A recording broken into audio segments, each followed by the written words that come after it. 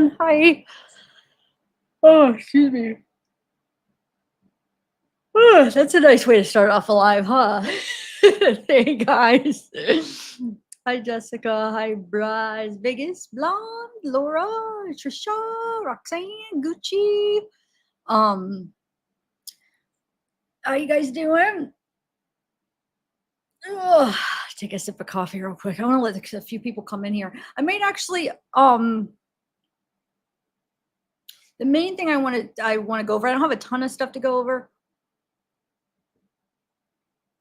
but there's this thing going around with the court cases, and I want to go over what that's all about.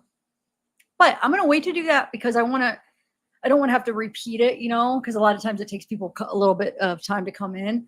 So while we wait for some people to come in, let's just go over some other stuff, because that's the one I want to wait to go over to show people what that is. Because I mean, somebody sent me an email and timestamps YouTube streets telling me to hang it up or whatever, and thinking it's like some civil thing, and it's not. But I'll go over that in a little bit.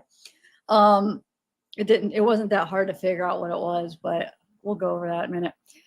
So let's just, you guys, so yesterday I was watching oh my God, I can't talk. Some of the people that were talking in German, they were all, it was like a live, it was about Wade, but they're speaking in German, right? And I couldn't understand anything, so I recorded and I translated it. So I thought that'd be kind of interesting to watch. I was reading through it. I'm like, it's like 15 minutes. You have to read. It's subtitles. You have to read, but it's like them all talking about it in a different language, but you could translate it. So it might not be perfect translation. Now remember, sometimes it's not, when the AI translates things, it might not be perfect, but it does give you the basics of what it's about. So hold on. Yeah. I thought it was kind of interesting. I was like a little spy. I'm like, what are they saying? What the heck are they saying? So I screen record. I'm going to translate this. So I put it, translated it today. I'm nosy because we know there's a lot of people from Germany that are, they're huge fans of Wade's. There are a lot of the Wade's wives. So like, what are they talking about amongst themselves? So it's kind of interesting. Yes, we are going to go over that in a minute. I'm going to wait though until there's more, like, until everybody comes in to do that. And then we'll go over it, but let's watch something else in the meantime. Cause I want to go over some of the other stuff I wanted to go over. I don't have a ton of stuff. Figure go over some of the other stuff. Oh, I did find some good articles though I wanted to go over. So first of all, I had talked about this before, like women who love, like men who kill, women who like serial killers and stuff. There's a book, there's 2 editions. I got the 2nd edition. I had the 1st edition coming. I was interested in it when we were, actually even during Chris Watts, I was interested in that concept of what makes women like become infatuated with men who kill or who are in prison for the rest of their life. And then when Paul Ferguson, I went over that case and Baby Girl and Paul Ferguson, we talked about it a little bit. I ordered this book. I had the 1st edition coming, but in the meantime, there's some good articles that actually quote her. It's really interesting. Some of the like science behind it. I thought we could even go through some of those articles too. Hey, Interrogation Files.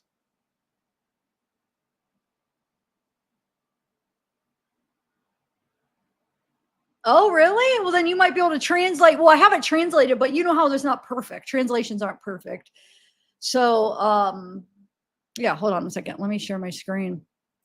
I'll do the Jesse stuff in the middle. I want to go over at least one thing before, just so people come in, because I wanted people to see this, because I know YouTube streets made it confuse people, made it seem like it was some civil thing. They tell me to hang it up, like I'm the only channel talking about this case. I don't understand why they pointed me out, and I only know they said it because somebody gave me a timestamp of their live talking about it.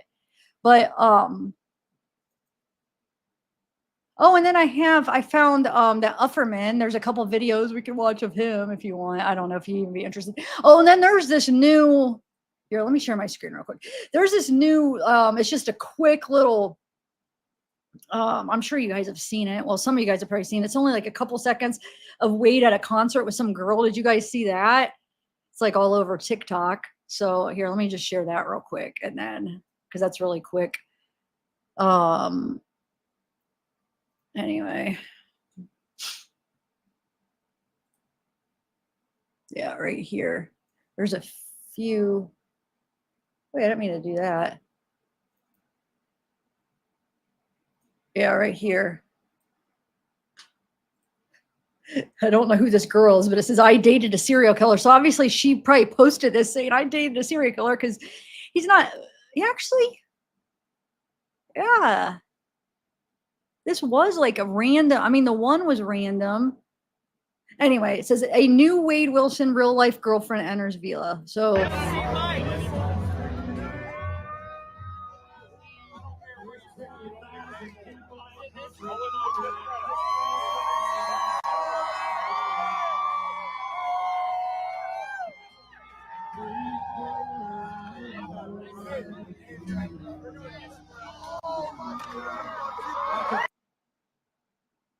well, I guess typical. I forgot if it was what the number has to be, but I guess it should be 3 or more murders. So I guess he wouldn't typically be a serial killer, but a lot of people do think that he has killed more than who we know of. But as far as like confirmed kills, he wouldn't be considered a serial killer because they say 3 or more, like what's supposed to be. But we all do think that there's a possibility he has killed more than 2 people, more than Diane and Christine. And I don't know if you guys have seen the new clause with Andrea or Drea. So that there's a new person, which I think once Jesse sees that he lied to her, and we all knew. I mean, we're not blinded. So when we hear him say like, "Oh yeah, I'm blocking everybody else. I'm can't taking everybody else out," we all knew that wasn't going to happen, right? But people get, which we'll learn with these articles of why women become like fall in love with men who kill. You see that they're like in denial. They're like, and they just don't want to admit it. They see this guy as like this, the way they want to see it. You know what I'm saying? And they're in denial to everything else. So yeah, but once she sees, I mean, I don't know how much denial she'll be in once these more calls come out and she sees that he's talking to other women, and he's talking about marrying her. And there's another new video on Patreon. So there's another Patreon call with Drea. If you guys haven't seen that, so not only the ones that's on YouTube, Phone Calls from Prison has one on Patreon too. It's only like 8 minutes long, I think. But if you guys haven't seen that, check that out. The thing with that is it's all one-sided. It's all him talking, like explicit, same kind of stuff, not as gross as the other one, but same kind of stuff, like sex. And then it just cuts off before she even responds. Because I don't even think, it doesn't sound like he's trying to get her going, but then it just like the call ends. So I don't know if you guys have seen it, heard it. Does she hang up on him, Michelle? I don't know. Okay, so the new court cases. Okay, so somebody had sent me today an email with a timestamp of YouTube Streets talking about Jessica having these new court cases, right? And so it took me 2 seconds to look into it. So that he's like talking about, he's thinking like, oh, it's civil. Oh, what if it's civil cases? She might be suing creators. And then they tell zavgirl, you better hang it up, which I don't know why they pointed me out. Why don't you hang it up? No, I'm just joking. I don't have nothing against them, but I'm confused why they said that. Anyway, so I just looked into it, and it's pretty easy what it is, and I'll show you. I can't tell you exactly, but I could tell you the area that it is. And now I guess we could go over that real quick. Okay. Let me show you. It's not a civil case. So relax, YouTube Streets. All right, hold on 1 second. I don't know. I'm just kind of like a little bit upset that they said that though. Zavgirl, hang it up, Zavgirl. Okay. You're talking about the case too. Anyway, all right, let me show you how I know that it's not civil. 1 second. 1 second, and I will show you. All right.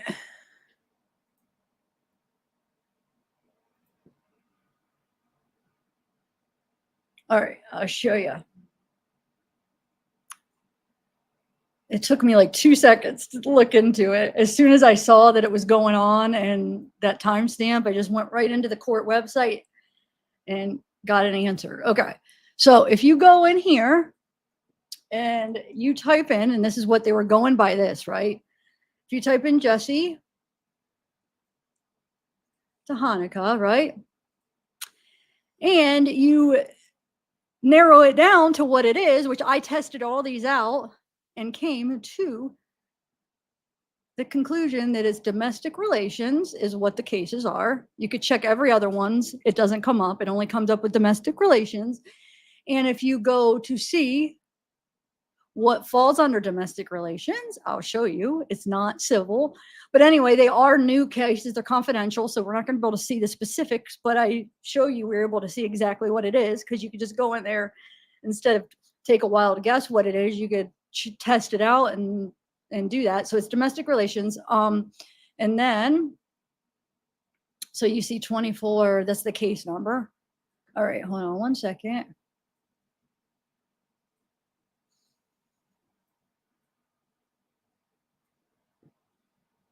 I just want to make sure all my audio and everything is shared too. Okay. All right, so if you type in what is domestic relations, it's what's domestic relation court cases. So either she's getting a divorce, so it's also known as family court, has handled civil cases related to family law. Domestic relation courts are a part of common pleas. The court's mission is to fairly blah, blah, blah. Okay. So the judges decides, wait, hold on. Oh, here. The divorce, legal separation, annulment, child custody, child support, spousal support, property division, or domestic violence. So it's one of these. And it is new. It's 24. It's this year. So she's either getting a divorce, which I think it all makes sense.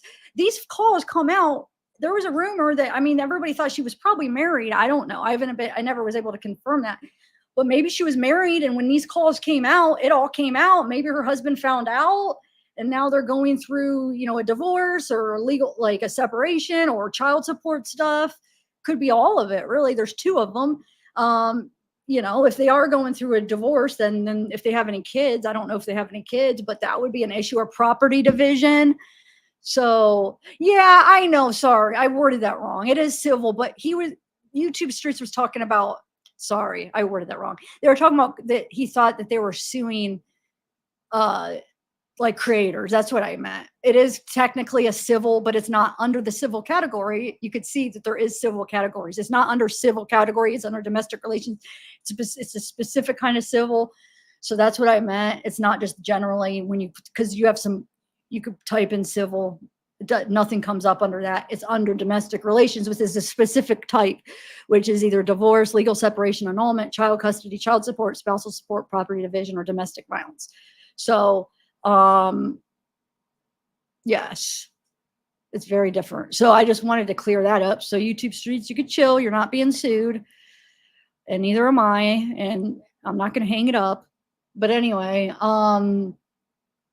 so yeah, that's what that is. So, I mean, obviously, we're probably not going to know the specifics because maybe either she has it sealed or if it does involve children. But I mean, I think it makes perfect sense. She might have freaking got caught and, like, you know, cheating for husband if she was married and her husband found out with these calls that she was talking to Wade like that. I mean, that's what I'm thinking. And it's like the timing is it a coincidence? The timing? No, I mean, I don't know. I don't think so. That timing, it just seems like that's got to be what it is. But yeah. So wait, I'll show you. But yeah, it's these, whatever these are, they're confidential, but it's under her name. So, and it's under domestic relations. I tested all these out singly and nothing came up until I wanted to make sure. that it was only came up under domestic relations, and I did all these individually, and the only one that those two cases came up under is domestic relations. So it's not any of these civil ones. It's not any of this probate. It's not a felony. It's not criminal. It's not small claims. It's domestic relations. So yeah, I think she might be going through a divorce.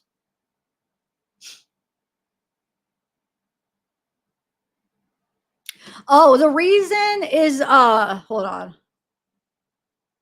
Because normally, I could be wrong, but normally the year when with these cases, because the 24 right here, a lot of the times it's the year 2024. So I mean, I guess I can't be 100%, but a lot of times the case number is that 24. It's usually the case number ends. Okay, so sometimes you'll be able to see the case number with Wade's. It'll be like 2014. I was just looking up the 2014. It'll be 14. But sometimes if you give the full, like depending on how they do it, it will be like 24 2014. But a lot of times they shorten it. It's 14. So I'm 99% that it's 2024 because that's usually how they do the case numbers.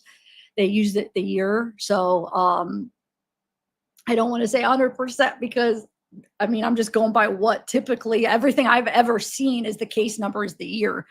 And it's the last two numbers. And then sometimes you could catch, depending on what forms, they do put the 20 in front of it, depending. But a lot of times they just put the last two.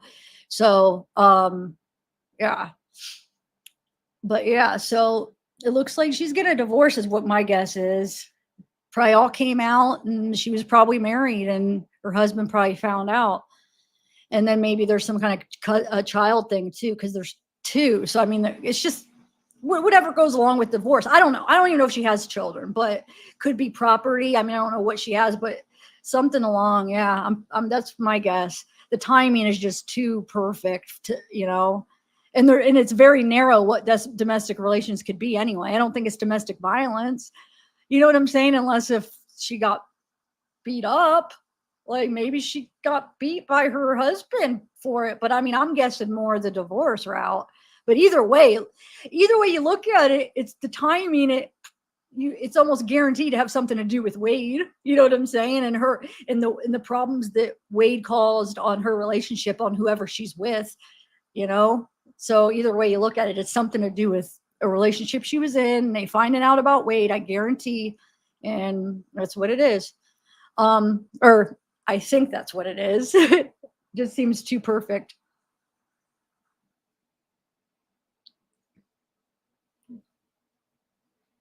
Anyway. All right. So, with 4 kids. Okay. Yeah. That's what I said. Domestic relations is divorce, property. I mean, I just listed it. Um,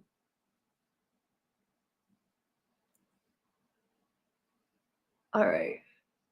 Hold on 1 second.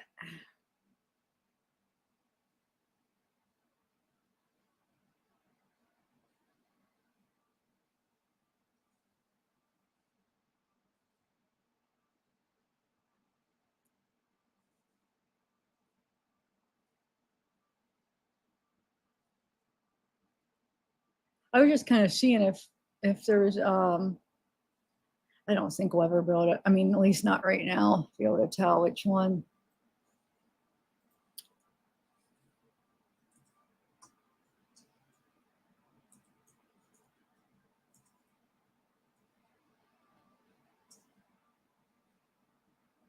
Yeah, adoption, annulment, alimony, divorce, uh, child custody, child support, divorce, name changes, but that's probably like if you change your name because of that, right? Paternity, injunctions for domestic dating, sexual violence. Yeah, so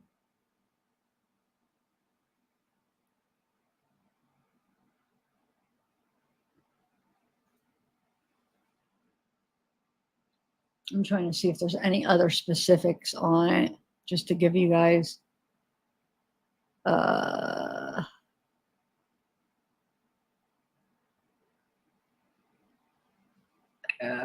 Yeah, I mean, I don't think I think that's all we really need to know about that. But okay, so do you guys want to listen to that translated call? You got now. You're gonna have to read because it's all unless you know German, but otherwise you'll have to read. It gives you both. It'll spell like it'll do the subtitles in German and then the subtitles in English. So yeah, you guys want to do it?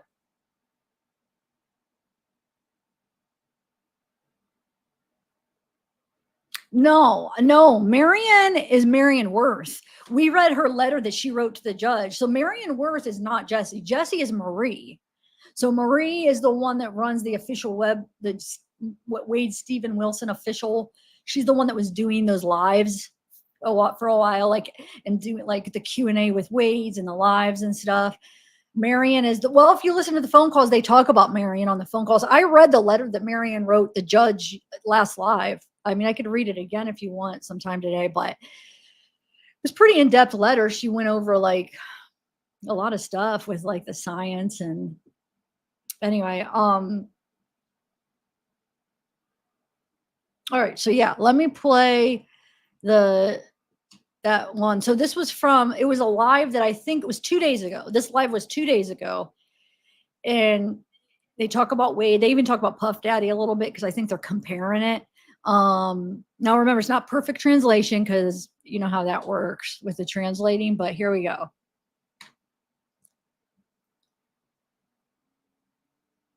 Hopefully you guys will be able to read it. I'm hoping it's gonna, hold on, let me see. I hope. All right, here we go. Kann der tatsächlich ja in 15 Jahren eventuell wieder raus. Ja. Weißt du, und jemand anderes, der nur einen Indizienfall hat, wo wirklich ja kein Beweis kam, außer jetzt dieses komische Geständnisvideo, wo ich ehrlich gesagt nichts mit anfangen kann, weil wie gesagt, ich brauche da meine eine Körpersprache. Weil du weißt ja nicht, was auch in diesen 2 Tagen passiert ist zwischen dem einen und dem anderen oder einen Tag oder keine Ahnung, zwischen dem einen und dem anderen Verhör. Da soll ja irgendwie noch der Vater dazwischen da gewesen sein, er weiß ja nicht, was der da noch alles ihm da eingetrichtert hat. Dann weißt du auch nicht, ob dann wieder so komische Verhörstaktiken da gewesen waren. Nee, er hat ihn da 2 Tage lang aushungern gelassen, deswegen hat er das gesagt mit dem Meckes. Unvorstellbar wäre das nicht, ne? Aber, also wenn du jetzt mal überlegst, also gehen wir jetzt mal davon aus, vielleicht noch nicht mal Wade, nehmen wir mal irgendwen, der 2 Frauen umgebracht hat, ne? Der dafür lebenslänglich bekommt, 2-mal. Und dann nehmen wir mal den Herrn, der einfach ganz, ganz viele Leben versaut hat. Und wahrscheinlich nach 10, 15 Jahren rauskommt. Ich weiß nicht, was schlimmer ist. Also ich will da jetzt nicht irgendwie gefühllos klingen, aber die 2 Frauen sind tot. Es ist schlimm, es ist auf jeden Fall schlimm, aber der andere hat einfach so viele Frauen auf dem Gewissen. 50 und die Dunkelziffer weiß man ja auch noch nicht. Genau. Da kommen jetzt bestimmt auch noch welche, die da hervorkommen, die da nicht bei den 50 dabei sitzen. Genau. Die nicht tot sind, die ihr Leben mit dieser Qual verbringen müssen. Finde ich deutlich schlimmer. Vor allem hast du da ja Beweise, da gibt es ja Beweise. Der hat ja seine Videos da hochgeladen. Ja, natürlich. Wie ist das Freak Show oder they're talking about oder the Puff Daddy. Genau. So I think what they're doing, and whoever said they could translate, how are you going to do that? Maybe you could just. Anyway, now they're talking about Puff Daddy, and I think what they're doing is they're comparing like Puff Daddy destroyed so many lives, and Wade only killed 2 women. And that's what I was getting from what they were saying. It's like, look, and I think where they're going, and I don't know, maybe I could be wrong, but that like these other people don't get the death penalty. Maybe is that what? Who's the one that said they speak German? Hold on, let me find him real quick. Which is kind of messed up, though, if you ask me. Like you can't. That still destroys many lives. You have family. You have all his other victims that he freaking abused. Mhm. Wie gesagt, der hat ja diese ganzen Sachen hochgeladen. Also bei dem gibt es ja zu 100% Beweise und jetzt kommen ja auch Beweise vor, dass er ja auch anscheinend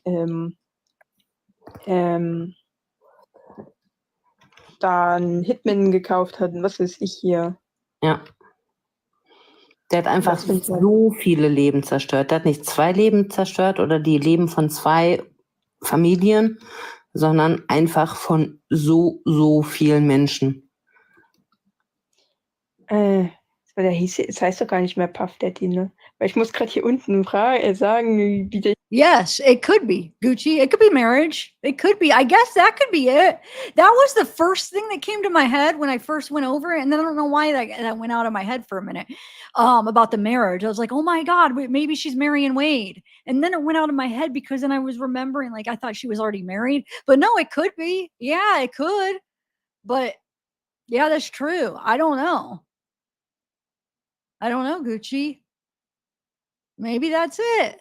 So was she never married? Okay, I have a question. Is the only reason why people think that she was married is just because that picture was with another guy? Or was there something to back up that she was really married? Because I don't know. I didn't really look that deep into her. I tried to do a background search, nothing came up. I didn't really really try to search into her life. So I don't know. Maybe I don't know if I even want to bother because I don't know. But I don't know though. Maybe, yeah, it could be. It could be. Good. Yeah. Maybe it's just that. Jetzt, über was wir eigentlich sprechen, dass wir gar nicht mal gerade so über Wade Wilson sprechen.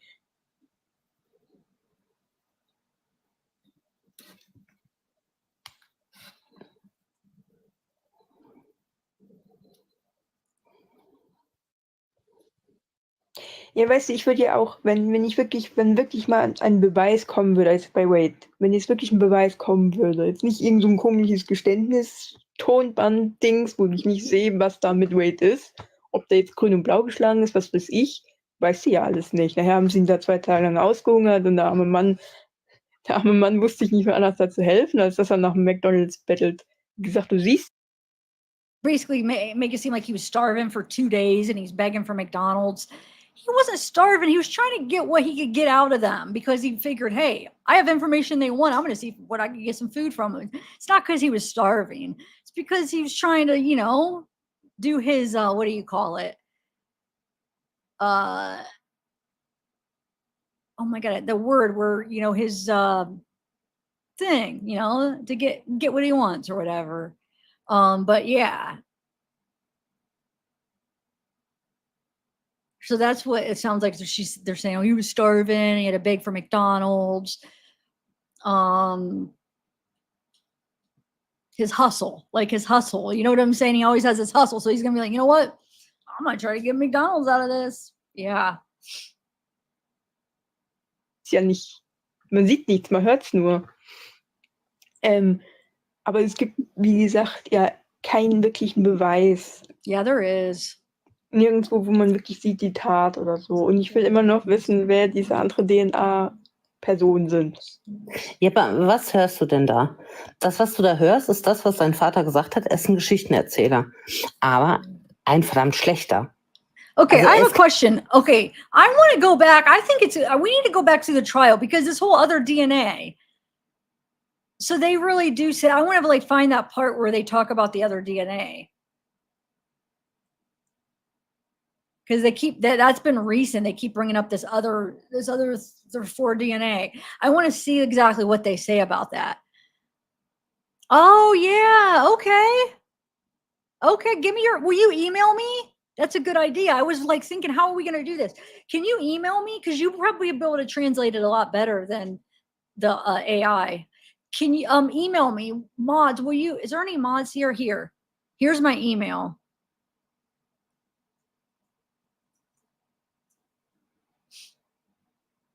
Yeah, email me and I could send it. I'll probably have to send it through Google Drive because that's the only way you could send something this big.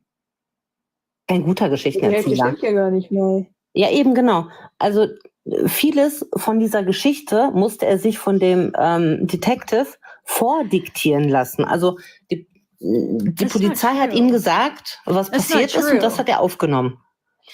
I'm sorry, I keep stopping this, but there's a lot of interrogations where the detective does put a lot of the story into the person, but this one I did not get that from this one. He freely just said all the stuff. Like, I don't feel like the detective put stuff in his mouth at all. It does happen a lot of interrogations, but this was not one that it happened on. Not at all. That's not, I mean, I don't know. I didn't see that at all. Dann auch diese Geschichte mit, dass die dann da noch Rumpel die Pumpel gemacht haben. Das ist ja sowas Das von stimmt ja auch unlogisch. nicht. Also das ist ja auch völlig, also wie bescheuert ist das denn? Gehen wir jetzt mal davon aus, dass diese Geschichte irgendwie ansatzweise stimmen würde. Also, du gehst zur Arbeit um 9 Uhr morgens und dann steigst du bei einem völlig hackendichten Typen ins Auto ein, der dich fragt, wo die nächste Schule ist. Also ich persönlich würde zum Ersten gar nicht in dieses Auto einsteigen und ich würde ihm auch nicht den richtigen Weg zu dieser Schule nennen. Weil was will dieser hackedichte Typ an der Schule? Kann ja nur komisch sein. Ja genau, kann ja nur komisch sein. Dem sagst du doch dann statt fahr nach rechts, fahr nach links. Und du steigst auf gar keinen Fall in dem Auto ein und du hast auch auf gar keinen Fall noch Rumpel die Pumpel mit dem. Nee. Vor allem kann das ja nicht sein. Diane's DNA is in the car. So I don't know what they're arguing. She was in that car. So whether you believe she got in or he forced her, and if they're saying like, oh, no, I wouldn't just get in a car with a guy, like, well, then maybe he forced her in the car. So maybe your liar Wade was lying about her willingly get in because he's trying to make it seem like he's just such a charmer and he has this way of women, and oh yeah, of course she just got right in. Of course she just wanted to have sex with me. Yeah, exactly. So maybe he forced her in. You know what I'm saying? She was in that car. So I don't understand what the argument is. I'm not arguing with you guys. I'm like responding to this, what they're saying, by the way. Weil beim Rumpel die Pumpel sind DNA-Spuren dann eigentlich übertragen. Genau. Als wenn du dich da verschnürst. Und dann gab es ja diese Trotzdem Schweiß und was weiß ich was alles. Und so wie er es ja erzählt, muss da ja DNA von einem zum anderen. Ja, genau, weil er ja keinen Gummi benutzt hat. Also da muss es definitiv weil was ja da auch darüber sein. das Thema Fäkalien war. Ja. Glaube ich. Ja, So. also sowohl bei ihm als auch bei ihr müssten definitiv Spuren auftauchen. So, aber auch alleine schon diese Geschichte, dass sie im Auto sitzt und er sie im Auto erwürgt, während er fährt. Das geht ja gar nicht. Nee, geht nicht. Streck mal deine rechte Hand aus. Also deinen rechten Arm. Streck den mal aus. Mhm. Dein Daumen und dein Zeigefinger, die zeigen nach unten. Na? Ja. Also ich muss mich ja eigentlich herumdrehen. Genau, du hast keine Kraft. Genau, ganz genau. Die Kraft hast du, indem du das nach oben drückst. Also indem du es zusammendrückst und nach oben schiebst. Punkt, du jemanden. Ne? Du drückst. Das geht ja nur mit links in dem Sinne, wenn ich da sitze. Ja, aber er lenkt ja, er sitzt doch auf der linken Seite. Ja, ich sag's ja, aber es würde eigentlich nur mit der linken Hand gehen. Genau. Und er müsste sich ja zu ihr drehen. Und spätestens Genau, dann wäre dann kann er das Auto ja nicht mehr lenken. Und mit links, also er ist Rechtshändler, oder? Das weiß ich jetzt nicht. Von der Schrift her könnte ich fast sagen links. Ja, aber auch dann, es macht keinen Sinn, weil du greifst ja dann über. Und wenn du übergreifst, du hast doch gar nicht die Länge, um an den Hals zu kommen. Selbst mit einem langen Arm. Muss man ja noch bedenken, dass sie sich ja wahrscheinlich das nicht zugelassen hätte, sondern wahrscheinlich sich noch mit Hand und Fuß gewehrt hätte. Ja, genau. Das heißt, spätestens da wäre das Auto schon lange. Also es funktioniert einfach, rein technisch funktioniert die ganze Nummer nicht. Du hast die Kraft nicht in der Hand. Da unten hat ja auch Dreamer geschrieben, es klingt fast wie vorgelesen. Yeah, you oder do. People strangle with their hands all the time. He's a big guy. He's got long arms. He could have grabbed her closer. Like, you know what I'm saying? He could have leaned over. Like they said that now that we heard that confession, they said that the car does stop in front of the school. I would like to know how long it stops. So he stops to strangle. So he is stopped. He said the car is stopped. So that makes, I mean, it goes along. That's where the purse was. So part of his story is true, part isn't. The part that he made up was to make himself look, you know, like, oh, this guy, this charmer guy, you know.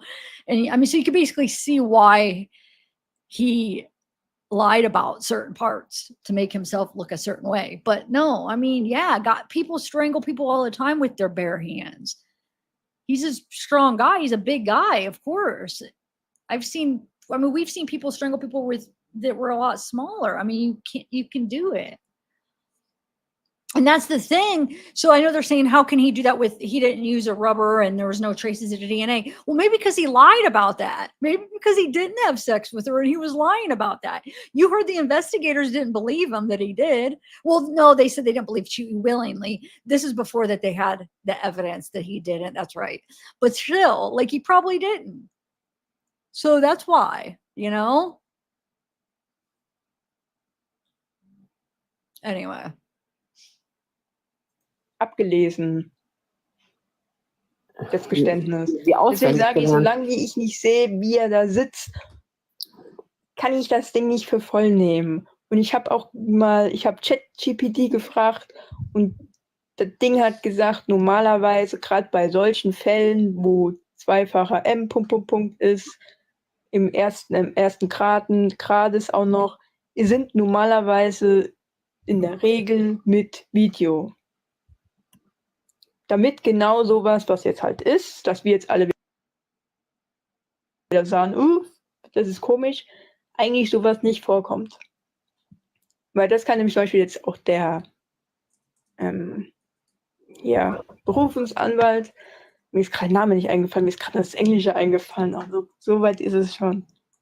Kann der nämlich sagen, da ist sonst was vielleicht passiert. Genau. Da kann ja zum Beispiel jetzt auch der andere Polizist hinten dran hier mit der Blechbüchse stehen, wenn du weißt, was ich meine. Ja, klar. Ich glaube, also dieses von wegen Geständnis hört sich an wie vorgelesen. Jein. Ich glaube eher, dass ihm eine Geschichte erzählt worden ist, die halt nicht richtig stimmt, also die wahrscheinlich Ja, sagt ja noch, der Vater war ja vorher da. Genau, also wahrscheinlich wurde ihm die Geschichte schon falsch vorgegeben, weshalb er ja unter anderem den GV erwähnt, weil er halt nicht da war. Also er weiß ja gar nicht, dass seine Geschichte, die er da erzählt, nicht richtig sein kann. Genauso mit der Tasche, die irgendwie an einer ganz anderen Stelle gefunden worden ist und so. Er sagt, er hat die Tasche aus dem Auto geschmissen, die Tasche lag aber dann an der Schule. Ja, das kann ja doch nicht. Das ist alles ganz komisch. Vor allem finde ich ja komisch, die Tasche, da sagt ja im Zeugenstand der Sohn, da sagt ja auch, er weiß gar nicht, ob das überhaupt die Tasche von der Mutter ist. Die Tasche, wo da gefunden ist mit dem Geldbeutel von Diane. Ja. Da sagt ja der Sohn, er weiß ja noch nicht mehr, kann sich nicht so erinnern, ob das überhaupt die Tasche ist. Er ist sich nicht sicher. Ja gut, aber da denke ich mir auch so, ja gut, welcher Sohn weiß, was seine Mutter für eine Handtasche hat? Ja gut, ich weiß das tatsächlich. Ja, aber du bist halt auch eine Frau, ne? Da guckt man vielleicht auf so eine Handtasche dann trotzdem nochmal was anderes. Und wenn es ein Leinenbeutel ist. Nee. Ich glaube, Jungs gucken auf so eine Handtasche dann doch nochmal ein bisschen anders. Aber Fakt ist, die Handtasche wurde zweimal anders beschrieben. Ich wusste noch nicht mal, wie sie angezogen war an dem Tag.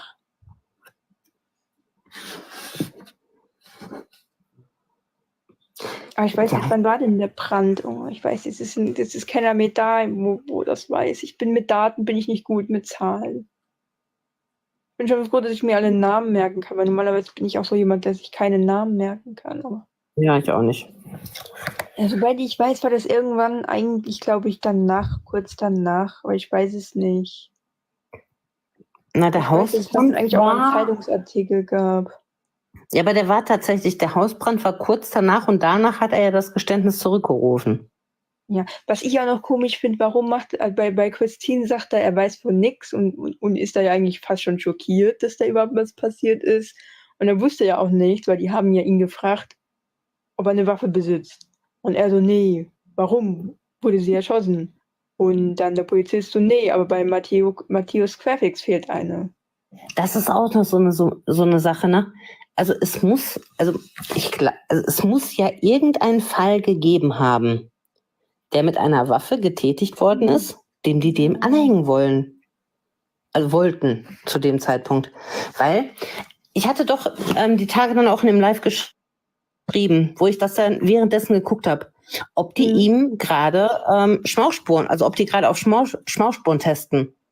Das weiß ich nicht, da müsste ich das nochmal genauer angucken. Ich habe ja tatsächlich beide Dinger noch nicht so ganz angeschaut. Wir haben bei dem ersten Verhör, haben die erst die ganzen Fotos gemacht, dann dann die Kratzwunden irgendwie ausgemessen, dann unter den Nägeln das abgenommen und danach ist die Trulla mit irgendwas über die Hände gegangen. Ja, dann muss ich nochmal gucken, das ist ja ziemlich zum Schluss, dann schaue ich dann nachher mal nochmal. Also ein Pinsel war es nicht, aber für mich macht das nur Sinn, dass die nach Schmauchspuren getestet haben.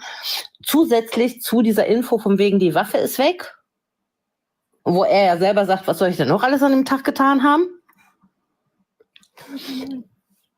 Ich glaube, also ich kann mir gut vorstellen, dass es tatsächlich noch... So they were talking about the scratches that they measured. They're talking about that confession.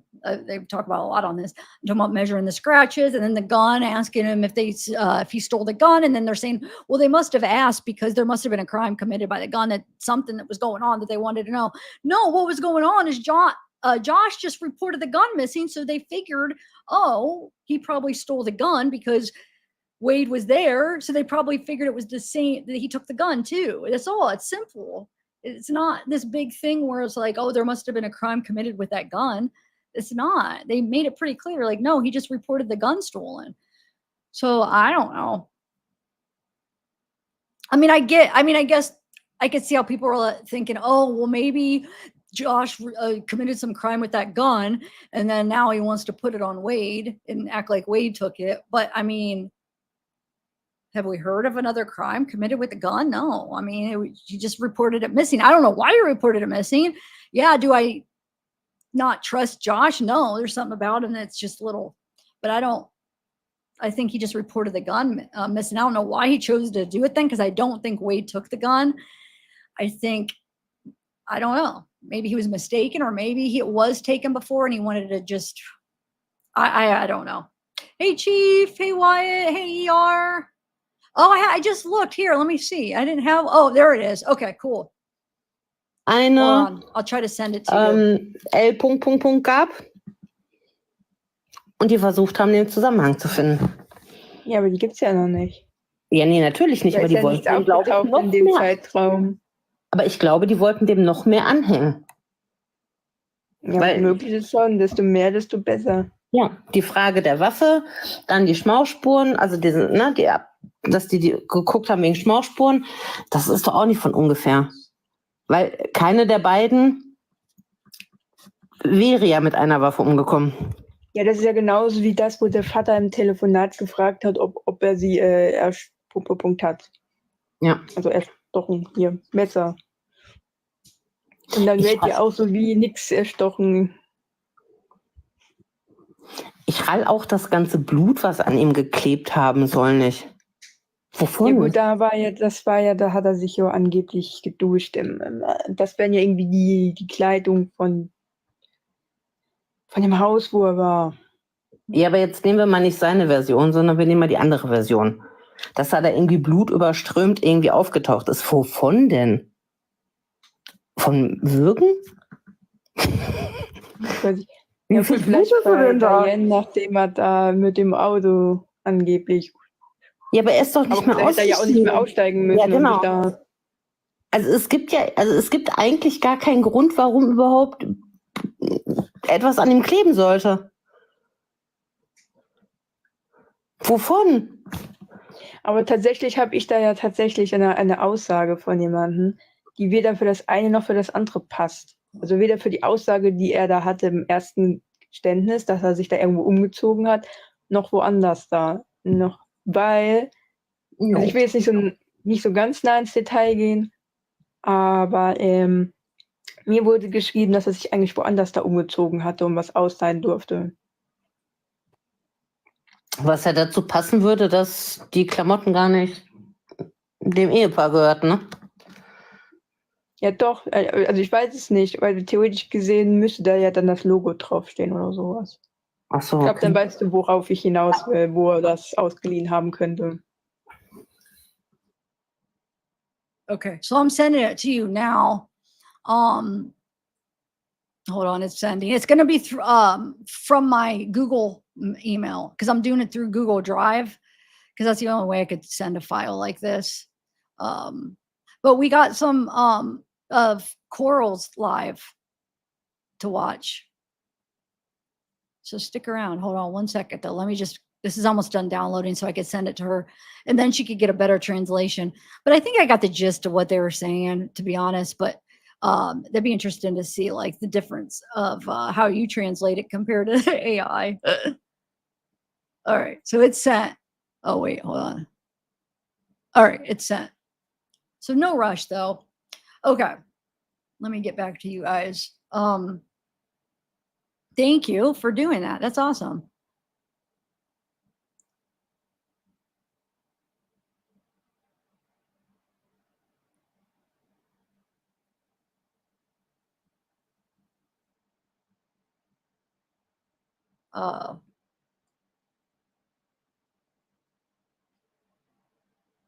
Hey, what's going on in chat? Let me see. Hey, Slow Martian, what's up?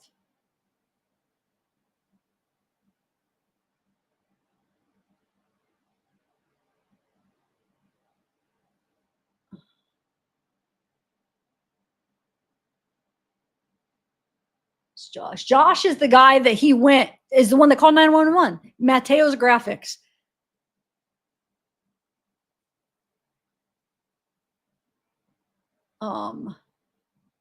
Is there any mods in here? Hold on. Let me Tanya, you're in here, right? I gotta message you. Check your messenger because hold on one second.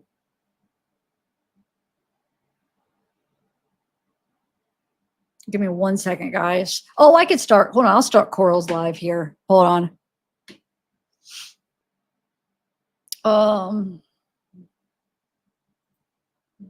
Let me take this off. Okay. Let me so this was a live from yesterday.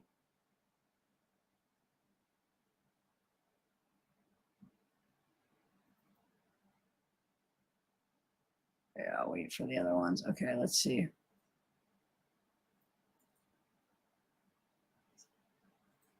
It's You protected him.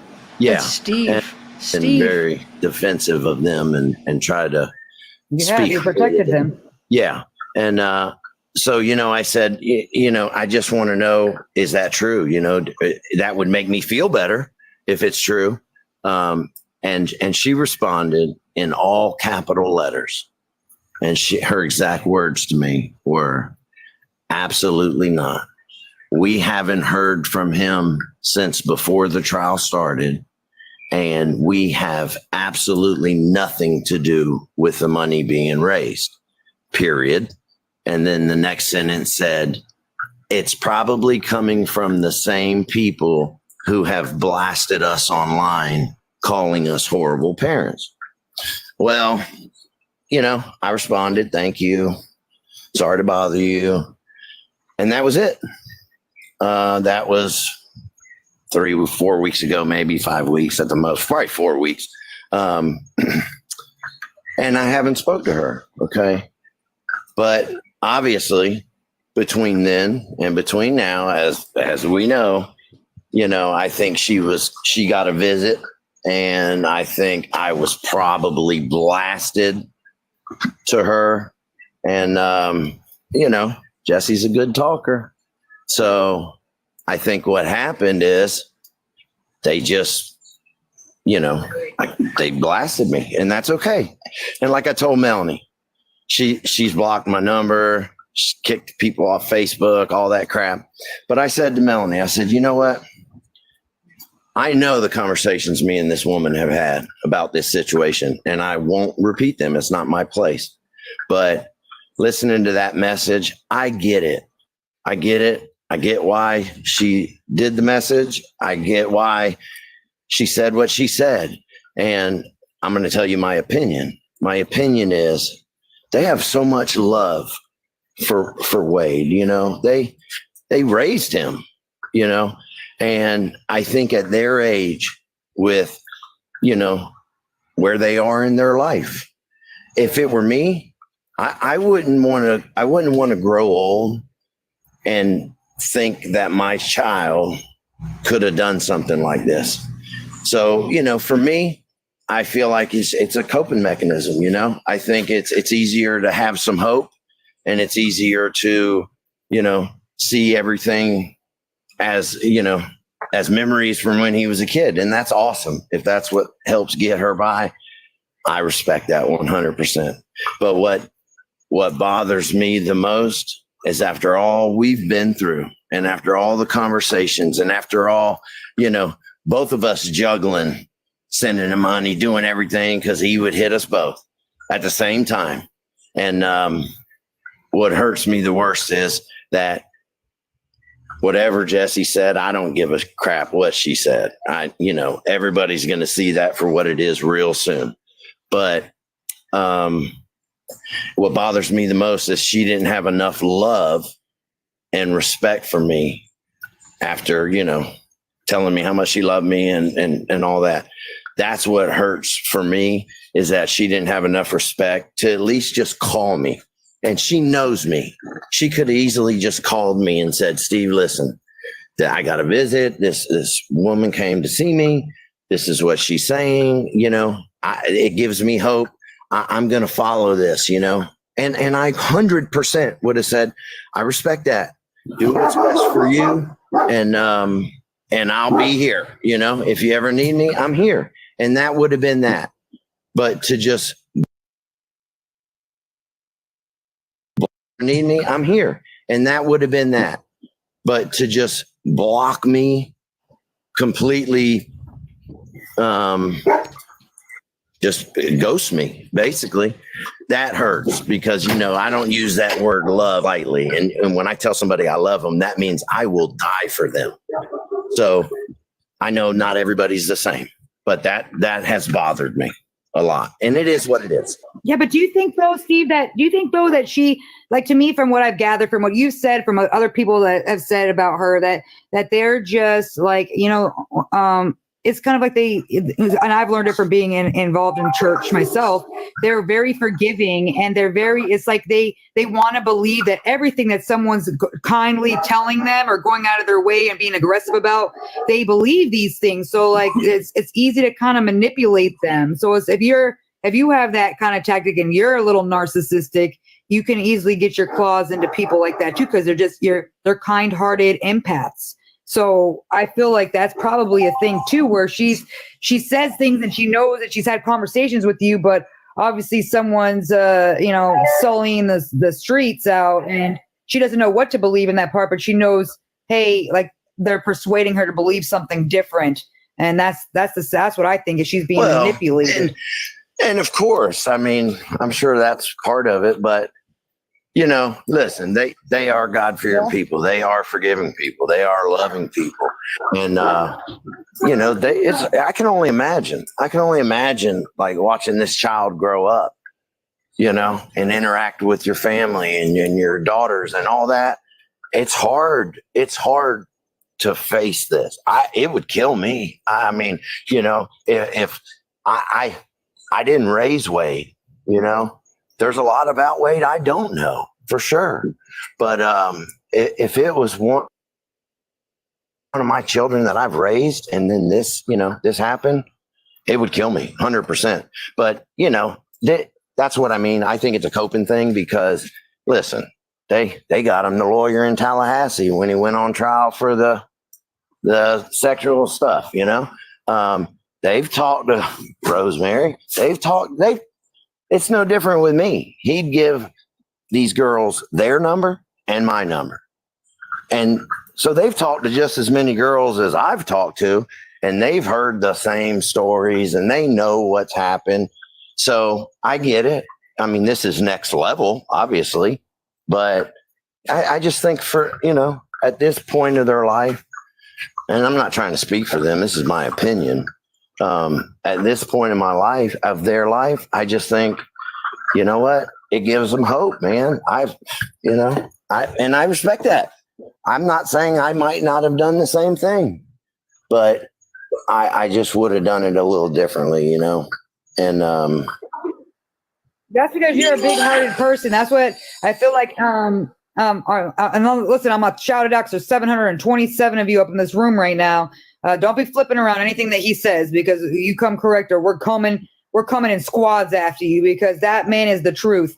Papa Stephen and Mama Mel, they are ones that find forgiveness in everything. If someone owns it, they're the first people that are willing to forgive because you owned it and you stepped up to the plate and you said you made amends with what you've done. That's it's a lot. I don't forgive them. I don't forgive certain people. And they're like, you know what? They said sorry. I feel bad for them. Like you even said right away, he felt bad for Jesse. The rest of us are like, yeah, we want to watch the girl go down. A girl sent the fake cease and desist letter out to everybody. And this guy's still over here like, I feel bad for her. That's what pisses me off when people. I just want to, first of all, I just want to clear up what we were talking about the Jesse court cases earlier.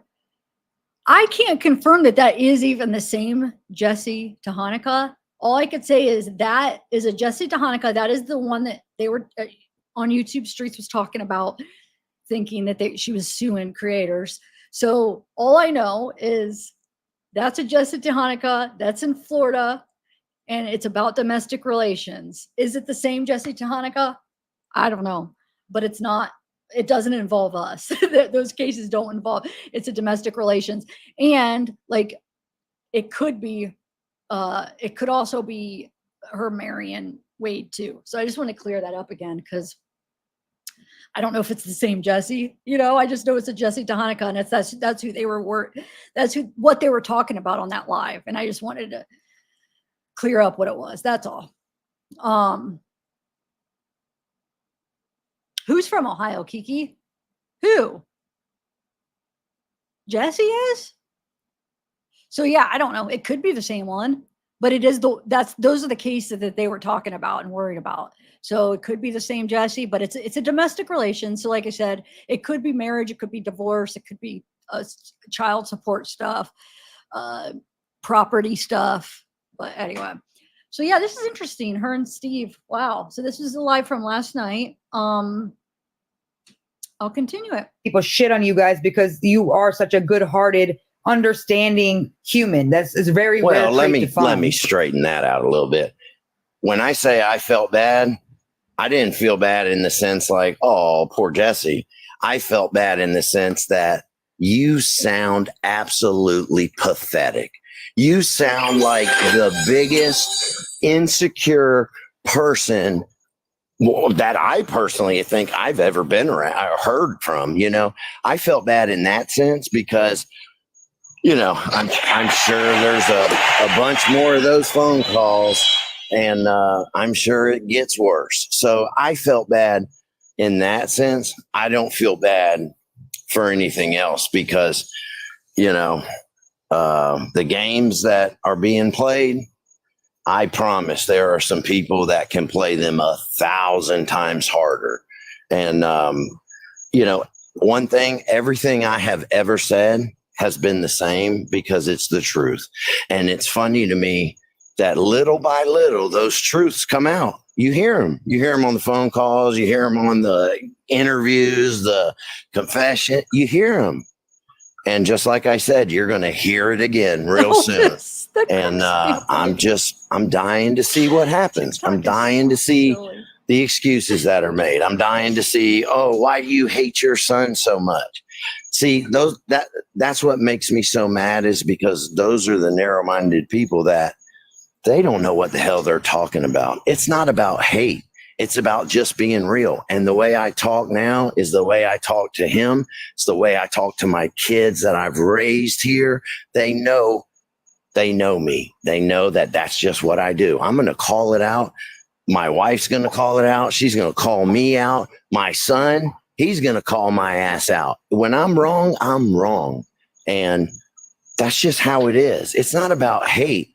What I'm starting to really hate, that a lot of these people they're doing more damage to his case than they even know, and that's what is mind blowing to me, because all the unnecessary attention, if y'all didn't put so much attention publicly to it, I promise you, all this stuff that's coming out, probably none of it, or not even a quarter of it, would have come out.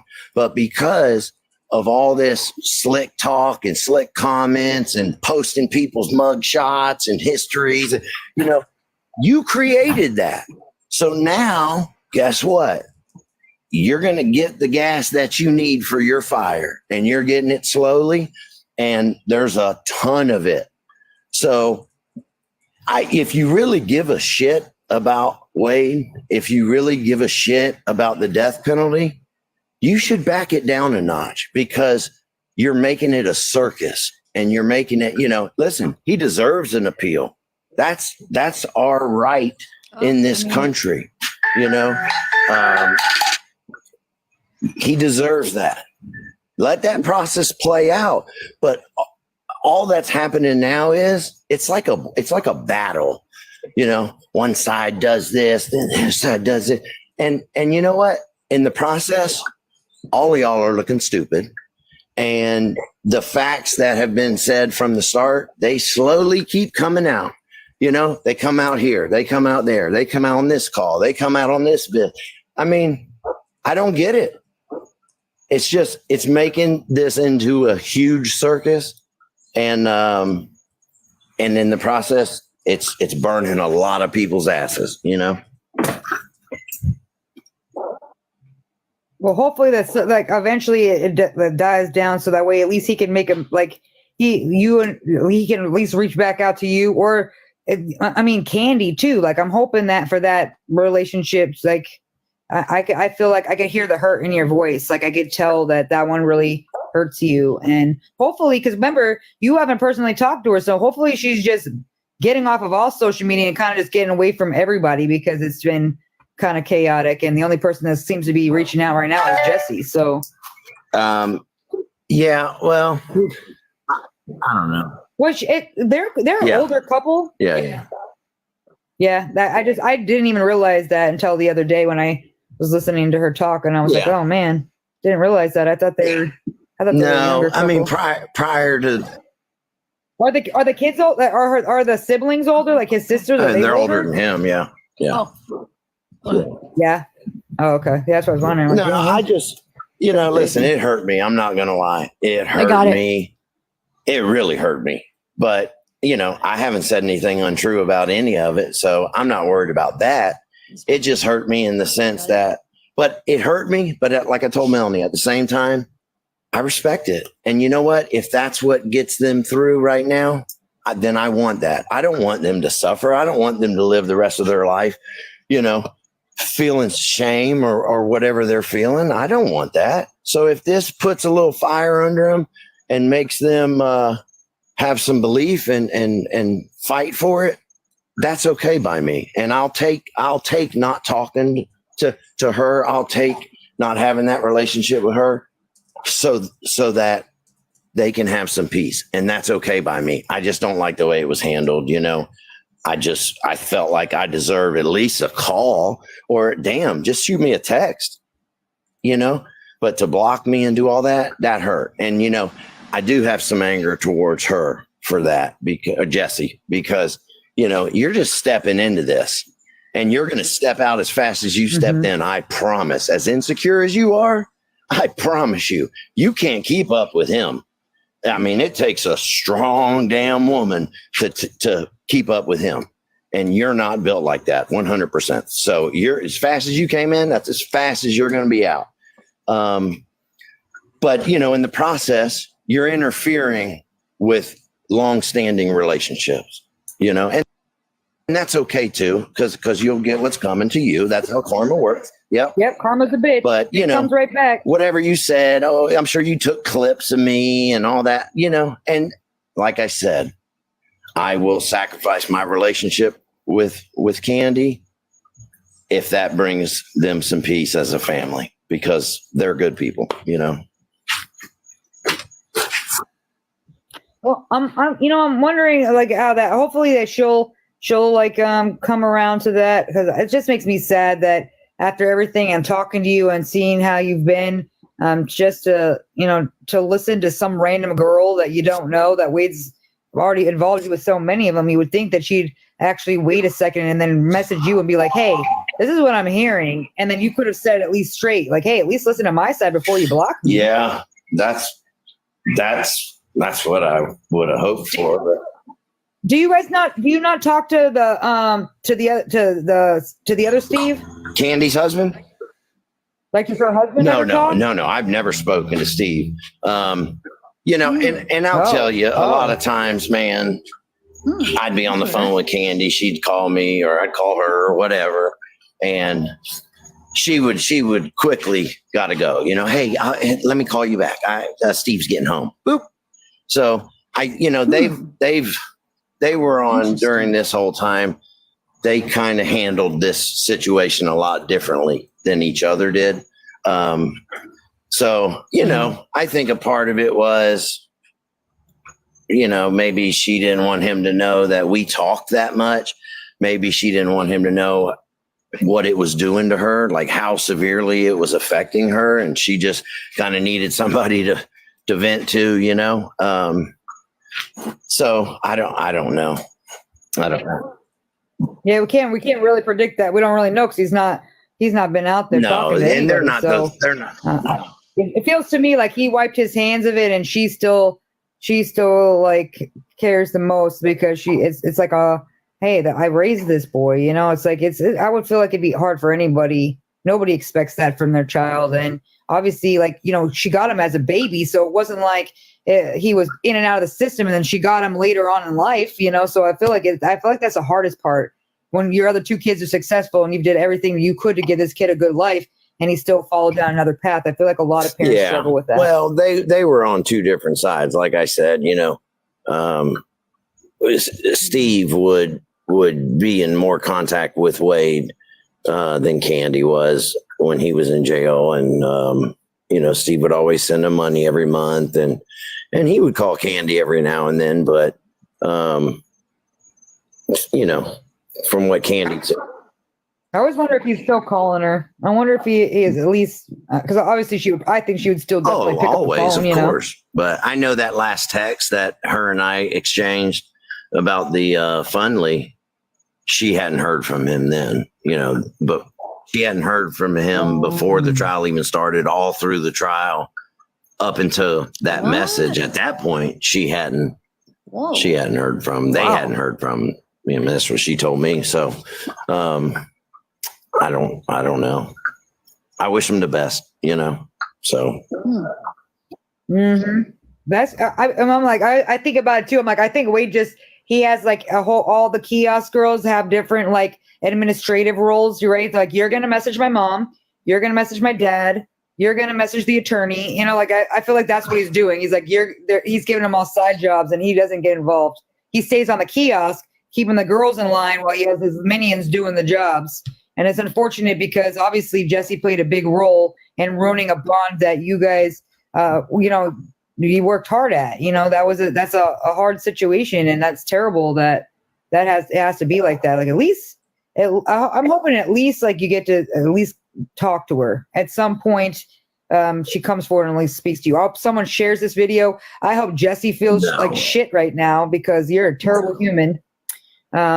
just for that alone, because wow, why would you put yourself in somebody's personal situations or personal business? Does that have nothing to do with you? Whether Wade told you to or not, that's not your business. So weird. These people are weird. Yeah. I can't. I don't get it. Hurts my heart for you, Papa Steve, because I feel like you guys get hurt in the situation too, no matter what. People don't look at it like how it personally affects you and all the crazy that's come to you and Mama Mel, and like how it's been affecting your lives. It's crazy to me. Yeah, people don't think outside the box a lot of times, which is fine. I mean, sometimes I feel like I have to think for other people, because some people just it's I don't even know how they get through the day sometimes with some of the stupid shit that I even read. You know, I'm like, this person literally commented this. I don't even know how they function in the world. And I think a lot of people have a lot of hate for me just because I don't give a shit. I really don't. I'm going to say how I feel. I'm going to apologize if I'm wrong. And maybe people haven't been around people like that. I don't know. I've been around people like that my whole life. That's just how we communicate. We just are loud and we just say what the hell we feel. Sometimes it hurts people's feelings, and, I don't mean it to come off that way, but I just say what the hell I feel. And that's why we love you, Papa. See, that's why I'm going to vote for you for president. I couldn't deal with that, but I don't know. We'll see what happens. There's probably, just my guess, there's probably a lot more crazy stuff coming up. So, oh yeah. Oh, I have a couple waiting in the inbox, so it's coming. It's coming for sure. And people are I just can't. I feel like it's just when it unravels, each one, and they all are like, whoa, I can't believe this happened to me. I thought I was different. Like, no, nobody's different. Okay. No, this is what he does. This is his thing. Like, you tried warning them. It's insane to me how many females that you reached out to, or that when they reached out to you and you were like, hey, I wouldn't do this. And you even tried telling them, and then they come to you after the fact, like, I can't believe you were right. Like, yeah, I tried telling you. You didn't want to listen to me. Yeah. Like, well, and I never did. However it was portrayed, I really never did it in a hatred way.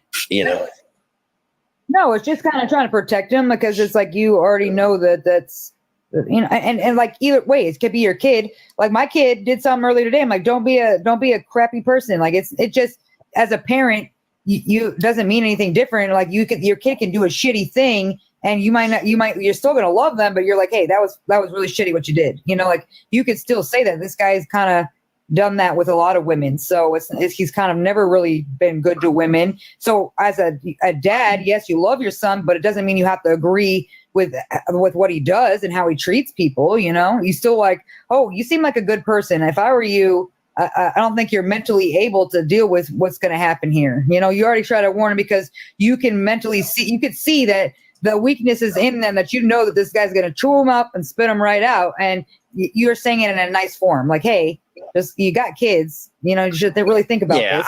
Yeah, listen, they wouldn't be calling me just to chat. So usually when I'd get those calls, it was some drama or some crazy stuff.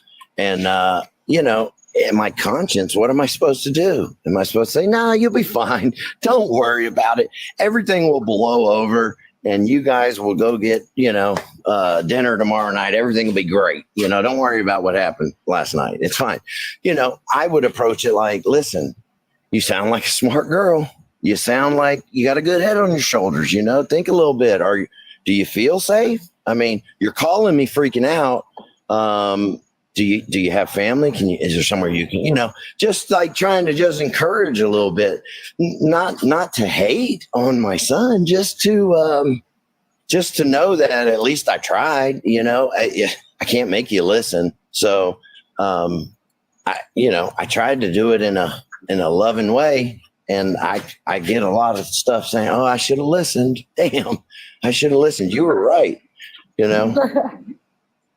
I hear it all the time. I hear it when they're like, man, Papa Steve said it too, and I didn't listen. And I'm like, well, I mean, he tried telling you. Like, we were all there. And it's really, it's not, I don't give a shit how anybody spends it. It's not about hate. I so many, oh, you hate your son. No, I don't. I just know what's happening right now and what's been happening. I mean, I hope you can hear the difference in the calls right after he was arrested and the recent calls. I mean, you hear the difference in the person. So right now, there's nothing positive coming out of this. I mean, for the people against, certain things, yes, the appeal is filed. That's great. That's his right. And let the court deal with it. It's nobody's place to deal with it but the court. But all this extra stuff, it's just, you're not helping. You're not helping. My ultimate is, and it has been since I first came in contact with him, was to just try to make him a better person, to just try to get him some help for the issues he was dealing with, and try to make him think outside the box a little bit. And now I just think it's like I said, there's no self-reflection, and I just worry and fear. I don't want to die one day, and I would hope when I die, prior to that he has done some soul searching, made amends, got right with himself, is comfortable in his own skin. That would give me peace. But at this rate, apologize to the victims, families, all that that's what I normal, wanna see. I have empathy for you. I have sorrow for the situation, whatever. That's my hope that, I don't give a shit if we never speak again. Okay. But I hope that does happen, because it is important, it's important for him to do a little work and become a better man. That's what's important to me. So all the other drama and all that, that's not helping him at all. So no, and that's why I said you're not gonna. He doesn't have time to self-reflect, because someone is always filling his mind with all these crazy things. He's getting weird letters, people flooding him with all this nonsense, and then he's running with it. He's got his own crazy ideas, and we've heard him on all these calls. So until that dies down, he's never going to have that time to self-reflect, because he's always pushing for the next thing that someone's going to do for him, and until that gets taken away, it's never been that way, right? He's always, Dad, I need money. So-and-so, I need you to bring me here. Hey, I'm going to live with you. Hey, I have nowhere to stay. Like, it's always been something that he's needed and gotten from somebody. So he's never had that chance to actually sit there and feel any sort of remorse for anything that he's ever gotten in trouble for. Until he hits that bottom, it's going to be the same thing. It's just going to be a whole show until people literally leave him alone. He has nothing to do but to and that's even how, truthfully, that's how Candy and I even started talking, was because we were both getting worked at the same time, and I don't remember if I reached out to her or she reached out to me, but that's how our relationship even started, was because he would call, I need tires. I need, my girl's car's broke down, or I need a hotel. And they would send him the money. And then 5 minutes later, I'd get the call. Oh my God, you won't believe what happened. And, so it was just bing, bing, bing off both of us. And eventually we connected, and then together we tried to help him, and eventually, he agreed to go to the treatment center down south, and I was hopeful, but that's how our relationship started. It was just because it was just a constant barrage, and like I told Melanie, you know what? Maybe he does hate me. Maybe he absolutely can't stand my guts. And that's okay. I know what You know what, though? See, though, I don't want you to think that at all, because I put myself in the position, right? Like, I was told my whole life that my dad didn't want me, right? And so my whole life, I had that. Like, oh, well, then fuck him. You know what? I'm not even going to try to look for him. He doesn't want me. He knows I exist. He's not trying to find me. Well, then he could go fuck himself. And I had that attitude. And I was so stubborn about it. And I waited until I was 38 years old and was like, you know what? I'm kind of curious. I just want to see do I look like him? Like, because I don't look like anybody in my family. And then I was like, you know what? I'm going to try just to see. And then after that, when I realized that wasn't anything, that everything I was told was a lie, it wasn't the case. And I didn't even give him a chance or even try to figure it out. And that it was like, I blame myself too, of like, hey, like I didn't even give him an opportunity or even try. And that was something that I failed my own self at, because I was just in my head with too much pride. Like, okay, he doesn't want to talk to me, then whatever, you know? And it's not always the case. I don't think he ever got the opportunity to physically really get to know you. He found you, and then he literally was like, okay, I'm gonna call you when I need you. But he never took the time to be like, hey, let me meet you. Let's go hang out. Let me go see my brother. Let me go do this. Like he never, it wasn't a thing for him. So you can't blame yourself for that, because I have a feeling he's still 30 years old. He's got a long way to go to actually sit there. Because in my 30s, I wasn't even thinking about it at all. I was just like still on that same path of like, oh, he could go fuck himself.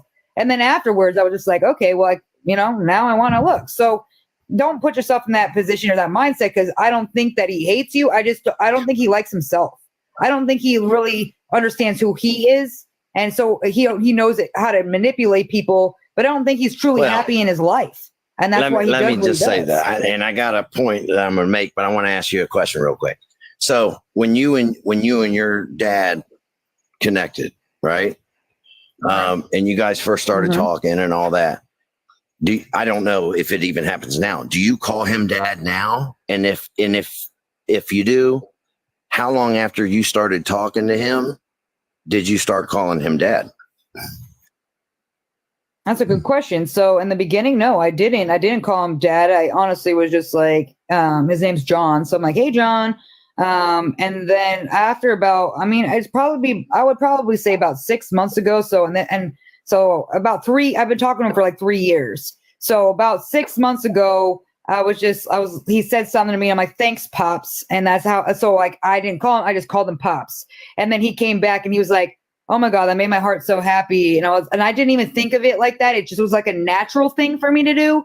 And it didn't like, it was just like, I just said it. And then he was like, oh my God. So then after that, I realized that, like, this is my dad. It is a respect thing. Even though he didn't raise me and he wasn't part of my life, I still feel like he's done a lot to earn that title of me acknowledging him. And now that I see that it genuinely makes him proud and happy, then now that's what I call him, Pops. So now it's like a thing now. So, it took me a while, because I felt weird at first, like, like even weird when I was talking to him and he's asking me questions. I was scared to even tell him anything personal. I didn't want to tell him anything about the kids. I was a very kind of like, who is this guy? Like, what is his intentions?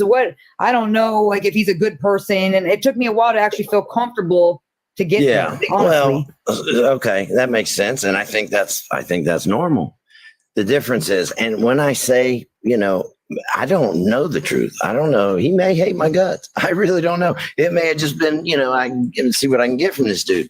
And listen, it's not a pity party. It is what it is. But what was always weird is, Wade, we talked when we first talked, and he asked me a lot of questions, and I told him, I didn't want to give you up. It wasn't my choice. As an adult, I know it was the right thing to do. So there's no guilt there or nothing. But from the start, when we started talking, it was dad, dad, dad, dad, dad, dad, dad, dad, dad, dad, dad, dad. I mean, the average phone call, there were 37 dads in there, and I remember Melanie looking at me and she's like, man, he says dad a lot, and then I started really paying attention to it, and it was just weird. Like, we're just getting to know each other, and listen, for me, I ate that shit up, it made me feel good. But looking back on it, I've done a lot of self-reflection, and looking back now, would I have done something different? Sure. There are several things I probably would have done different during that time period. Instead of just trying to, just give him what the hell ever he wanted. So maybe he wouldn't hate me. I don't know what my reason was, but I just wanted the best. But it was always weird. It was just a lot of dads. And it was never like, Dad, tell me about your wife. Tell me about your kids, my half brothers. And I always chalk that up to, when we reconnected, he was already, man, he was struggling. So I chalked it up to that. Addicts are selfish. And that's just what I chalked it up to. But now, I don't know. There's several things that just, I think about all the time, but I look at so many situations and a part of me is like, I'm not a stupid person. So I think, well, you know what? Maybe it really wasn't about, getting to know my dad, forming a relationship with my dad, like he said to me at the video visit the day before his sentencing, you're not my fucking dad. You're not shit to me. You've never been shit to me. And did it hurt my feelings? That's because he wanted to hurt you. And he knew it would hurt listen, you. it hurt my feelings a little bit. But on the flip side, I step back and look at it like, can I be mad at that? No, I can't be mad at that. I can't be mad if that's how he really feels, I cannot be mad at that. He's right.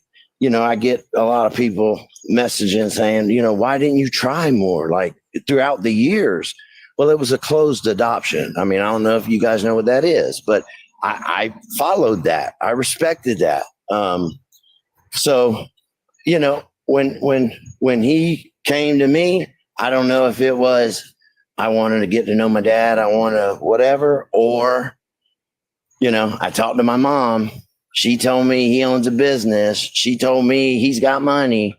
And maybe that was why. I don't know. I know that's what was said to him because he told me, but maybe that was why. It doesn't matter. Well, I was racking my brain about it too, and it's like to me when I was like just kind of. I mean, obviously I'm not there. I can't, but in my brain, trying to think about. Can I rewind it like 30 seconds? What did he say that it was why? Hold on, just give me 1 minute. I missed that part. But people.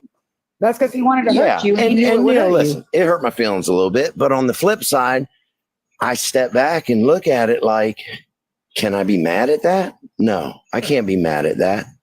I can't be mad if that's how he really feels, I cannot be mad at that. He's right.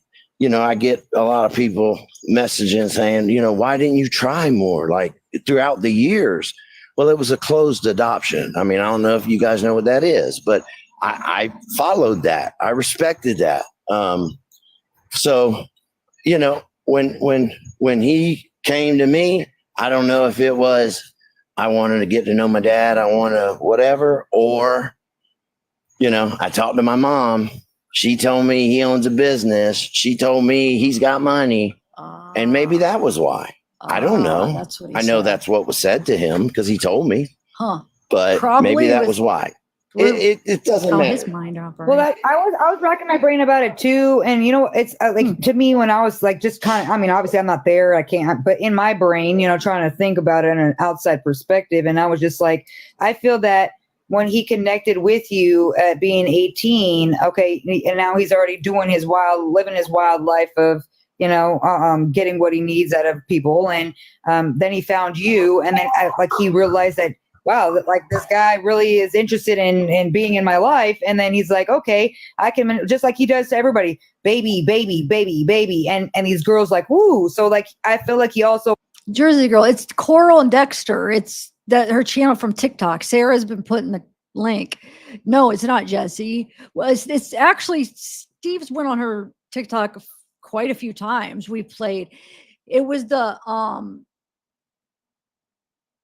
one where she had Kiosk Kristen on and Jumpsuit Pablo went on. That was whose channel it was. And she has like a lot of the people she interviews, like a lot of the victims of Wade. Mila went on, Kiosk Kristen, that April went on yesterday. And Steve, like I said, Steve's been on it multiple times. But yeah, no, this isn't Jesse. She's just somebody that has a TikTok that's covering it, basically. Was like kind of grasping on the fact that you wanted to have a relationship, and he was just like, okay, I can get him to do these things for me because he's anytime I reach out to him, it's like he wants to be part of my life so I could take advantage of the situation. So I feel like that to me is what he was trying to do, because he knew that throwing in them extra dads and stuff was going to be something that, you know, you said even before when our first interview that you were excited when you guys first got to connect. It was like something you'd always thought about, and you didn't have a say in what happened with the adoption. It was already done before you even got a chance to even figure it out. And in a closed adoption, you don't get to find out anything about them until they turn 18. You don't know what's going on. You could only just. So I have a part 2 that I guess there's a few minutes in between it is missing, but here's part 2.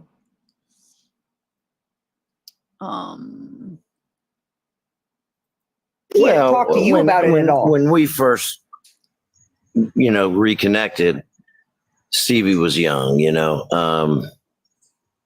so he really didn't get a lot of it, but you know, he's a young man now, and you know, he sees things and hears things, and I've always been honest with him, and over the years, you know, Dad, I want to meet my brother, you know, I want to meet my brother. And I would always tell him, and Melanie would tell him, listen, we want you to meet your brother, but right now your brother's not in a good place. And I'm not going to bring that to my house. You know, I'm not going to bring that madness to my house. So, you know, that was the plan with the rehab, was he was going to go get the rehab, and then he was going to come up here and he was going to work with me and, you know, go from there. So, the older Stevie gets and our oldest son, they've had a lot of questions, and I've always been honest with them. And, you know, Stevie, you know, the night that I did the video visit, he's like, Dad, can I just sit here for a minute, you know, and can I just say hi? And you know, as much as I want to say, yeah, of course, I would love that. You know, that's like two strangers looking. Yeah, and it's two strangers looking at each other. You know, you know, I wish I could say, yeah, son, I'd love for you to meet him one day and all that. But truth be told, I didn't want my kids to meet my son in that, where he was at that time. And I don't want him to meet him now where he's at, because I just don't think it's a good example of a brother. You know, you don't even know each other, but there has to be some changes made, and before I would sign off on my kids meeting their brother. You know, I just think there needs to be some work done, and then. Well, I'm glad that you're unlike a lot of these people here involved in the situation. I'm glad you're thinking about the best interest of your kids. You know, like you're like, hey, this isn't a good, healthy thing, and you're trying to protect him too. Just because it's like you never know. He might want to have that bond too, and it mentally isn't good for him, because if he's manipulating everybody else, it wouldn't be a good place to put him in that kind of situation. What about when you guys go? Because I know that Mama Mel had talked about you're gonna go visit with Rose. Will you take him with you to go see? Oh yeah, he went out. He's been up there before. Yeah, absolutely. Yeah. Oh, so he's already met him. He's been up there. Yeah, no. That's awesome. Well, at least he's got a little bit of him. I mean, like he's got a little. He can start that bond in a healthy, positive form. And I've always felt bad. You know, my mom died when I was young. My dad was gone. So, you know, on my side of things, my kids, they don't have nobody. They don't have no grandparents. They have an aunt, you know, but and cousins and stuff, but I don't have a big family. You know, Melanie, she's got a bigger family, and luckily her grandparents were around, and you know, so you know, our kids got that from her family for sure. But no, Stevie, I don't know. I look at it from a 15-year-old's perspective. You know, I know what I was going through at 15. And then I think about the pressures already these kids have in school with bullying and all that shit. It's out of control. And I think about at 15, you know, you're going on TikTok and you're seeing all this crazy shit. And I can only imagine. And the kids got straight A's, you know, blows my mind.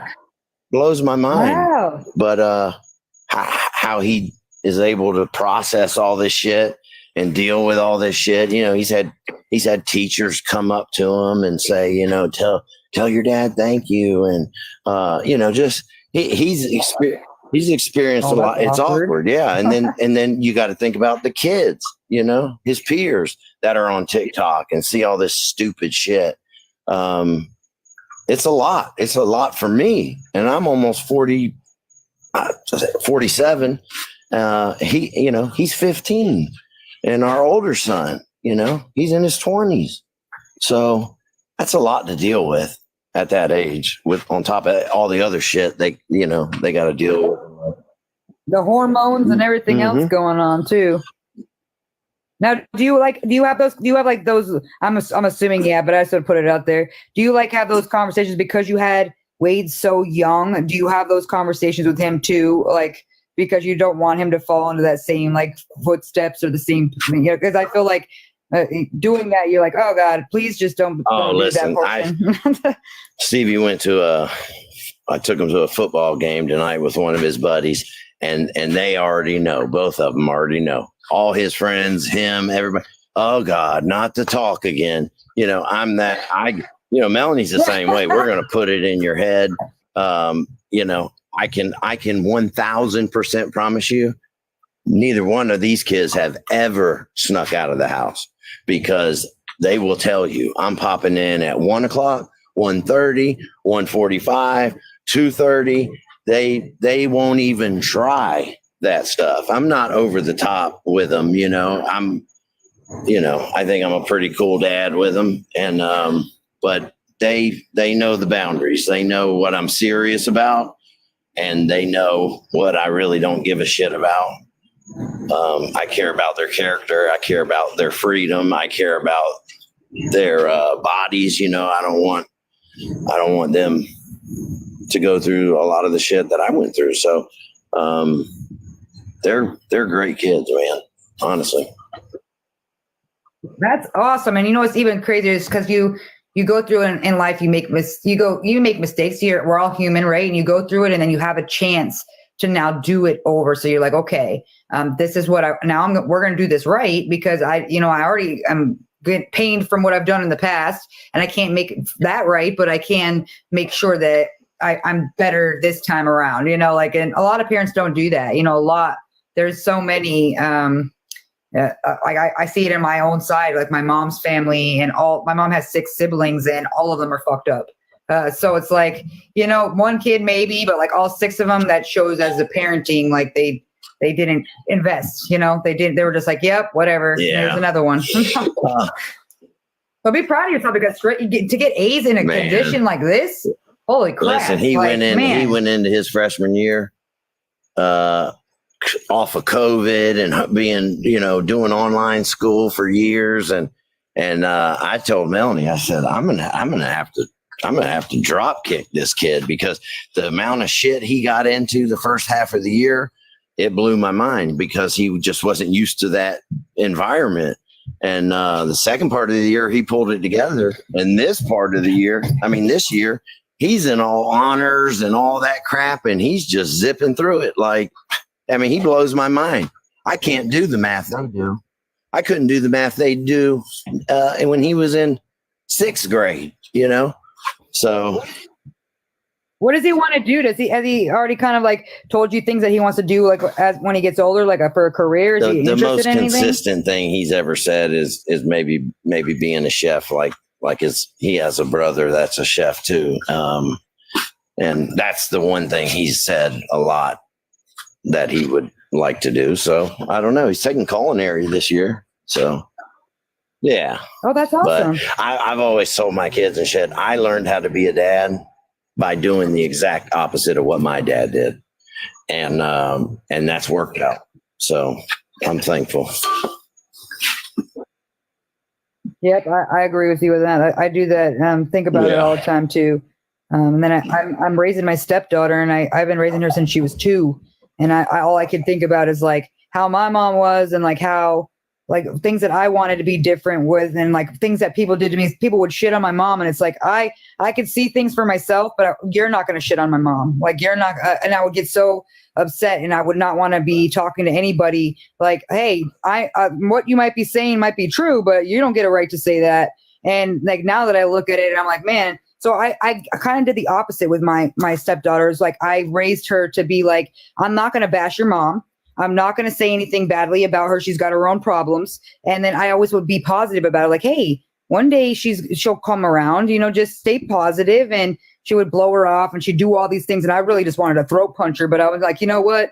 I'm going to keep my personal feelings aside because at the end of the day, what I say is going to affect her. So I would just try and now that she's going to be 18, it's one of the things that really like made me cry when she told me like, listen, that's my mom that had me, but you're my mom because you did everything. And I know that if anything, if I need something, I'm not calling her. I'm calling you. And she's like, and you never did anything. Like you always were positive about my mom. And I never understood why. And I explained it to her. I'm like, because I reacted negatively to when people would do that to me. And I would actually like cut them off and be like, no, you're not going to sit there and talk crap about my mom. And then as I got older, I'm just like, okay, well, some other things were pretty valid, you know, but like, you know, it just still it affected me as like, hey, no, I'm not going to do that. So it's true. It's like you don't want to be like them. You want to be better, but you also think about the things that you were put through and making sure that doesn't happen to your kid. Cause you remember how it felt, you know, you remember what all those feelings. And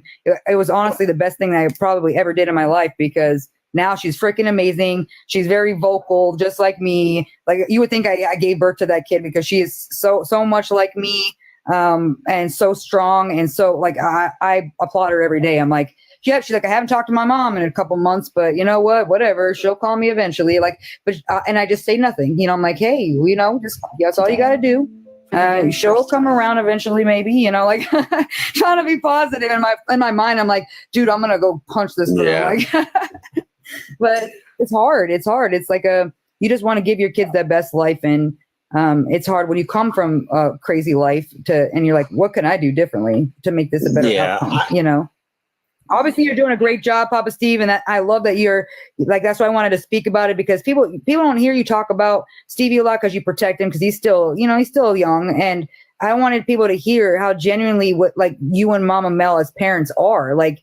Stop shitting on you guys because you're doing everything right. And yes, you might have had people don't realize you guys were like 14, 15 years old when you had a child and you're a child yourself. Nobody in their mind is able to take care of a child that early because you can't. Like even now I'm thinking about it, even 18, you're still a baby. You're still not ready. You know, it's like, and then to judge you based on that, they're not looking at where you've come after that and how you're raising your kids that you have now and what those kids are doing. Like that's success. So yes, okay, you could crap on me all you want, but you're not looking over here. And that's why I wanted to draw attention to it because I hear it from you and Mama Mel all the time and I get to hear about Stevie and I wanted to put it out there because honestly, like it's like amazing to me. I love you guys for that. Our kids listen, they get it from both ends because what I'm over the top about with them and things that really matter to me. You know, Melanie, she with her past trauma and things she's been through, she handles that side of things. You know, I handle this side of things, trying to keep you out of jail and trying to keep you sober and trying to teach you hard work and all that. And she handles everything else for sure. So, it's been, I was in that situation, Coral. Yeah, they got so fierce parents. Well, for we sure. try to be reasonable, but, you know, when I got out of prison, you know, Melanie had a son and, you know, his biological father wasn't doing what he needed to do. And, you know, I stepped in and, I never bashed his dad. I tried to facilitate things between him and I for the sake of his son. And, you know, I mean, he calls me dad and he's called me dad. And I personally, I've never used really the stepson thing just because, you know, if I'm going to treat you like a son and you're treating me like a dad and I've got your back and you're my son, I mean, blood doesn't always mean everything. Yeah, I do that too when people tell me that, because when I'm out in public, I do the same thing. I'm like, these are my kids. Like, I don't ever do that either. Like, she knows that's, even when she's introducing me at school, like to her teachers and stuff, she's like, here's my mom. Like, it's like normal for me. Like, all right, like I already know it. And it doesn't, you don't have to biologically be there to be a parent. It just takes the person to step up that's going to be there. So that's how old was Mel's son when you guys, because you guys knew each other since you were 13 anyway. So when you were in his life, how old was he then? When she had him, and we kind of officially got together, we always were in touch and all that, but they would come up and visit me. So I was able to form that bond with him, unfortunately through visitation, but it was something, it was better than nothing. That way it wasn't weird when you were like with him. He already knew who you were. But there was still, they make fun of me now, but when I first came home and he was like, hey, can we take a bath together?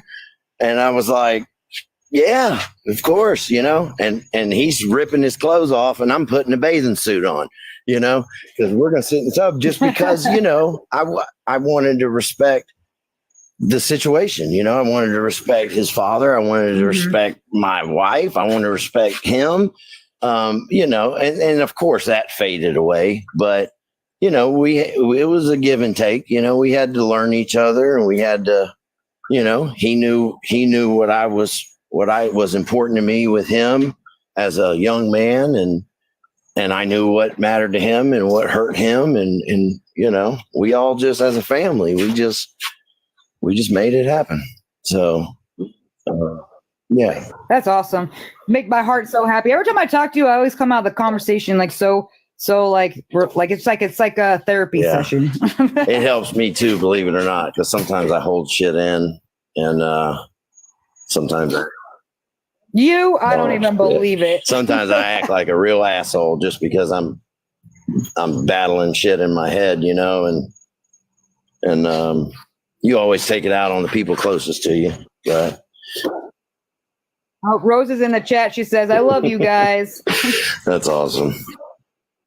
Yeah, it's easy. That's what I'm saying is it's so I feel like it's always like that though, when you've been with someone for so long, and you're not like you're like, hey, I'll show a little bit of emotion, but most of it you bottle up, and then the person that's closest to you gets that wrath. And I feel like it happens in a lot of people's relationships. Like nobody's is perfect, but I go through it all the time. I always have to tell my hubby, I'm like, listen, don't be taking your crap out on me. I'm doing everything for you over here. And he's like, yeah, but like, you just don't understand. I'm frustrated and I can't talk to anybody else. I'm like, okay, but don't take it out on me. I'm here for you. Like, and I feel like that's the hardest part, is because it's easy because you trust them the most and you love them the most and they've been there for you the most, that it's easy to like do that and not think about it. And then you afterwards, you're like, damn it, well, I'm such an asshole.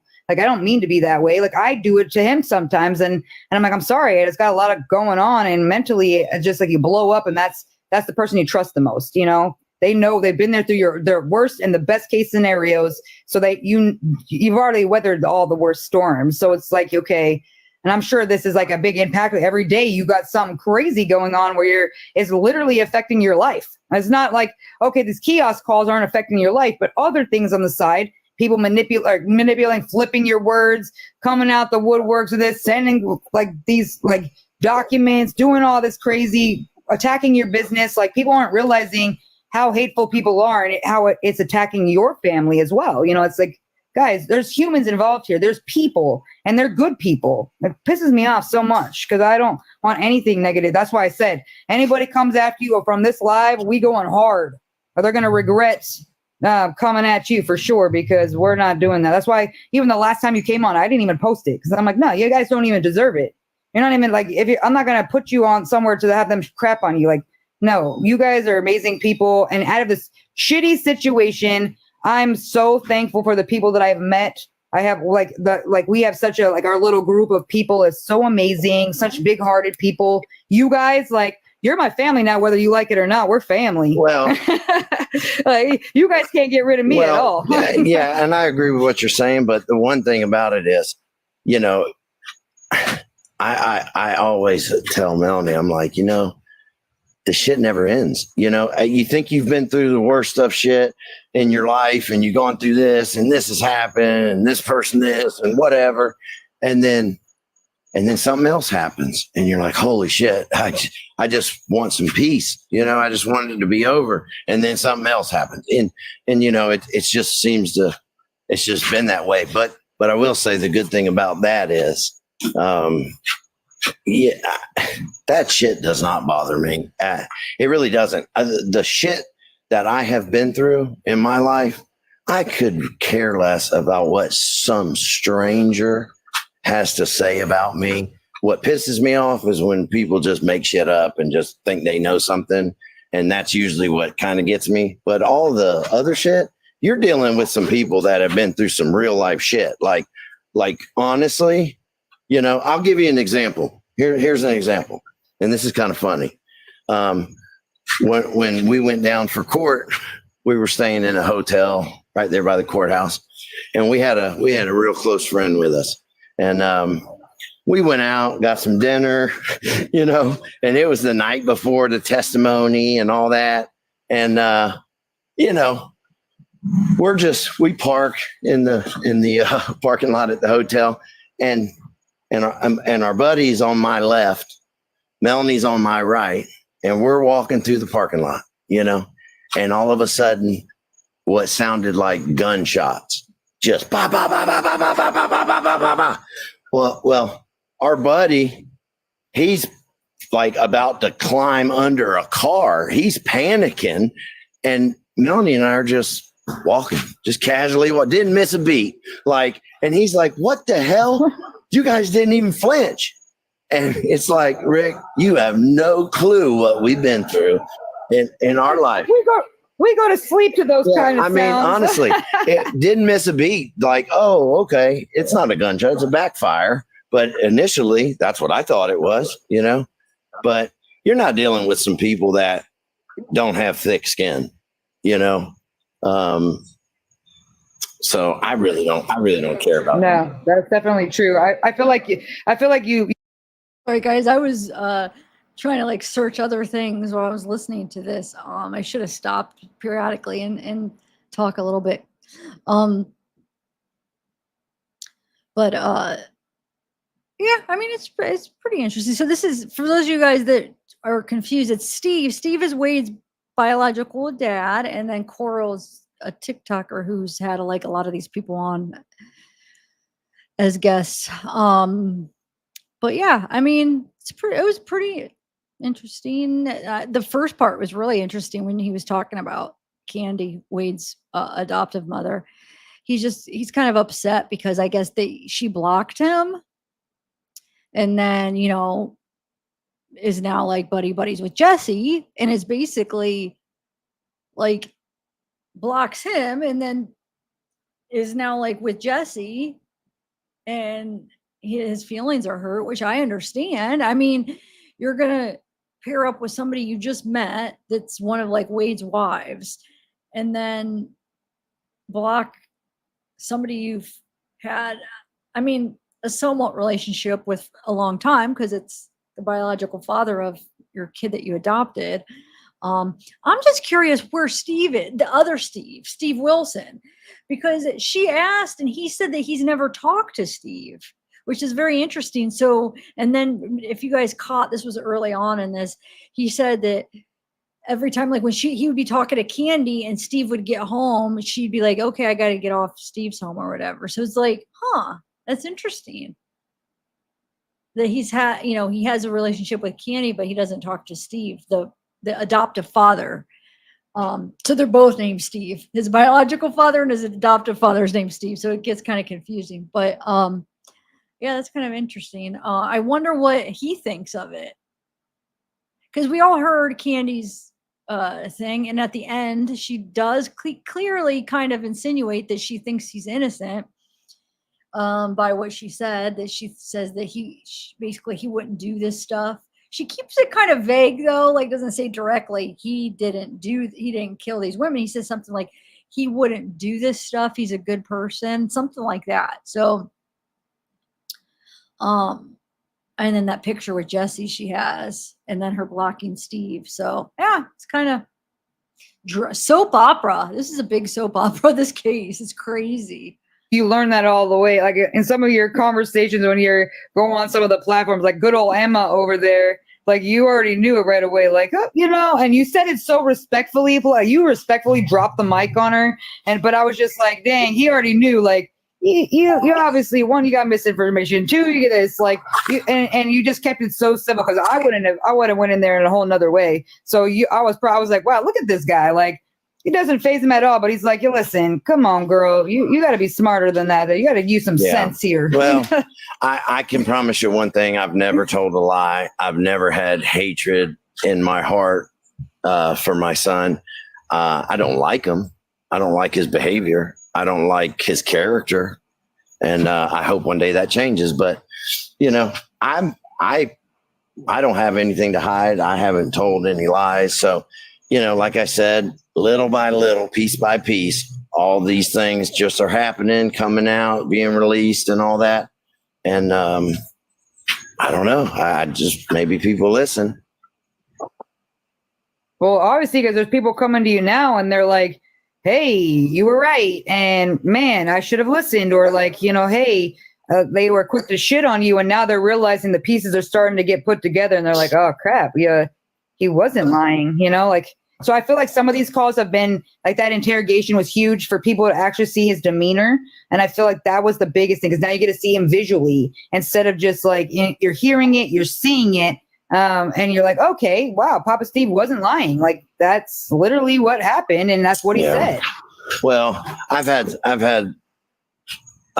some people say to me, you know, why do you forgive that of what that person said, or you know that person that you're talking to texted a bunch of posted a bunch of crap about you and blasted you and all that, and you know I get it, but I feel like, you know, for me, I'm going to give that person grace just because, you know, I've needed grace in my life, and I think for me, it's like, okay, well, I don't care about all that stuff in the past. I'm thankful that for you, not for me. I'm thankful for you that you've kind of seen things for what they are little by little. You're kind of picking up on it.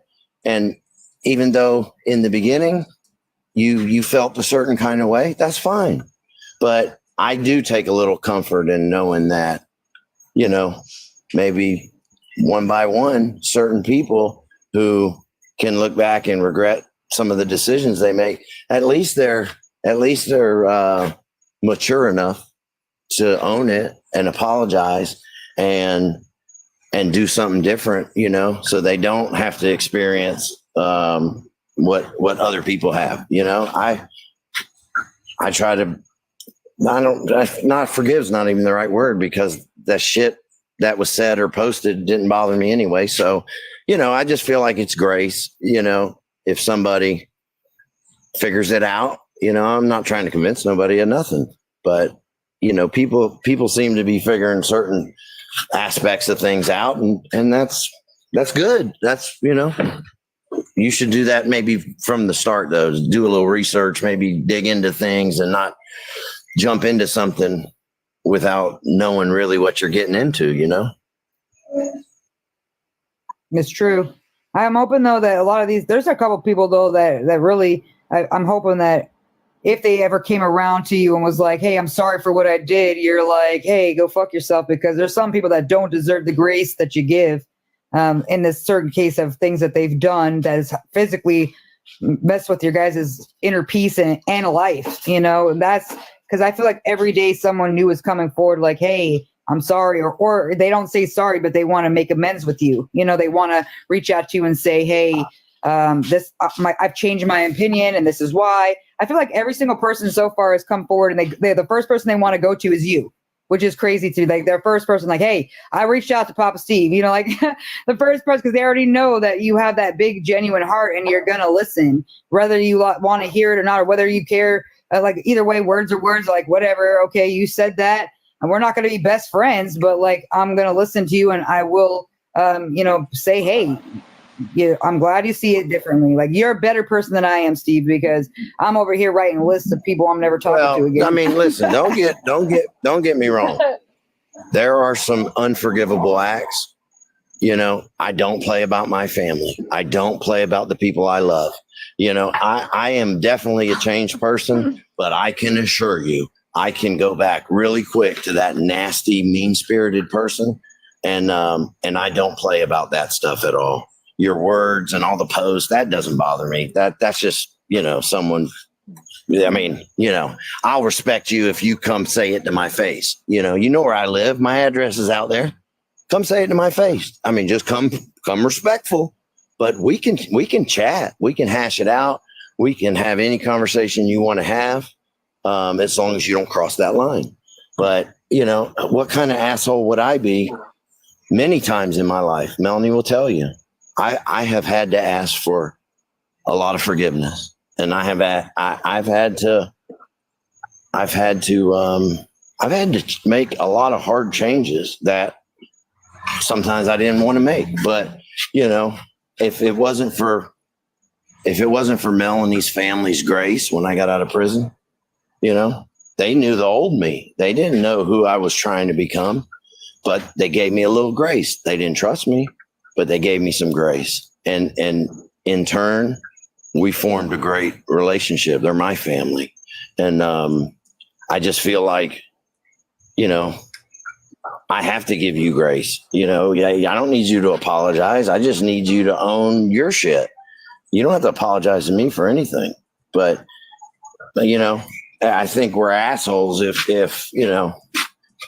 I mean, there's a limit, like I said, but little stupid posts and all that dumb shit, nobody cares about that they deserve a little grace. I mean, when you go to digging. I like this comment that, like, Dr. James says. He said, Coral, boundaries are good and necessary. I see forgiveness separately from grace, understanding. And I like that. That's true. It's you got to have the boundaries too. Like, all right, okay, I'll give you the grace, but still, yeah. I mean, there's a few that I wouldn't give a shit. I'm not talking to you, and because you're crossing the line, and I don't. If you, in this whole situation, out of all the people that we currently have been involved, and if you got to they literally could pick anybody, and not on a live, just in general, to have a conversation with, who, like, is there somebody that you would pick to pick their brain or ask them why they did what they did, or kind of figure out a little deeper? Are you talking about like people from phone calls and stuff, or just in general in the whole situation? Well, not just phone calls, just people that have been involved.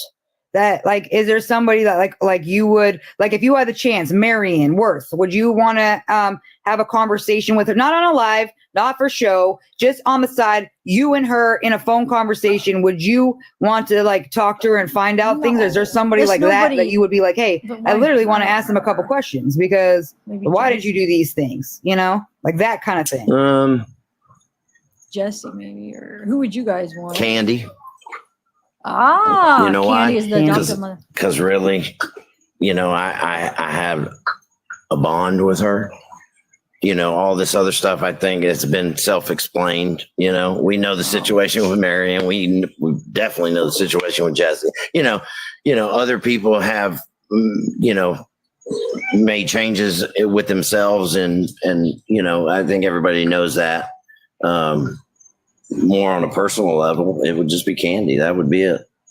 So. It's a shame. I'm gonna manifest and send the juju for that, because you've always spoke really kindly and good about her as a person. So obviously she has a good heart, and I just hope someone's not taking advantage of that. And her. Is it just because? Do you think is it because he knows that his son did that? But I mean, I don't think she could blame anybody that thinks that, because he was convicted. You know what I'm saying? So, like, for somebody to think that happened, like, I don't think you should just not, like, oh, you're out of my life. I mean, I feel like deep down, like that Candy probably does know Wade did do this, right? She's just in denial. I do. I feel like she knows. Like I feel like they're all in denial. I just don't feel like any of them really think that he's didn't do that. I mean, there's too much stuff.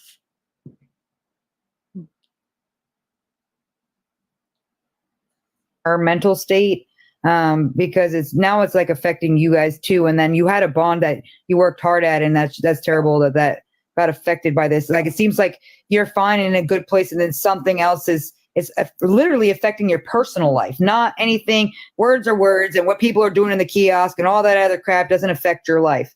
But it's little things like that where you've worked hard at that and you thought you were in a different place. You get side blinded with these things like what the hell? Like, like I didn't do anything here, and I always get the shit end. It doesn't make sense. So like my heart goes out to you for that, because you guys do get a lot of crazy that comes to you personally, and then it weighs on you. It's like you're trying to run a business, you're trying to do these things and focus on your normal life, and you can't because something comes out the woodworks and punches you in the face. But it's, it's life. It is what it is. It just, that's a more personal thing for me. That was on a personal level. I've met some great people and talked to super wonderful people, but I've never met anybody really, involved in this situation. So,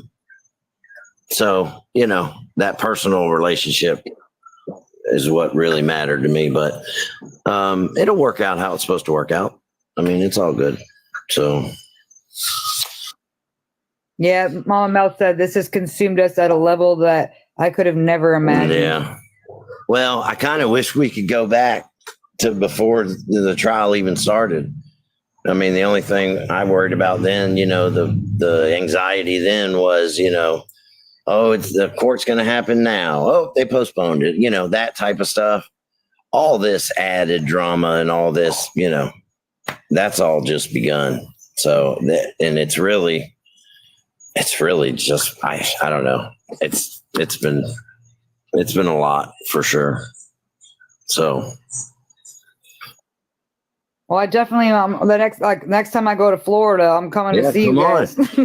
we can be in Orlando in 45 minutes, and we can be at the Gulf on white sandy beaches in about an hour. So we're good.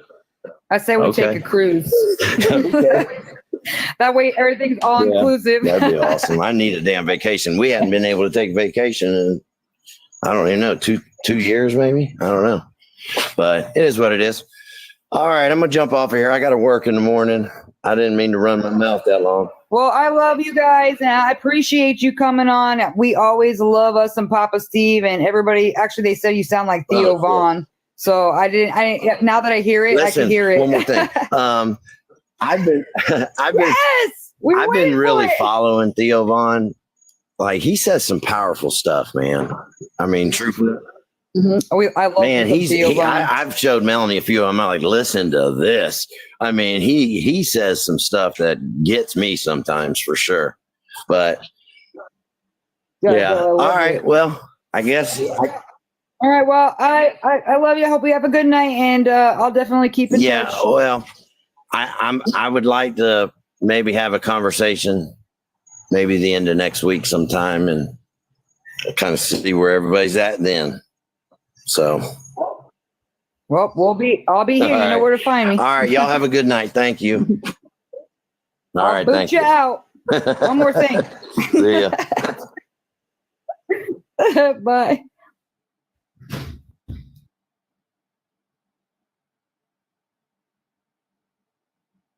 Hold on one second, guys.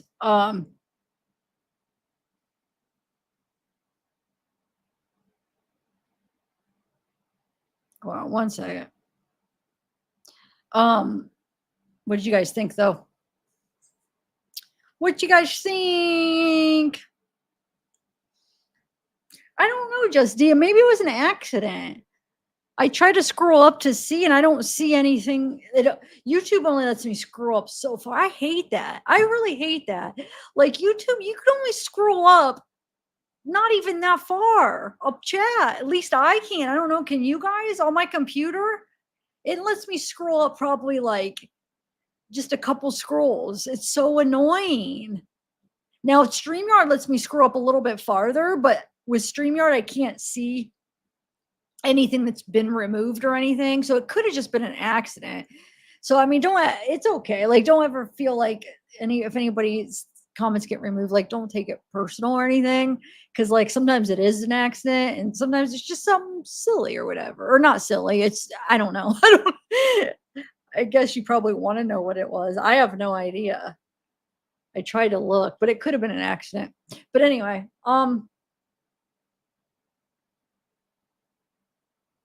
yeah, I don't know. I couldn't find anything as far as I could scroll up. I didn't see anything anything get removed or timed out by you, Justy. So maybe sometimes people think they're getting timed out and it's a glitch in the system, you know? So it might just be something there too. So I wouldn't worry about it though. Wait, what? Yeah, right, Zavgirl. That's why I never get a shout out. Wait, why don't you ever get a shout out? What do you mean? Huh?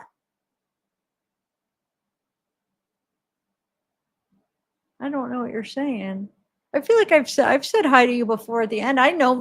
Look how little I am in chat lately because I'm like always either reading or trying to find something to play next, and I'm not. You know what I'm saying? I've been busy, so I would never take that personal either.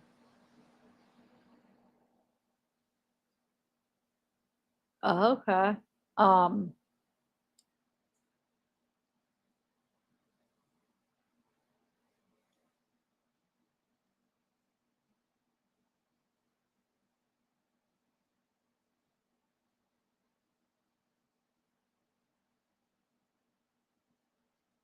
Oh, I got confused. Sorry. It sounded like it was. That's what. So it wasn't this chat. Well, dang it. Wait, why did you say that though?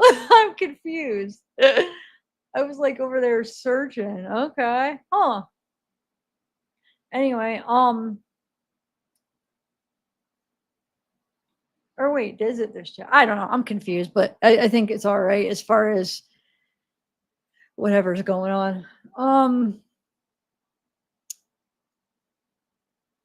Oh, thanks, Slow Morrison. Yeah, because I mean, I'm only one person, so I'm the one that has to put the stuff up on the screen, read it if it needs read, find what to play next. So I can only be in chat so much. I try though. I try at the end at least to say hi or bye, and at the beginning. So, um, oh, I have too. Me too. I've had my own comments get rejected and say, how does it word? It gets read and it says something, but basically saying that it's spam or something. They can't be used. That's actually lately has been a lot. The last couple months I've been pointing it out. Just the other live, a couple of them got rejected, and I was gonna say something, and then I got busy doing something else. But yeah, like it's my channel, and they get rejected. It's like, what am I doing? And there's nothing in it that should be like. I'll read it. It'll be like I'll try to reword it sometimes, and it still does it. It's like there's no bad words or anything. It's weird. The system and technology. That's what I'm saying. Don't ever get like offended because probably a lot of the times it could just be a mistake. Wait, what's your name? Chatascotum. What's up with your name? Chatascotum. Chatascotum. Interesting name. Hey, Christina Bryson is time up. You're timed out for 24. Ah.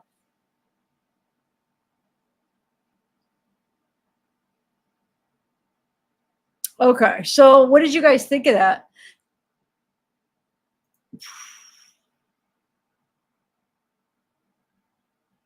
Here is a little quick TikTok. This is Tommy.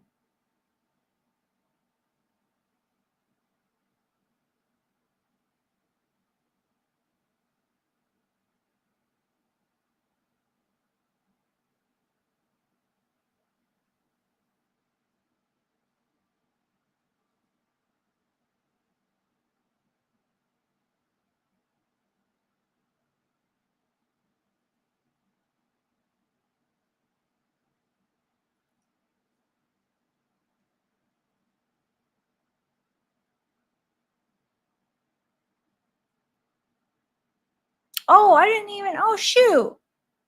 I forgot to share my screen. I'm over here like looking. Hold on, guys. Oh, Lordy. I pulled it down. So, Hey, everybody, this is Tommy Williams coming to you. I have a question for you. What do you love? Me? I love England. I love my friends. I love my family. I love music. I love a lot. I love animals.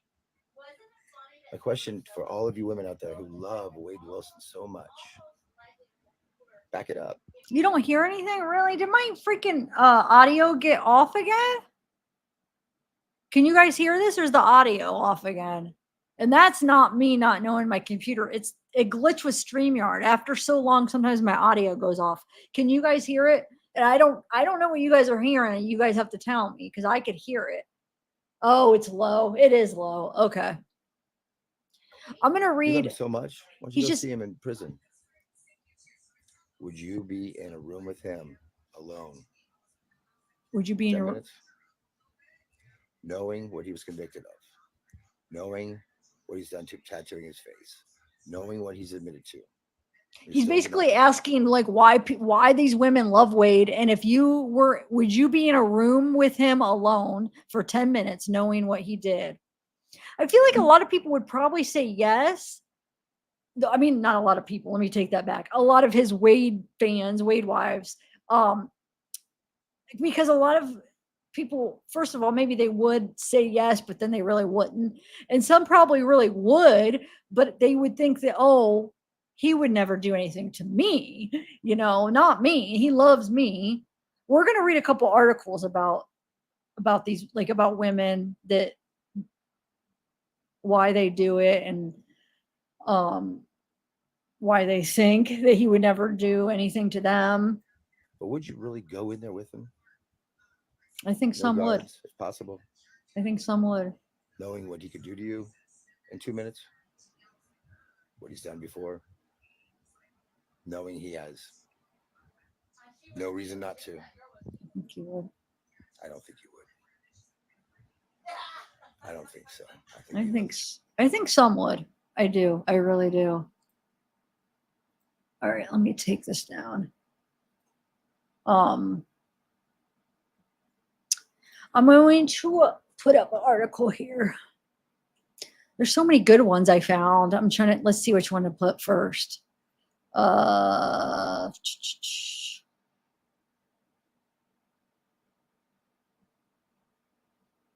1 second. They're interesting. I don't know. This stuff interests me so much.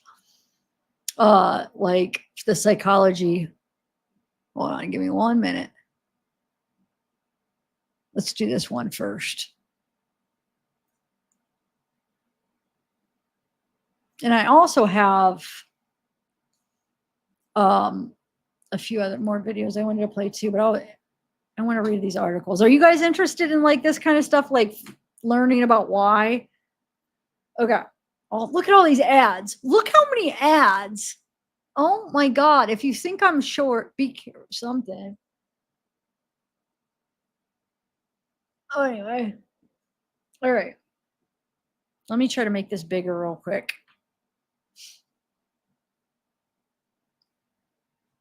Okay. I'm a forensic psychiatrist. These are 5 reasons some women fall in love with murderers. An expert has explained why some women are attracted to murderers like Jeffrey Dahmer, Ted Bundy, and Chris Watts, despite their horrific violent crimes. Dr. Soham Das, 44, is a forensic psychiatrist based in London, as well as a YouTube content creator, making videos about mental health topics for his channel, A Psych for More Minds.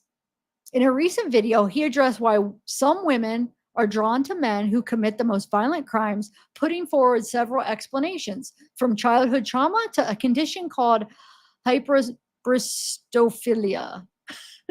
Hypobristophilia. I don't know if I'm saying that right. Explaining the complexities of why some women are drawn to violent criminals in his video. Dr. Dawes explains, I've mentioned Ted Bundy, but there are also other higher profile murderers, including Charles Manson, Jeffrey Dahmer, and the Night Stalker, Richard Ramirez, who was sent letters and gifts from women all over the world. There we go. So I could read over here. Okay. To me, the Dahmer case is extremely shocking because these pure, kind-hearted women managed to look past the cannibalism, the sex offending, the dismembering. They even looked past his own sexuality, and they still swiped right. The psychiatrist also referenced the more recent case of Chris Watts, who murdered his pregnant wife, Shanann, and the 2 daughters, Bella and Celeste. He says Chris Watts received love letters and photos from female admirers. One even sent a photo of herself in bikini to Chris Watts in prison. Okay, so then looking at possible reasons for this, the first factor Dr. Doss cites is psychosis. He describes a case in which women experiencing psychosis believed she was communicating telepathically with a criminal, and then they were in a relationship despite the two never having met. In these cases, he says the women are mentally unwell. They're not making a rational choice. He adds also, this is an extreme rare presentation, so we can just sort of put it off to the side. I just wanted to give it an honorable mention. History of trauma. A more common explanation, according to Dr. Doss, is a history of trauma. He explains, so they've either been physically, sexually, or emotionally abused by a partner or by their parents, and they want to repeat this kind of cycle, either subconsciously or intentionally. And so, unfortunately, these women tend to gravitate towards what's familiar instead of what's safe. And we see this phenomenon in victims of abuse. Sometimes they become abusers themselves, and tragically, some young girls who witness domestic violence as a child pick abusive partners when they become adults themselves, partly because it's ingrained in them to see violence as a way of conflict resolution. He explains that ironically, these women feel safe in their relationships with killers because even though they are violent offenders, they are behind bars, allowing the women to actually control and dominate the relationship, maybe for the first time ever.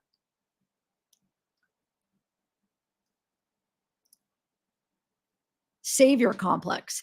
There are other cases in which women feel that they could save or transform the prisoner or the killer, seeing it as a challenge. Idealized relationship.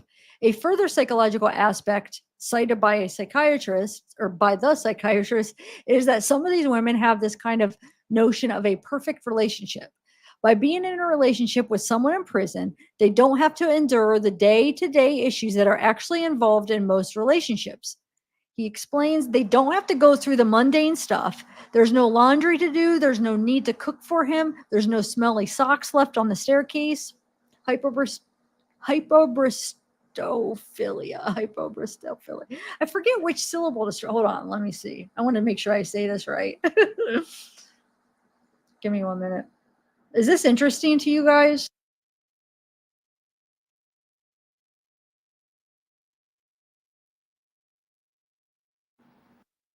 Hybristophilia. Okay. That's how they say it online. Hybristophilia. Okay. The final element Dr. Dawes touched on was a condition known as hybristophilia. He explains, I think it's very fair to say that some of these women do this because they crave attention or fame. In extreme cases, this is a phenomenon called hybristophilia, otherwise known as Bonnie and Clyde syndrome. This type of paraphilia, an intense sexual arousal to atypical objects, including situations, fantasies, behaviors, and particular individuals. Dr. Dawes points out that this isn't a phenomenon limited to any particular socioeconomic class, as it has afflicted all kinds of women. It has also been documented in men, but to a much lesser extent. He says, I've heard there are examples of educated women with careers, including lawyers and barristers, who fell for or married killers who will either be sentenced to death or will never be released. The psychiatrist goes on to explain that, in his opinion, much of this is connected to the celebrity worship. And some women have done this very overtly. So they have clearly hoped to share some of the media spotlight or to get a book deal or a movie deal afterwards. He says, and this is all kind of psychologically linked. in my opinion, to conflating being famous and being infamous. And I think that's a relatively recent phenomenon, something that we've seen grow hugely in front of our eyes for the last couple of decades. We see it in reality TV stars. They often become famous for the sake of fame. And I think that the public feed this and we're partly to blame. Finally, he touches upon the character traits of the serial killers themselves and how they are attractive to women. I think it's fair to say that many of them are psychopaths and narcissists, and those groups of people often attract women because they have the ability to be charismatic and to charm vulnerable people who are susceptible to this kind of manipulation, he says. Narcissists are very grandiose and they're very entitled to things like sex and relationships. Psychopaths are the same. So they have this inflated self-esteem, but they're also very charming and they're calculating and they're quite devious. And so they're very good at knowing what to say to make the women feel special, to feel loved, to feel privileged, to feel that they're part of like some sort of special bond. Dr. Doss told Female he started his channel because he saw numerous creators sharing inaccurate information online, incorrectly psychoanalyzing people and coming to the wrong conclusions. I just wanted to create some material that came from somebody that actually works with mentally disordered offenders, he explained. He added that as interest in true crime is growing with an increasing amount of content available, viewers are increasingly seeking out expert views and analysis when it comes to criminals. He explained so much content is put out now on true crime, from the professional content from Netflix to podcasts. So it's almost like you need to find a new angle. It's not just enough to tell you about the murders because people have heard of hundreds of cases now. I think that a really interesting angle, which is probably one of the most complex as well, is to understand why people do what they do. Dr. Soham Das told Female that he has always had a fascination with true crime, but when he was young, he didn't know that there were career options to quench that interest. At medical school, when training in different disciplines, he was drawn to psychiatry. Then, as a junior doctor, one of his placements involved working for 6 months in a medium secure unit in North London. He said every patient was male and every patient had committed quite serious violence. Some of them had killed people. Their backstories are fascinating. They're always something you can trace it back to the reason they end up living a violent lifestyle, and it's often the same compounding factors. Poverty, abuse, and drug or alcohol use is a huge factor as well. Dr. Soham Das is on Twitter, Instagram, and TikTok, as well as YouTube. All right, so that's that one. Hold on.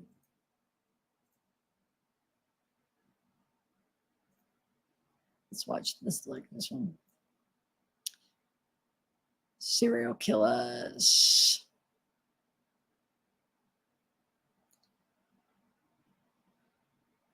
Oh wait, that's the wrong. Well, I gotta put my mouse in here to make this one bigger. There we go. All right. I bet you're rolling your eyes. Well, let me exit out. Thinking, couldn't she pick a more regular topic? Sure, I could have gone on about why dating apps are as pleasant as a root canal, but nah, I decided to dive into something a bit more thrilling. Blame it on my latest thriller read. It got me all curious about why women find serial killers intriguing. I've just started reading an earlier reviewer copy of Tasha Coriel's thriller titled Love Letters to a Serial Killer. The story revolves around an aimless young woman dealing with loneliness and a dislike for her own life. This pushes her to write letters to a recently convicted serial killer, and unfortunately, she begins pouring out her feelings. The letters touch on the wrong choices she made in life, including her job, relationships with men and friends, and her problematic family dynamics. She finds herself entangled with a dangerous man somewhere between a confidant, priest, and therapist. I want to make it clear that this isn't a book review. Instead, it delves into an intriguing and highly psychological topic. So far, I've enjoyed this reading, but it's also lit a light bulb in my head, making me think about the bigger picture. Why did the author choose this twisty topic? Because it's more than fiction, it's real. Just like the fictional character in the book, many women choose to be pen pals with inmates. Some may even go to the extremes, like Ted Bundy's longtime girlfriend, Elizabeth Kendall, who carried his child.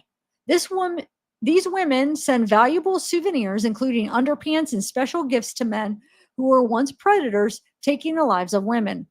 The article raises questions about the motives driving these women to connect with inmates. Do they relate to their own childhoods, seeking a sort of zoo trip to connect with caged animals they believe can't harm them unless they escape their cells? Mr. Ted Bundy and his ex-longtime girlfriend, Elizabeth Kendall.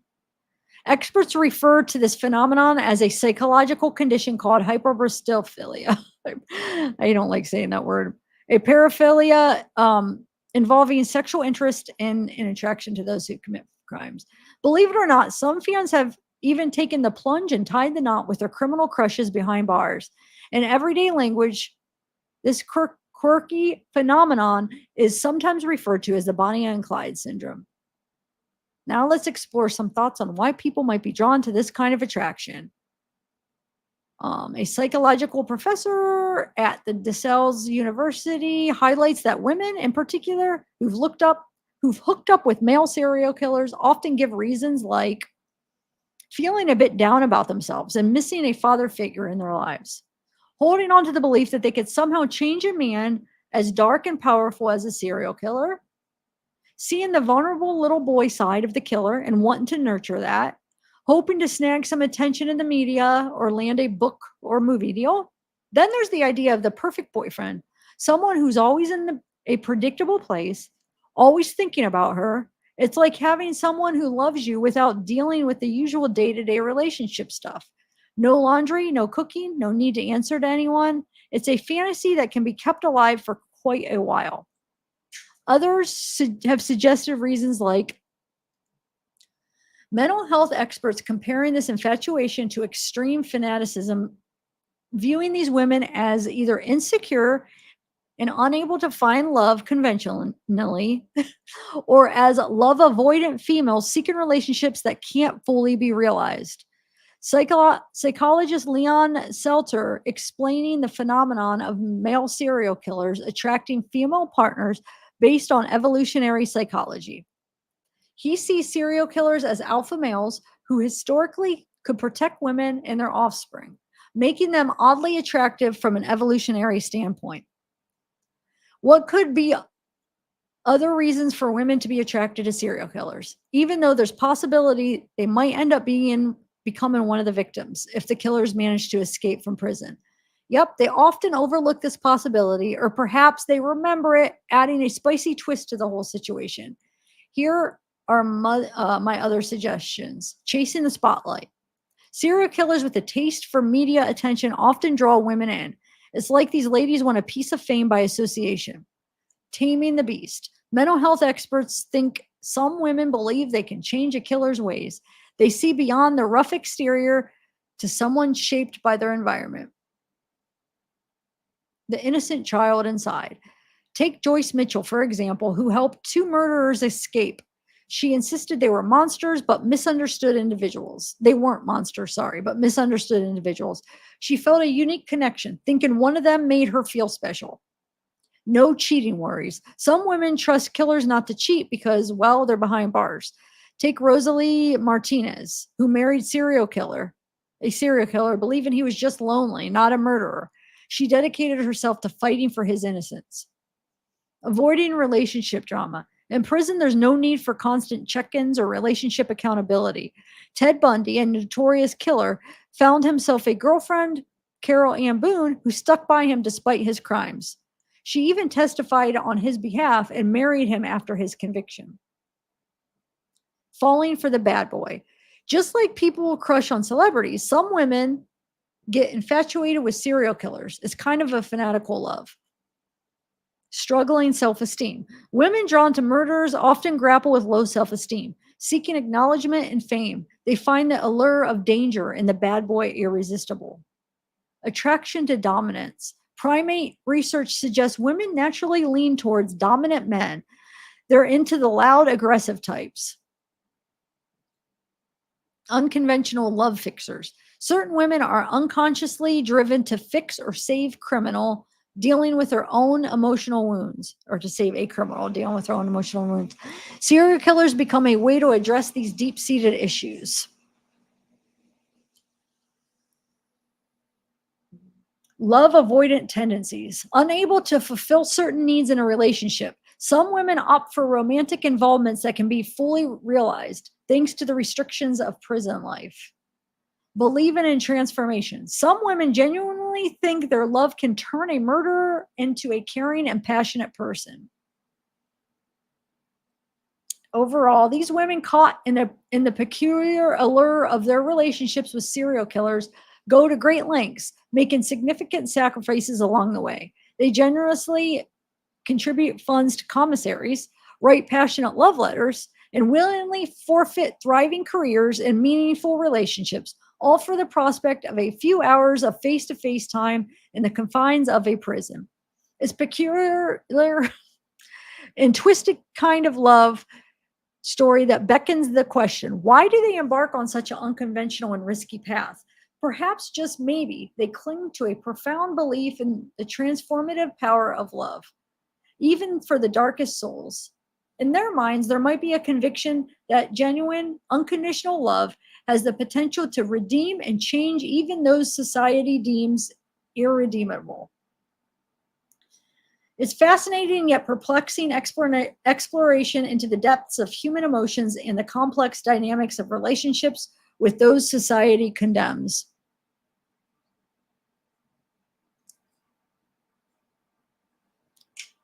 Take a sip of this real quick.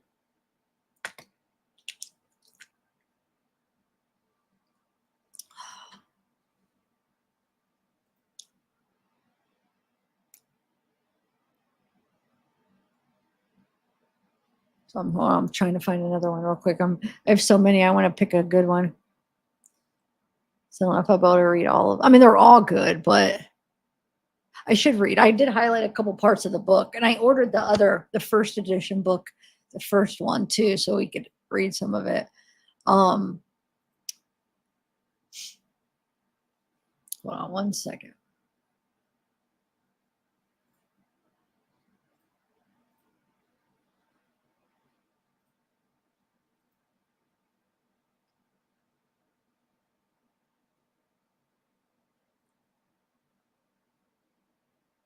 Well, I could read the thing from the book jacket of this right here.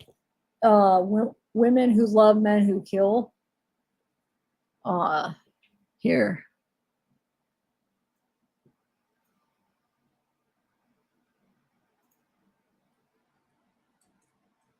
Oh, I keep doing it on this one. If my mouse isn't over here. All right. Okay. Says they may be teachers, reporters, nurses, social workers, waitresses, office workers, or housewives. They may have advanced college degrees or have never gotten past the 6th grade. They may live in a bustling big city or a quiet small town. On the surface, these women seem like ordinary people. They aren't. They are the women who marry men who have killed, and their numbers are growing. Oh, thanks, Lori. Thank you for joining. Yeah. Thank you. I appreciate that. Aw.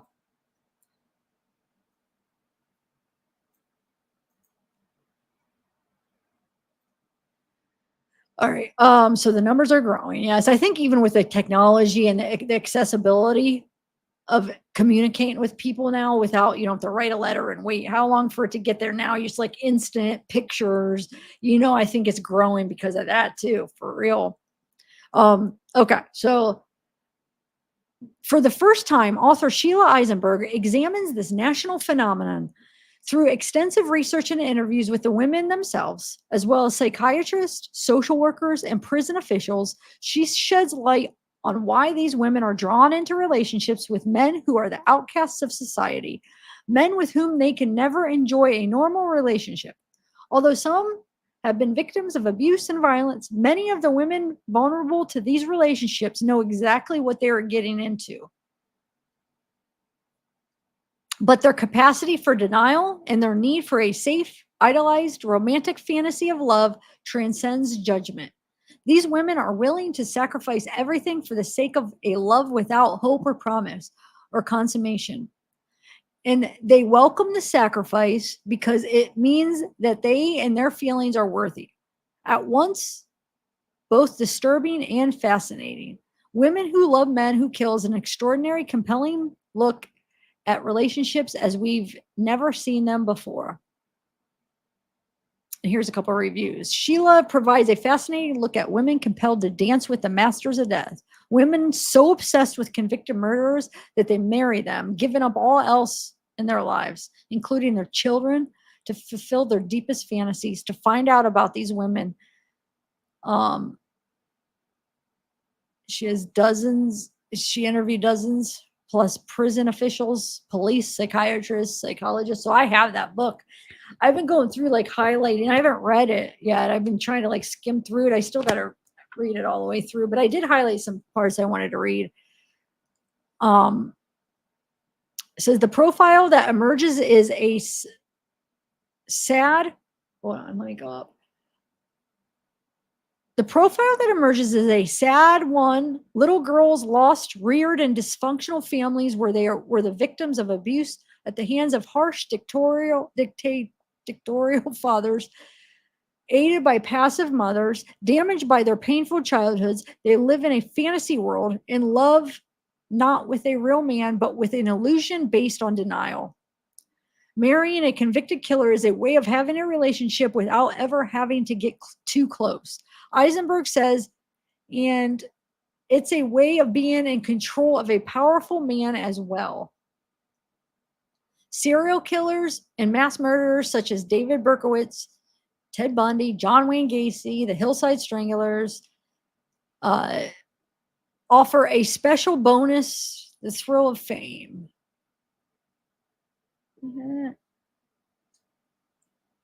Thrill of fame. I don't know. Since many of these women have low self-esteem, the killer's notoriety provides a sense of worth. The bigger his crime, the more important she feels.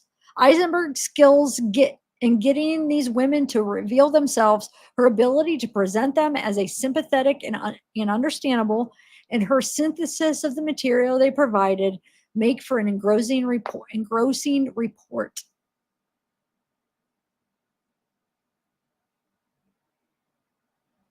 Yeah, it's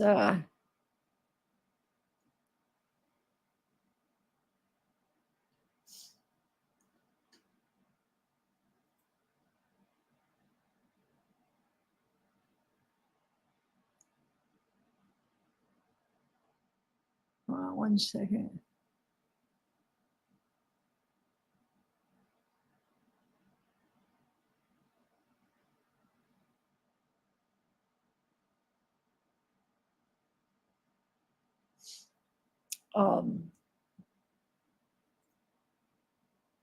Oh, thanks, Slow Morrison. Gifted 5 memberships. Thank you. I'll read a couple. Let me read a couple parts of this, and then I wanted to play after this, guys. Though I want to play. I was watching that interview. So remember the Benji AdSense did that Kelly interview, the second one. Well, the first one, I happened to just like run across the first one again and watched it, and there's actually, I think we should watch it again. There's some interesting things in there that I was like, oh my God, I didn't even know that was in here. And the first interview he does with her. So I'm going to play that in a minute too. So those of you that aren't interested in this, just to know what's coming up, I'm going to play that. And then I'm going to play a part of another choral live where she talks to that April that was an ex-Wade supporter turned not Wade supporter, I guess. She was the one they talk about her eyebrows, I guess. She was the one sitting next to Kiosk Kristen's daughter. I played part of it yesterday. But right now I want to read a couple parts of this. Okay, so this is that book that we were talking about. the Sheila Eisenberg, Why Women Who Love Men Who Kill.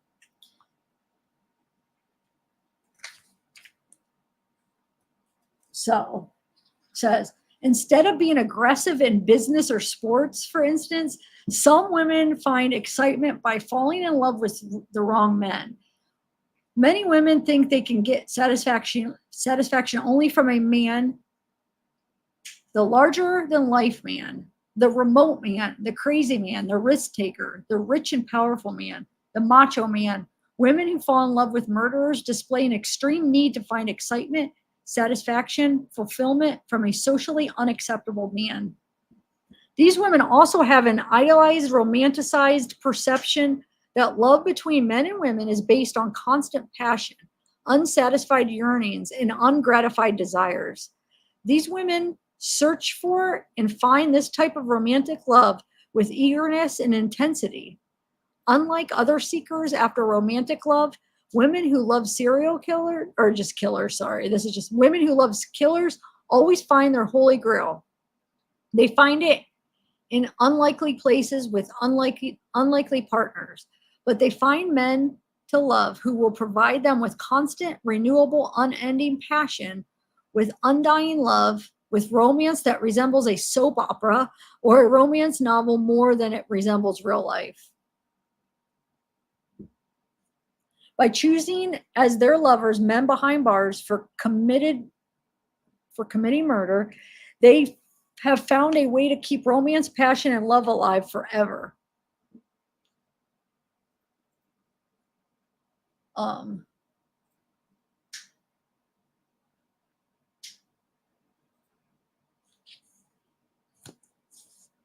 So now the topic is the no sex part, okay?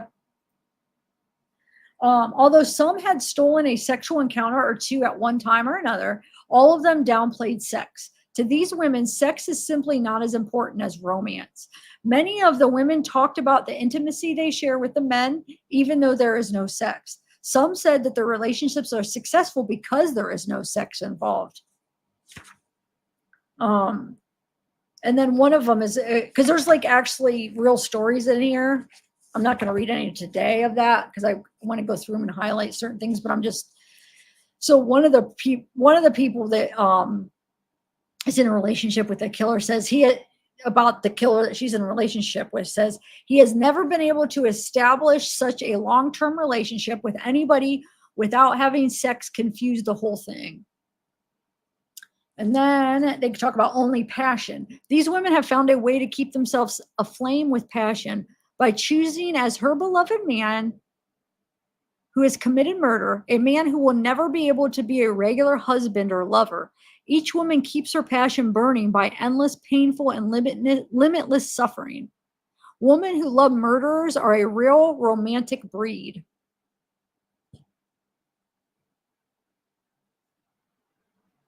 These women seek love that causes discomfort and pain because they want to ride the crests of the waves, lingering over the highs and lows, suffering intensely, denying themselves the normalcy of an average, everyday kind of relationship.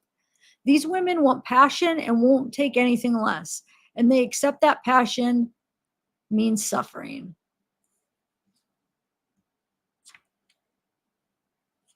Women who love murderers, like everyone else looking for love, are seeking transcendence, elevation above the daily routines of life, completion, a feeling of being totally united with another so the self can never again feel the awfulness of existential loneliness. This falling in love to most of these women means losing control over their emotions, being totally consumed by an obsession that takes precedence over everything else. Drama. There's a lot of drama. One of the great paradoxes in romantic love is that it never produces human relationship as long as it stays romantic. It produces drama. Daring adventures, wondrous, intense love scenes, jealousies, and betrayals. Women who love men who kill are always in a romantic relationship. They experience continuous excitement and tension. Will the prison allow me to visit? How much time will we have together? What's happening with his appeal? What will he be? When will he be released? Will he spend the rest of his life behind bars? In addition to the adventure of their prison visit together, there is a great drama of his life behind bars, as well as her life on the outside. Each week they exchange impassioned stories. He was attacked by another inmate. A guard harassed him. He was found with a newspaper in his cell and punished with 4 days in solitary. She was insulted on the telephone by her parents for having this relationship. She could only work a regular 40-hour a week, so she can't buy him shoes right now, and so on. The illusion. Women in love with serial killers refuse to see faults in their men, and they bestow upon their inappropriate partners qualities that most objective observers can see are not real. Yeah, right? These women do not allow themselves to admit their men have weaknesses. They deny the murders their lovers have committed. They deny the murders their lovers have committed. Their love is fed on illusion and fueled by fantasy, so they naturally have false beliefs about the natures of the men they love. These women love a shadow lover of their own creation. It's as if each woman has taken a blank canvas and painted her ideal man, then fallen in love with him, making him come to life in the process. He is an ink blot, a blank, a reflection of her inner needs. He and the love she feels are not real.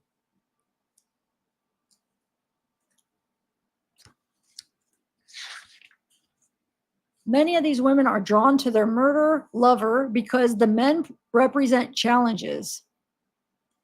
Relationships with him are obstacle courses. Meeting him, earning his love, making the relationship work despite the tremendous odds against it. Women who love killers thrive on these challenges. Also, these men are bad, socially unacceptable, extremely macho because they have killed. If a man is certified masculine, then a woman can be more certain of her femininity. With a man whose maleness or machismo is exaggerated, a woman feels most womanly. These killers fulfill some part of the woman's desire for excitement, for challenge, for adventure, and even make her feel more of a woman. Crime holds a special attraction for middle-class women who don't turn to it out of economic hardship or peer pressure.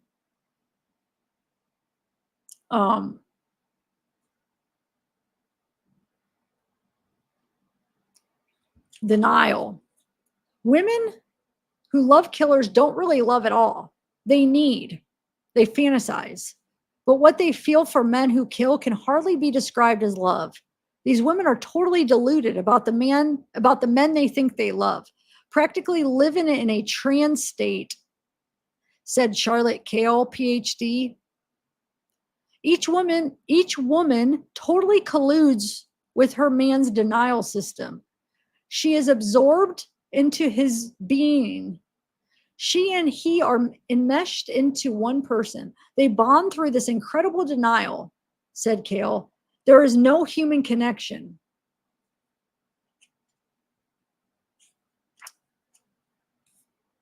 While it's true that a large number of convicted murderers had terrible childhoods, the women who love them emphasize the detrimental effects of these childhoods, but they always add a disclaimer. I'm not trying to excuse his behavior.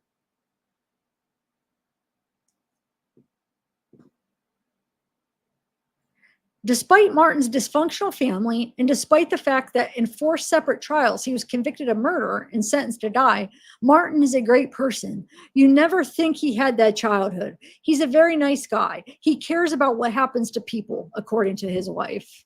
Sounds kind of familiar. I remember Jess is like, oh, he cares more about other people than he does himself. He's always worried about other people's.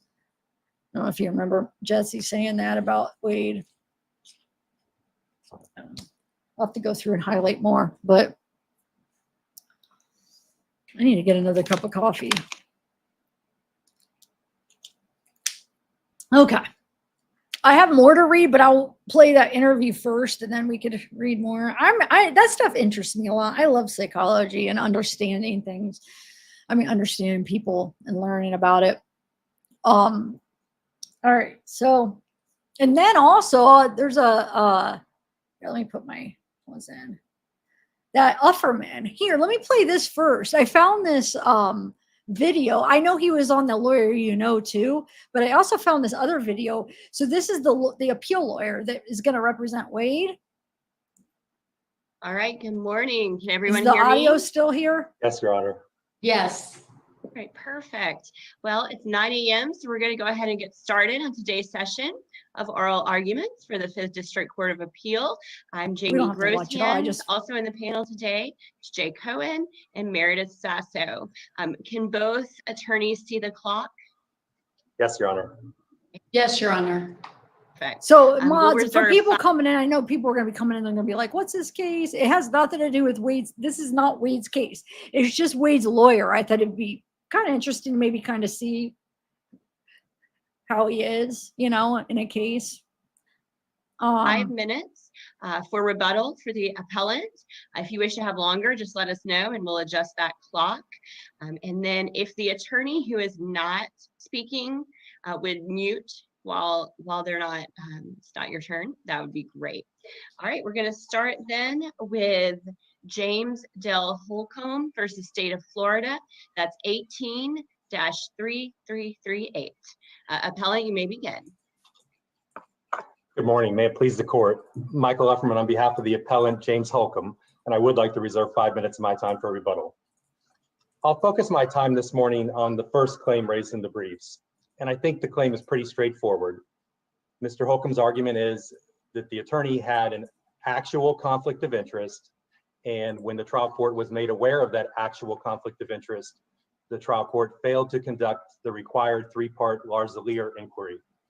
Now, let me ask you a couple questions about that. I'm glad you started with that because I think that is one of the more interesting issues in the case. The conflict was with Hooper and with Angel, correct? Correct, Your Honor. And is it your position that simply having represented Holcomb as well as those two individuals, that in and of itself is sufficient to warrant reversal?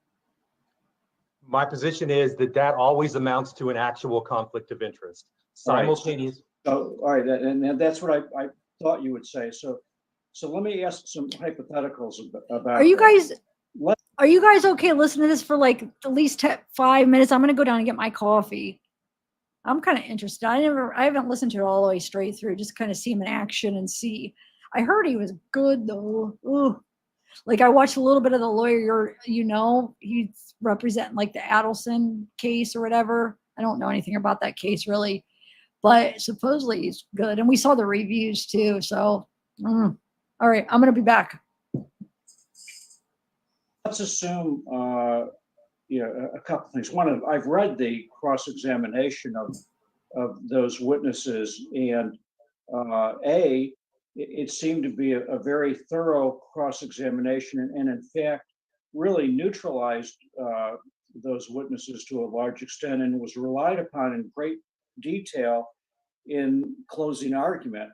So you've got that factor, and then secondly, the other factor I'd like you to address is, what if the testimony of those witnesses was cumulative to other witnesses' testimony in the case? So if you could address those issues for me. Yes, and I think my argument for both is with an actual conflict of interest, prejudice does not need to be established. So we can speculate what would have been done on cross-examination. We can speculate regarding the cumulative nature, although again, we don't know in that regard. These were 2 star witnesses for the state who were employees for my client. But we don't go there because the case law says if you have an actual conflict of interest, prejudice is presumed. And I'm going to rely upon the Lee case from the First District for a number of points. All right, but what about Mickens? How would you, for, you're relying upon a case that was decided prior to a case out of the United States Supreme Court that seems to go a different direction.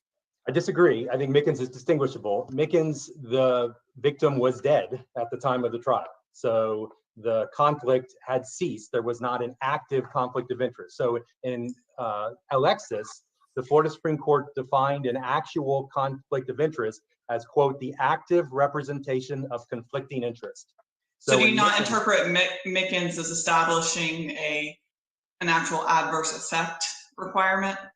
No. Again, in Mickens, the issue is being raised for the first time after the fact. It's not where there's a failure for the trial court, upon being made aware of the conflict, to fail to follow through with the three-part Larzalier test. And again, Alexis was very clear about that. And Alexis, the Florida Supreme Court said that test is still required, but only in cases involving actual conflicts of interest, not potential conflicts of interest. And I submit, to answer Judge Cohen's initial question, this is and always is an actual conflict of interest. It can be waived, and it could have been waived in this case had the trial court properly engaged in the Larzalier analysis. But absent it being waived, it always amounts to per se reversible error. Mickens is distinguishable. It's being raised for the first time in a post-conviction setting. It's not involving the active representation of conflicting interests. The victim had died at the point of trial. It was obviously a murder charge. And the evidence was that the attorney in that case had only met with the victim the week before the charges in the murder case arose, and it only met for maybe 20 or 30 minutes. But clearly, Counsel, Mickens specifically states that the proposed rule of automatic reversal when there exists a conflict is rejected by that. And I mean, it says, and we're not going to say there's automatic reversal when there's an actual conflict. There has to be something else. So what in this case are you alleging is more than simply the actual conflict itself? I disagree with that. I do not believe the case law, and I don't think that's a proper interpretation of Mickens. Mickens ultimately determined that there was no actual conflict, and therefore the defendant was not entitled to relief. It's a federal habeas proceeding as well. There's a different burden that applies in a federal habeas proceeding. Both Alexis, which again is a 2015 case from the Florida Supreme Court, Alexis did not recede from the requirement that when there is an actual conflict of interest in Florida, and the judge is made aware of it, the judge must conduct the three-part Larzalier inquiry. That did not happen in this case. So obviously the state in its answer brief has argued that there was an inquiry early on in the case. And as I've explained in my reply brief, timing matters. At the time of the inquiry in January of 2018, all four individuals were in the same position. They were co-defendants. Two of them had not agreed at that point to testify on behalf of the state. What happened subsequent to that inquiry, and again, I've also argued that the inquiry doesn't even meet the three-part Larzalier standard because the third prong wasn't satisfied. But putting that aside, whatever inquiry occurred in January is irrelevant after the circumstances changed. And this is what the prosecutor herself said. Again, this is the state's argument that I'm parroting on appeal. This is page 66 of the record. The circumstances have now changed. Two of the defendants have entered a plea agreement or have entered their pleas open to the bench and are now witnesses for the state. Circumstances now are much different than they were. There is a greater conflict that exists, one that the state's position is not waivable. Now, I disagree only with that last point. It is waivable if the trial court at that point would have conducted the three-part Larzalier inquiry, and if Mr. Holcomb, having heard the possible conflicts of interest, the fact that other counsel could have been appointed to represent Holland and Angel at that point, and I don't even know how that would necessarily work. There's no way defense counsel in this case could properly represent my client and cross-examine those two witnesses effectively. Well, that's really the issue. As a matter of policy,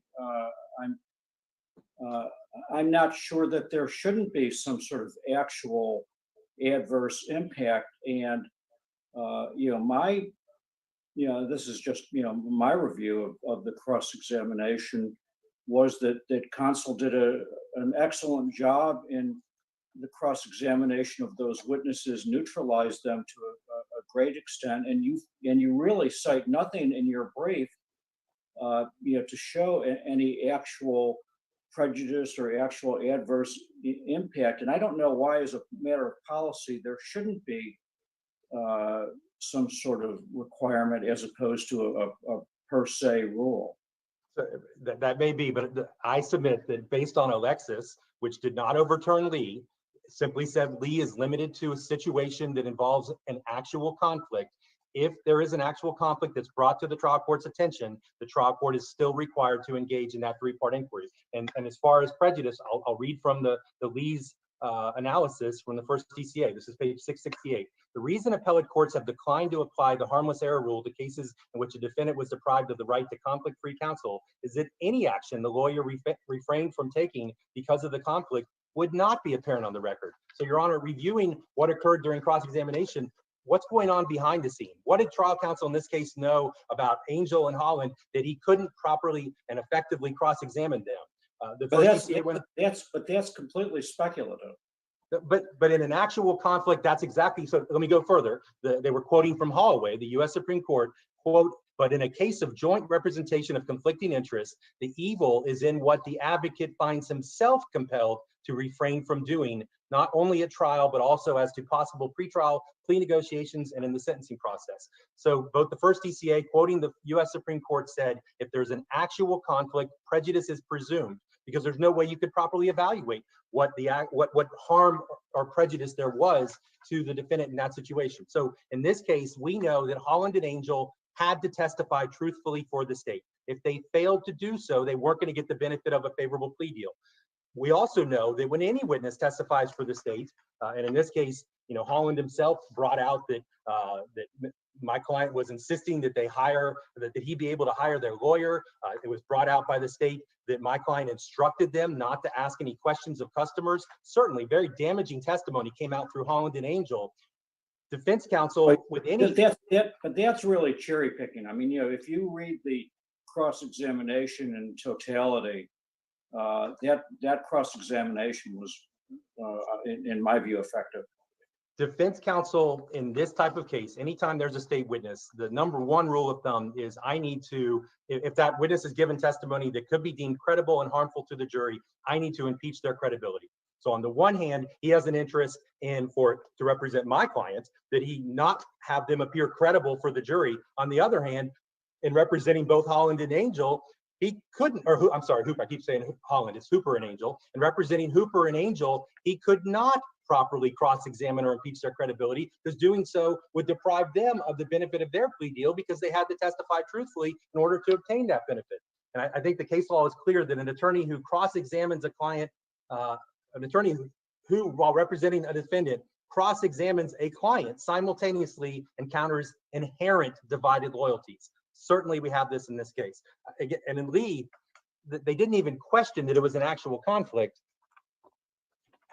In Lee, and this is on page 667, in this case, there can be no doubt that Attorney Lovelace and the defendant had an actual conflict of interest. Attorney Lovelace had personally represented a primary witness against the defendant in the past, and his office had also represented the witness about the time he was assisting law enforcement officers in their effort to obtain a confession from the defendant. If in that situation, that's an actual conflict, clearly in this situation, when you represent star state witnesses and the defendant simultaneously in the same trial, that is an actual conflict of interest. I'm not aware of a single case where there has been simultaneous representation of a witness who got on the stand and testified for the state, and the defendant defense counsel representing that witness and the defendant, where that has not been found to be an active conflict of interest. And if it's in my opening questions to you, I also posed the proposition to you that the testimony of those two witnesses was cumulative of the testimony that other employees and other witnesses gave during the course of the trial. But in your analysis, that would make no difference, correct? Again, because my points, I guess, are twofold. Point one, it's an actual conflict. Number two, prejudice is presumed, so you don't even engage in the analysis. How was the cross-examination? Is it cumulative? If you were to go there, though, I would say that it's not cumulative from the standpoint that they're the only witnesses who brought out this idea that my client supposedly insisted that they hire a lawyer or that he be able to hire their lawyer, without a doubt. And the state focused on that in closing arguments. That's something that the state was trying to insinuate, that my client was trying to control them and make it so they couldn't become useful witnesses for the state. Ultimately, they were. But again, that's something that came out, that didn't come out through any other witness. Who knows how that could have been properly attacked had an attorney without an actual conflict or active conflict of interest had properly cross-examined those two. So again, it's not cumulative as far as that point. It's also not cumulative as far as whether or not my client instructed them not to answer any questions or ask any questions of customers. So there's certainly details that came out only through those witnesses that didn't come out through any other witnesses. These were two very unique witnesses, employees of my client. They were star witnesses for the state. It's clear that the state offered them favorable plea deals so they could get their testimony against my client. So again, the rule I'm asking you to adhere to, and I think it is currently the law in Florida. Alexis is a recent case.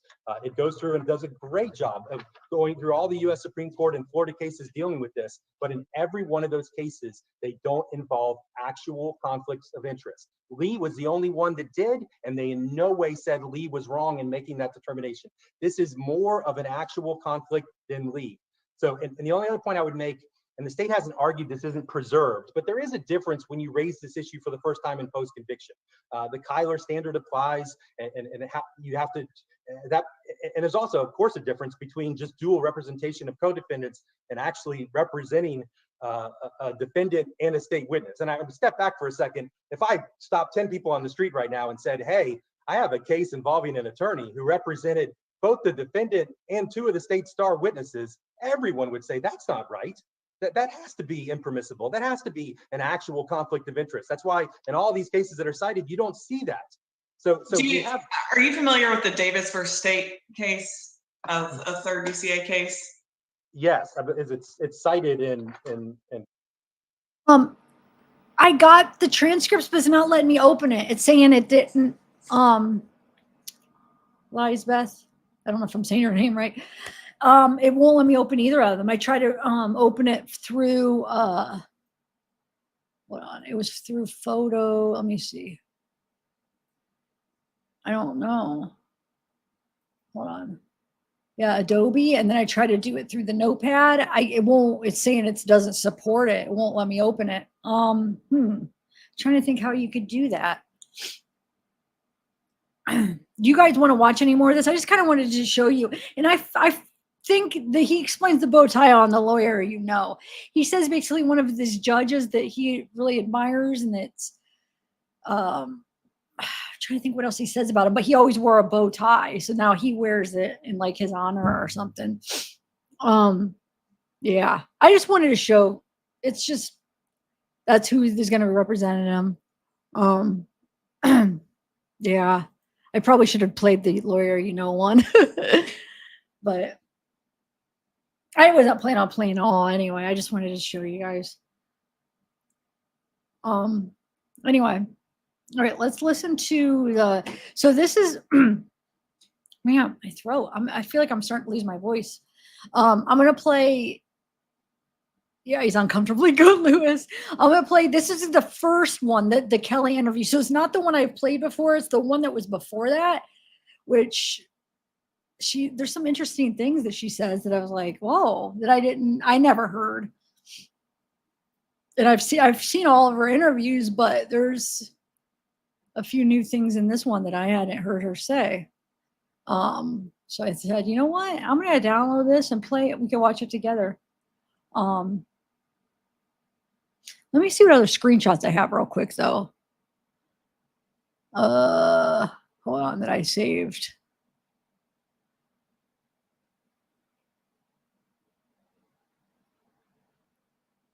Yeah, I already read that one. Hold on one second.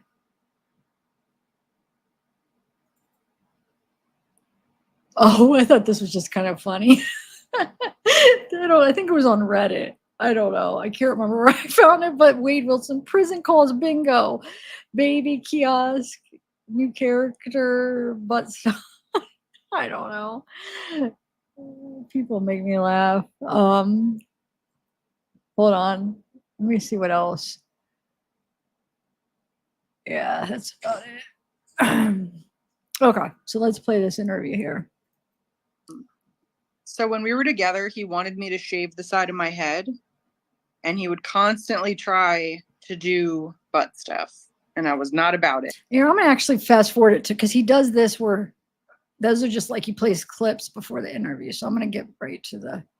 There we go. Had a long It's like his day. You intro. are a pet groomer, and so she really made it happen, and she came through for me this evening. Yeah, I So saw the. I'm just happy that you're here. Hold on, I just want to say something real quick. I saw that they found her, but like, I almost want to wait till there's some kind of confirmation. There's a picture that supposedly Andrea. It's there's a few. There was also a TikTok that had more than one picture, but they put like Wade. They put Wade's face in with like all these random pictures of supposedly that's the new character. I don't think I even saved that TikTok. Or wait, is this it? Hold on a second. No, hold on. No. Hold on 1 second.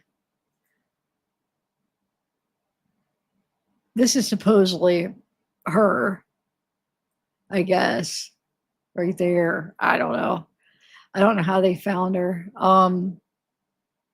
Allegedly. I must not have saved the TikTok. I could probably find it again. It's kind of silly though. It's like they put, I don't know. There's a few other pictures of her and then they put like Wade's face or whatever. And then somebody found this. This is that one of Jesse with somebody's like, who is this guy? I don't know who that is. I mean, if she was married, I'm not sure. I still haven't been able to find too much more into her. I'll try to find that TikTok after we watch this video.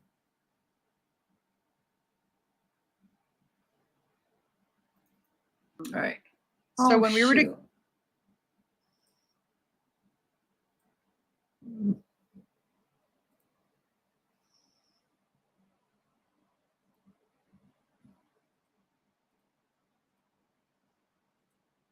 I guess I will. I don't know where.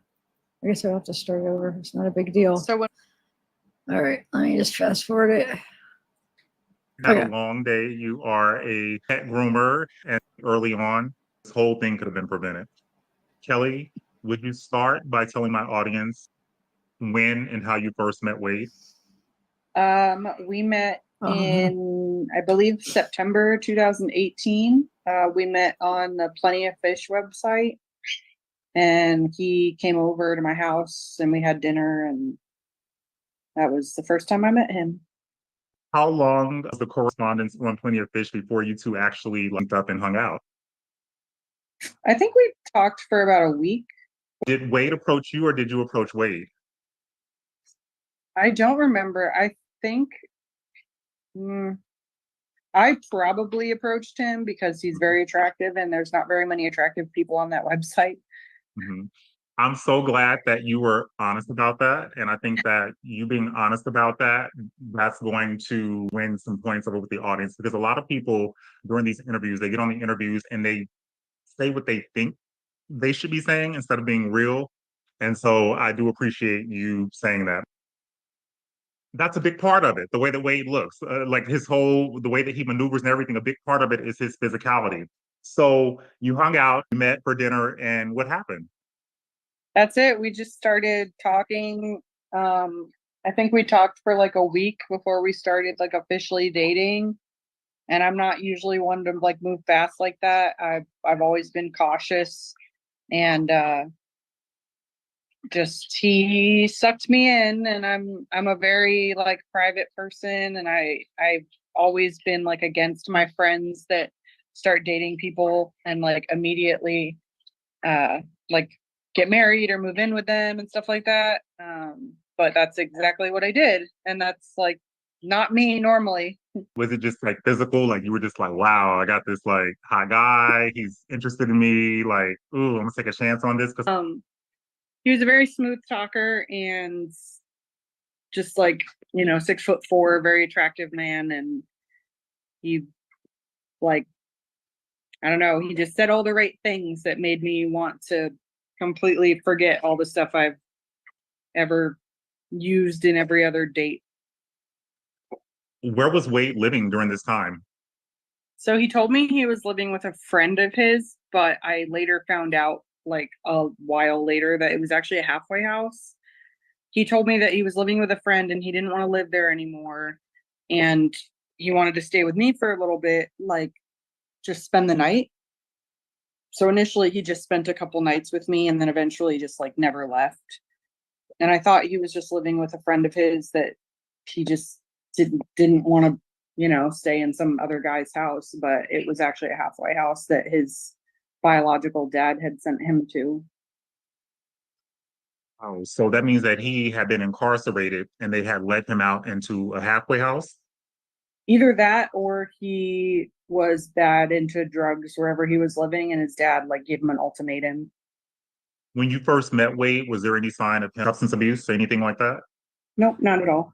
No, not at all. You spoke on Plenty of Fish for about a week and then you met for dinner. And then how long after that did he move in with you? Very shortly, probably less than a month. Less than a month. Was he working during this time? No. He claimed that he was a personal trainer and he had like an Instagram dedicated to it and stuff. And he was fit and he worked out all the time. But he said that he needed to like take a personal trainer test to be. Thank you for doing that. I might read this first and then we'll watch the rest of this because she took the time to transcribe all this. So, wow, that probably took you a long time to type all that out. Thank you so much. That's really cool. I'm trying to think which one to read first.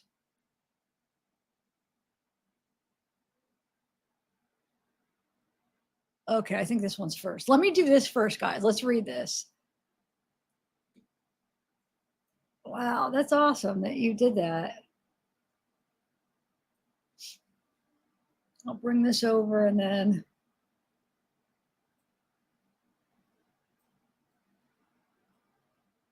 why won't that go over? Oh well. All right. Okay, you guys. So this is from that live from the where they're speaking German and they're talking about Wade, the Wade supporters, Wade wives, the German Wade wives, and Leah. Wait, Lesbeth, am I saying that right? Lisbeth, she translated all this. Wow, so much better than what AI does. Look how much more. All right, let's see. And then she says, my sincere apologies. These two ladies do not seem to be very intelligent. They definitely do not represent German women. However, they are a good example of how a lack of language skills can cause them to misunderstand many things. I'm so sorry. That is truly frightening what they believe in. Okay, transcription. So when you see Wade Wilson, it's not Wade Wilson. It's the one of the Wade wives that was labeled Wade Wilson. I'm guessing, right? There was one that was called Wade Wilson. Remember their names. So Wade Wilson says, or the wife Wade Wilson says, oh wait, hold on, give me 1 minute. Oh, thanks, Dasha Kazakova. Dasha Kazakova. I think I got it right. Thank you so much for joining.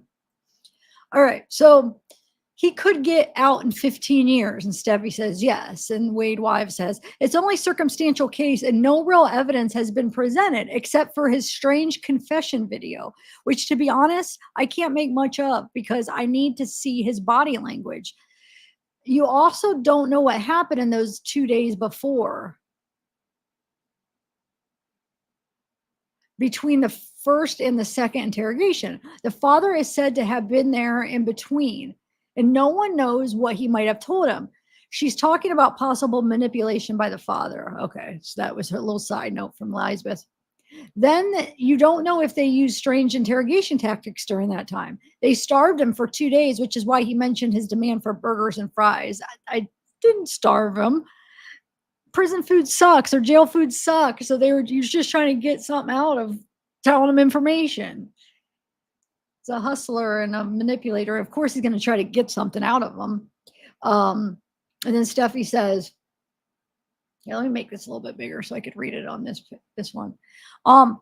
Unimaginable. So if you think about it, let's assume not even Wade, someone who kills 2 women and gets life in prison for it. Now, take a man who has destroyed many lives and probably gets out after 10 to 15 years. I don't know which is worse. Wait, what? Someone who kills 2 women and gets life in prison. Now take a man who has destroyed many lives and probably gets out after 10 to 15 years. I don't know which is worse. I don't want to sound heartless, but these 2 women are dead. It's terrible. It's definitely terrible. But the other one, the P. Diddy case, has so many women on his conscience. And the Wade wife says 50, and we don't even know the true number. And Stephanie said, exactly. More likely will come forward beyond the 50 we already know of, or more will likely come out. And Stephanie says, exactly. And these women aren't dead, but have to live with that agony. I find that much worse. And the Wade Wilson wife, I don't even know what to call her because I don't want people to get confused to think this is Wade. This is the wife or a supporter. Especially since there's evidence there, he uploaded his videos.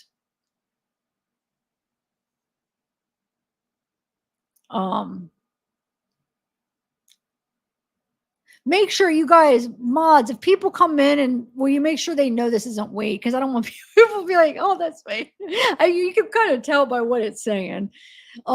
If you remember, she had that as her name, Wade Wilson. Anyway, especially since there's evidence he uploaded his videos. Yes, of course. What was it called? Freak Show or Freak Offs or whatever he named it? He uploaded all this stuff. There's 100% evidence against him. There's evidence that he apparently hired a hitman. Yeah, he destroyed so many lives, not just 2 lives or 2 families, but so many more people. They don't call him Puff Daddy anymore, right? Because people are asking below what we're talking about, and it's not about Wade. Silence. In the comments, someone wrote, there's evidence in the Wade Wilson case. And this wife says, no, if there really were evidence, not some strange confession on tape where you can't see him and can't tell if he has any injuries, bruises from the police. You don't know any of that. Maybe they starved him for 2 days and he didn't know what else to do except confess and beg for McDonald's. You can't see him. You only hear him. As I said, there's no real evidence, nothing where you can actually see the crime, and still want to know whose DNA that was. Or I still want to know whose DNA that was. And Stephanie says, what are you hearing here? It's what his father said, that he's a storyteller. She's implying Wade's story is made up. That's a side note, but a very bad one. He's not a good storyteller. Half of it isn't true. Yes, exactly. Much of the story he had to have dictated to him by the police. The police told him what happened and he recorded it and repeated it. Like the story that he had sex with Diane Ruiz before her murder. That's such a lie. How ridiculous is that? Let's assume that story was even remotely true. So you go to work at 9 a.m. and then she gets into a stranger's car who's high and asks where the nearest school is. Personally, I wouldn't even have gotten in. Certainly wouldn't give him the right directions, because what does this man who's high want at a school? But you're talking about what's ridiculous and what Wade said. Wade is the one that was saying that she had consensual sex with them.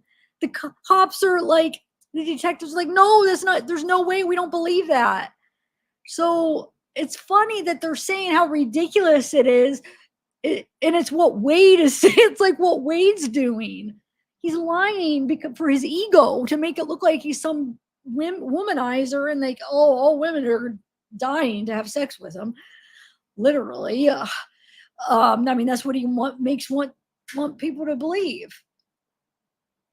The detectives were like, no, that's not true. So well, I don't understand what people's perception of things are. It says it's just weird. Yeah, weird. You tell me to turn right instead of left, and definitely wouldn't get in the car, and you definitely wouldn't have sex with him. Exactly. Go tell Wade that. No, it can't be, because then they would have found DNA traces from him and also sweat from his body. Exactly. According to his statement, he didn't use protection. Yes, exactly. They would have found DNA traces on both of him and Diane. Even the story that he supposedly strangled her while driving, that's impossible. No, it's not impossible. Stretch out your right arm. Your thumb and index finger are pointing downwards. Yeah, I'd have to turn around. That's impossible. Exactly. You wouldn't have the strength. You get the strength by pushing upward and squeezing and pushing upward. That's how you strangle someone. It would only work with the left hand, and he'd have to turn towards her. But by then, he wouldn't be able to drive. That's why he stopped the car for a minute too. Exactly, he wouldn't be able to steer the car. He's right-handed, isn't he? From his handwriting, I'd guess left-handed. Even then, it doesn't make sense. You'd have to reach over, and your arm wouldn't be long enough to reach her neck. Besides, she wouldn't have just let it happen and would have fought back by then. He wouldn't have just been able to drive anymore. It just doesn't work. Technically, it's not possible.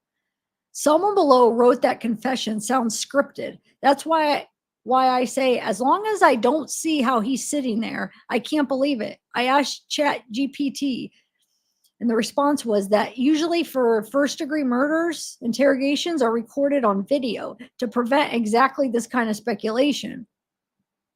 His appeals lawyer can now argue that the confession isn't credible. That's the lie. Do you think about back in the day? They didn't always have them on video. Sometimes they weren't even able to do audio. That's not true. You know what I'm saying? I mean, they've done audio way long before video, but like, come on.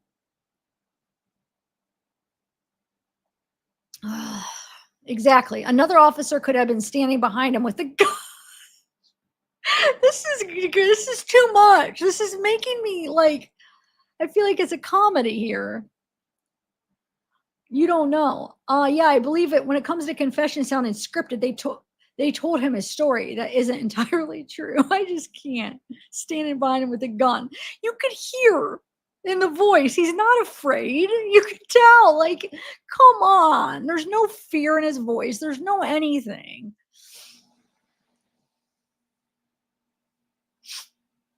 Oh.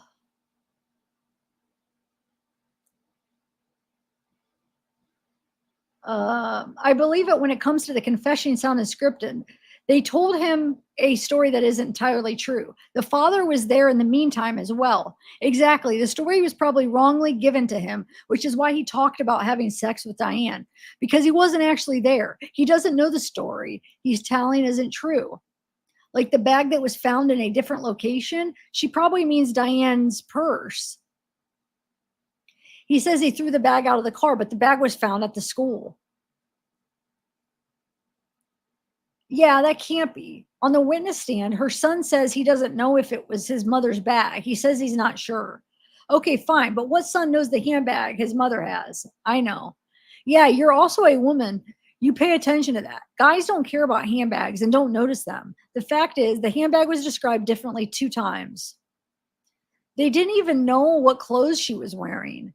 When was the fire? I can't remember those kinds of things. I'm glad I can remember some names. Yeah, me neither. I think it was shortly after, but I'm not sure. I think there was a newspaper article about it. Yeah, the fire was shortly after, and that's when he retracted his confession. I also find it strange that when it comes to Kristen, he says he didn't know anything and was shocked that something had happened there. He didn't know because the police asked him if he owned a gun, and he said no. Why? Was she shot? And an officer said no, but a gun is missing at Mateo's graphics. Yeah, because he's trying to make it look like he doesn't know. Like he knows he murdered. He's trying to. Nobody wants to go down for murder. He's trying to act like he's playing dumb, so he doesn't. So he acts like he didn't murder anybody. It's not that hard. I mean, it's not that hard to figure out why he'd play dumb and be like, oh, wait, why was she shot? And when they said she was dead, like, oh, she is? I don't care. Where is she? I don't care where she's at. It's because he killed her. He doesn't want to admit it and go to his whole life in prison like he is, you know? He's trying to get away with it, of course. Exactly. There must have been a case with a gun and they wanted to pin it on him. I wrote in a live chat and asked if they tested him for gunshot residue. I don't know, but I didn't watch everything. Yes, the first interrogation, they took all the photos of him, and afterward, the women policeman wiped something over his hands. I have to rewatch that. For me, it only makes sense that they wanted to see if there was gunpowder residue on his hands. Also, the info that a gun was missing, and he himself says. And then, let me bring the other one. Wait, is this the one? Hold on. This. I want that one. Let me. Oh, there we go. Okay. This one says Wade has a large fan base, especially among women. I don't support this and personally don't back him, even though I'm generally against the death penalty. Oh, this is you writing it, right, Lisbeth? It says, in my opinion, a life sentence would have been harsher punishment than death. So this is, I think, Lisbeth's opinion, right? I recently had today a very interesting conversation with one of these fangirls, and she explained to me in detail why she believes Wade is innocent. Is this, Lisbeth, is this you then, or is it, right? Or is this wasn't, we already read all the transcript, right? I want to make sure so I could tell, so people know what we're talking about here. Anyway, so I think it's her talking to somebody, and she's saying their argument was, in a witness statement, a woman reports seeing Wade on her property and catching him there. This woman mentions that her neighbors, oh yeah, that's the deposition that I read. A blonde woman on the property at the same time. Who is this woman? Why wasn't this pursued further? Wade supposedly tried to contact her, but she refused all contact, according to the witness statement as seen in court documents. Okay, yep. And additionally, another witness supposedly saw a woman in front of Christine Melton's house. There's supposedly a video of this. Is that the one?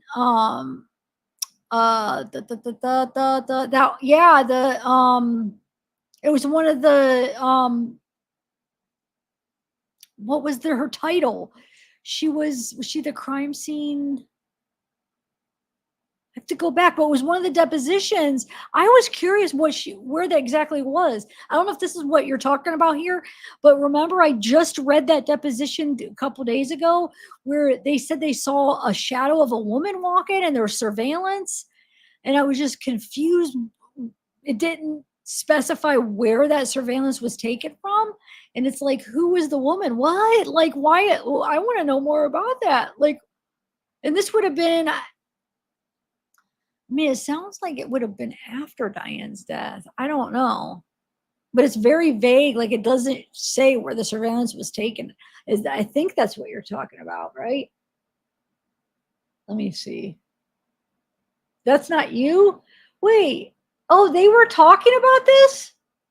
This is more of so this came after? Okay. I was confused because of this up here. I still am a little bit confused. Okay. According to a police officer's body cam, the video in the front of the store, Mateo's Graphics, in the time of Diane's murder, Wade would have to be in 3 different places at the same time based on the timestamps. Because the body cam, you're not doing the body cam right. They're not doing the UTC time. It's not 15. It's not what people think when they translate. Oh my God, I can't even see. There's my recall problem where I can't recall military time, something so freaking simple. They're just translating to military time, and they have to -4. Not all the time. They have to figure out what is it, daylight savings time, or depending on where you're at in the world and what you have to minus. So I think that's where people are getting confused. Anyway, that's just the thing that I don't think they understand that. Okay, a police testified that the car was confiscated at 12. I'm not sure if this is the exact time. However, yeah, according to the body cam of the officer, The Nissan at 12 o'clock. I think this has something to do with Zulu time. Okay. It's not quite, it's 11:18, I think is what we translated it to. And where did, I want to see where where it said that the car was confiscated at 12 o'clock. I'm not arguing, but I have not seen a time on the confiscation of the car. As any of you guys? And if you think about it, 11:18, he takes off from the body cam. He goes to that person's, where he goes through her fence, and then she lets him out. I'm trying to get the timeline. I did it all. Everything's really close, so he would still have had time to get to Mateo's, I think, by noon. But I never seen anything that said 12 o'clock it was confiscated. Have you guys? Because I want to see that, because I don't even think that's true, to be honest. Anyway, do people just like make up this and then just pass it around? Because yeah, I did a nice timeline. I'm glad I have videos that has it. I did a couple videos with it because it erased my Google Math or my Google Earth project, which I'm so mad. But I did all this. And so I think they just don't have an accurate timeline. Anyway, a forensic analyst, where are we at? Testified that analyst testified that the measured tire tracks did not match the confiscated Nissan. That's weird. But people, sometimes this stuff is wrong. You know what I'm saying? I wouldn't say like that one piece of evidence makes everything else that is pointing to him.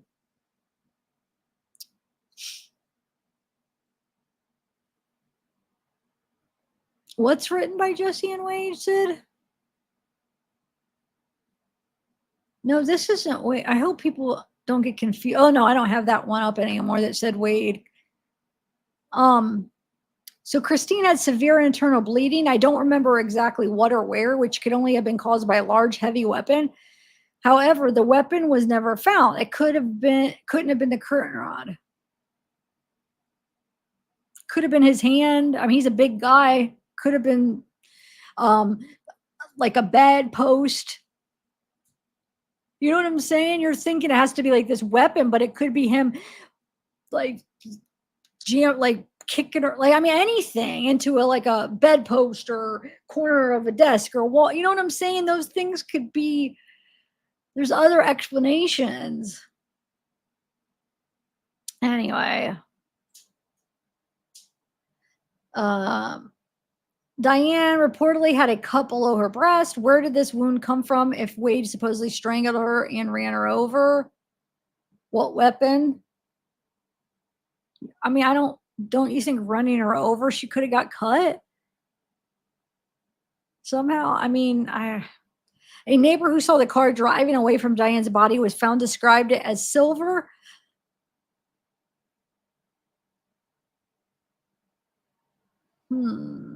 All the ones I read, none of them described it as silver. The ones I read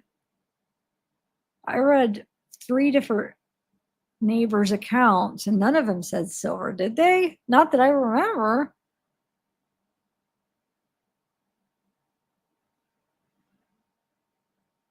The only one that was a little bit like, I was like, what? They said, which I don't know what she meant by that. She said the old lady that was watering her plants in the lanai, she said it was like a lot of chrome is how she described it for some reason, which is kind of odd. I mean, it's just something like a lot of chrome on it or something. Remember? I have it, Sid. I have to make a reminder, just send you the link of the 2 videos where I did a pretty good timeline, but it's like with the maps, a map timeline. Anyway, this stuff makes me mad though, not mad, but just like frustrated because some of this stuff that's like not right with some of the basics of the case, you know? Okay, no DNA from Wade was found on Diane. Mila testified that her nose exploded when Wade supposedly hit it. Why was there no blood on Wade? Why would Diane have gotten into the car if she had seen him in that state? Well, he did shower before he got picked up. Plus, if you think about it, he wouldn't have necessarily had to be full of blood from him punching Mila and busting her nose open and her lip or whatever. It doesn't mean that he would have had to been covered in blood. I don't see how that wouldn't have had to happen. It says Christine seems to have fought back with broken fingernails. Why wasn't Wade's DNA found under her nails, and why wasn't this checked? So if it wasn't checked, why are you saying it? Then you can't say it wasn't found under her nails. If it wasn't checked, both of those can't be true. So either it wasn't checked or it wasn't found under her nails. You can't just add them together and act like both are true. Okay. A third DNA was found. Whose DNA was it, and why wasn't it checked? And I want to look into that more. Actually, I'm taking a note for that because I got to see what was said about that third DNA, because that's been coming up a lot lately. Oh, look, Sarah, I'm using the pen you made. Wait, is it backwards? Hold on. I can't even see. Oh, there we go. Okay.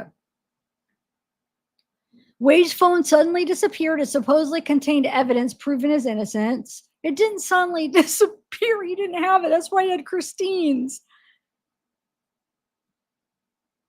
Or are they saying it disappeared after well, I don't know. Maybe I don't know I don't know if they mean that.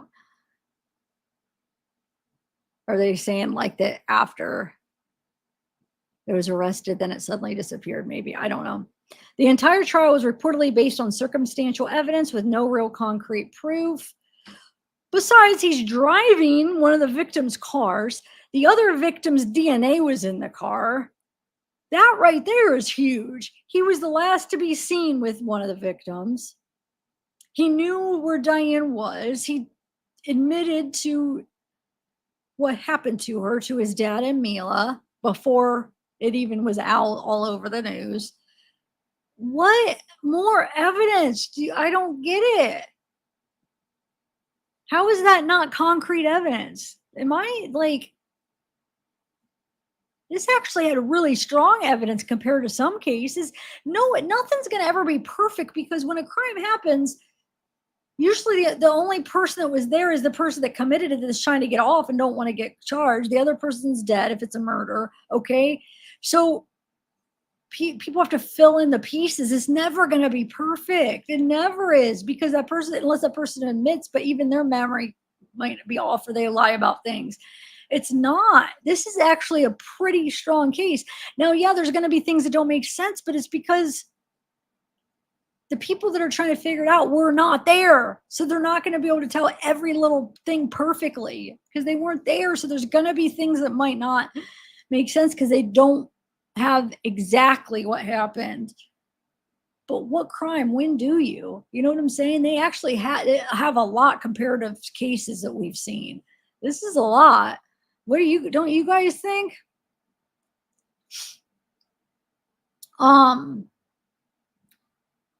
So Mila testified that Kelly had texted her saying Wade had killed Christine Melton. However, Kelly claimed in a TikTok video that this wasn't true, as she herself didn't know what had happened at that time and only had the information from Steve that the police were looking for Wade. It was proven that the witness statements were altered before the trial, or that different statements were made than those recorded in the official transcripts. Okay, where's the proof to that? Can you get, if you have proof that none of us have, can we see that, please? The last doctor in the Spencer hearing was supposed to be an impartial doctor brought in by the state of Florida. But after Dr. Rubino, this doctor wasn't impartial and only said what the state wanted to hear. No. the doctor was brought in for the state side. What do you mean?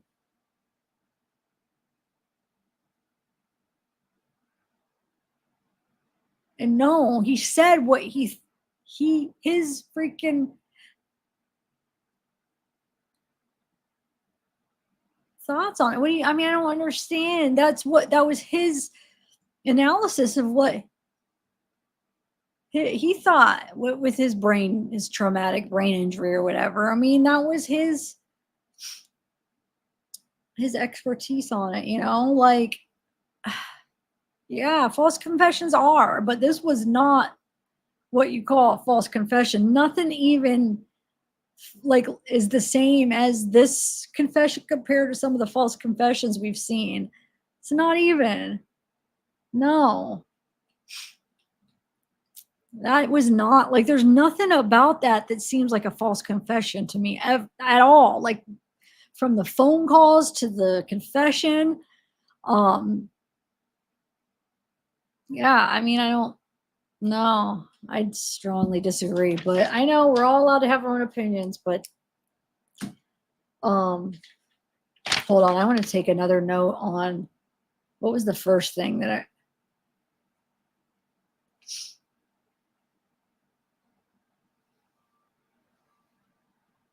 yeah, that one's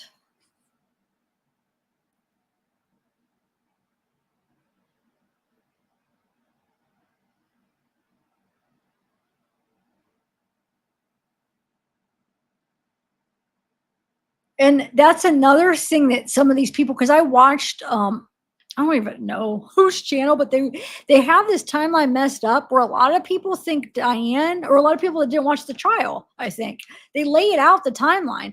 So a lot of people think Diane's murder was after, or wait, how they do it was after when it was. You know what I'm saying? They think it was way later than it was, and it's just, I don't know, they got it timeline, so it's not at 12. So they're saying that he can't be at 3 places at one time. So they're saying that he killed Diane at 12. That's not the time that he killed Diane. They saw him at the in that lot, like a little, like around between 9 and 10, probably closer to 10. That's when he was already done. So no. So I don't know. Yeah, he can't be at 3 places at one time because he wasn't at 3 places at one time. Diane was hours before, wasn't at noon. The body cam was more at 11, I think 18 or 19. And I don't see any proof that the car was confiscated at 12. So I want to see proof. And I've been through those documents. I mean, I could have missed something, but I've been trying to find the time when he went to Mateo's. So every time I see like a document of like the timeline or anything about Mateo's, I'm always like have my eyes peeled for like what time, because I want to get that time so I could finalize my timeline. I've been searching for that time, and officially I have not seen it on the documents yet. It drives me nuts. They like say specifically the time of everything else, and then when it comes down to that, nothing. And the crazy thing is that would be the time of the 911 call. But they don't say the time. They just say, oh, you made a 911 call sometime like in the afternoon. I'm trying to think how they word it, but they never did an exact time. But I'm still searching for that. Hopefully I'll be able to find it. All right, let's continue that Kelly interview. Thank you, Lisbeth. That was awesome. That was really good. That had to take a lot of time. Thank you so much.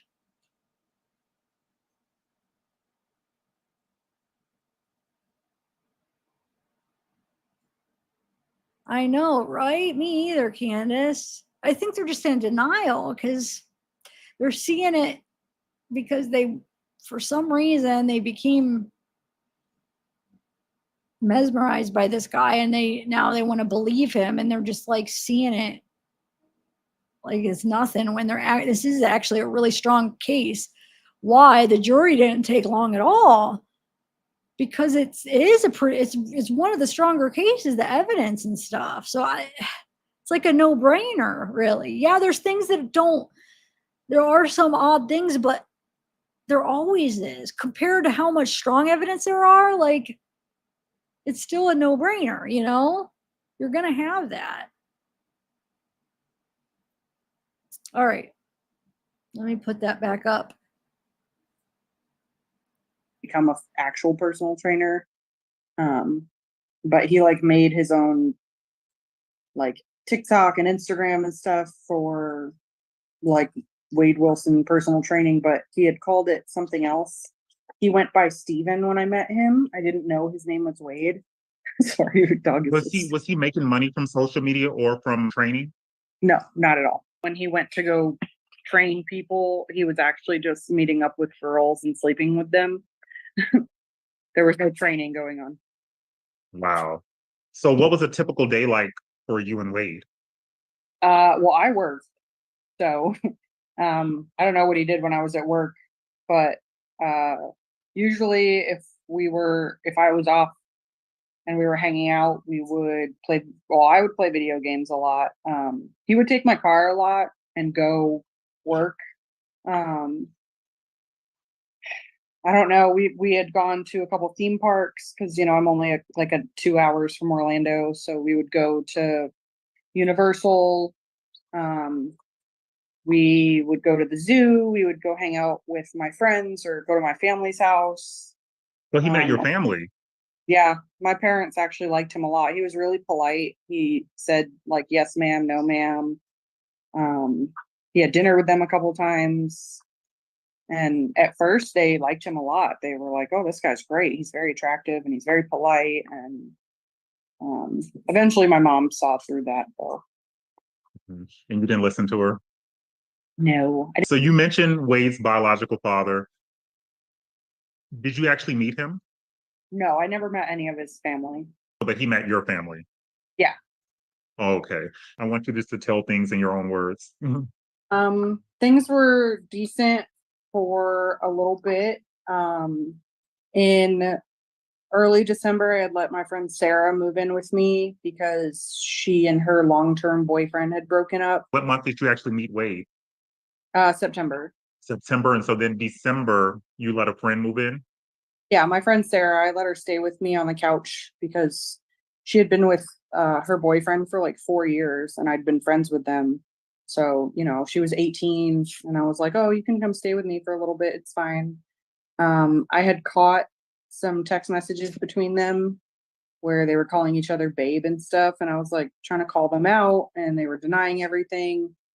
And I had been in a bad car crash. So I was going to physical therapy that day.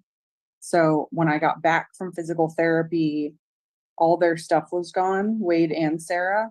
My PlayStation, my handgun, and they were gone. And How long had you been friends with her? We'd been friends for like 2 years. 2 years. Now, is there an age gap between you and this friend? Yeah, she was 18 and I was 26, I think. And how old was Wade? 24. Okay, so you're a couple of years older than him. Yeah, and I had met her friend of mine. It was like his little sister, basically. So eventually I got birthday, Ashy. Oh, yay. Happy birthday. How old are you? Thank you. Well, wait, why are you giving me money when it's your birthday? I should be giving you a gift. It's your birthday. Oh, happy birthday. Cool. What are you going to do for your birthday? So it's technically tonight, so tomorrow, right? Are you doing anything special? Hold on a second. Do I have?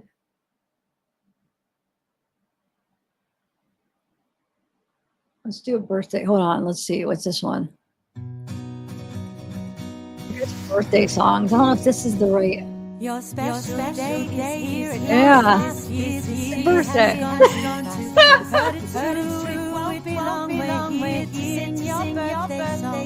Got no worries, got no blues. put on your dancing shoes. Bake a cake, 'cause we can't wait to celebrate with you. Because today's your day. We're so happy to say, we're so happy you were born. Hooray, hooray, hooray, hooray. What kind of echo? Hold on, let me hear.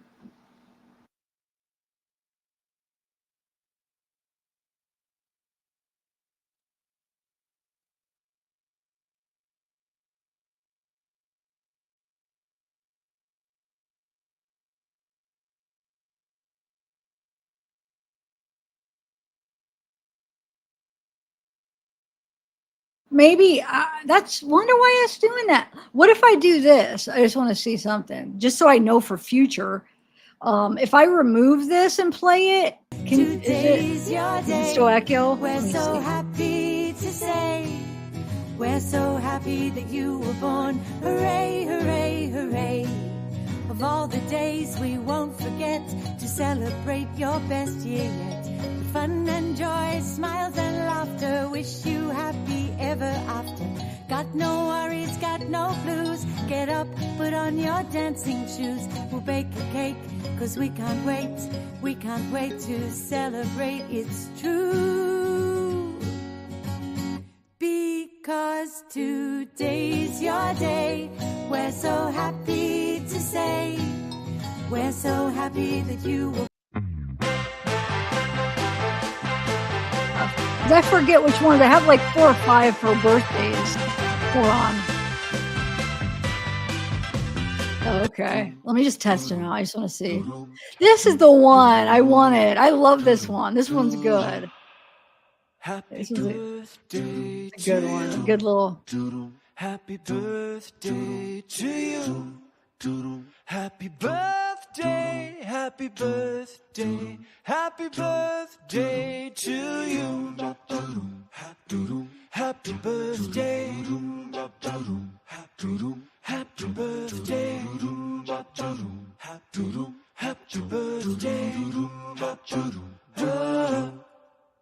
happy birthday to you. Happy birthday to you. Happy birthday, happy birthday, happy birthday to you.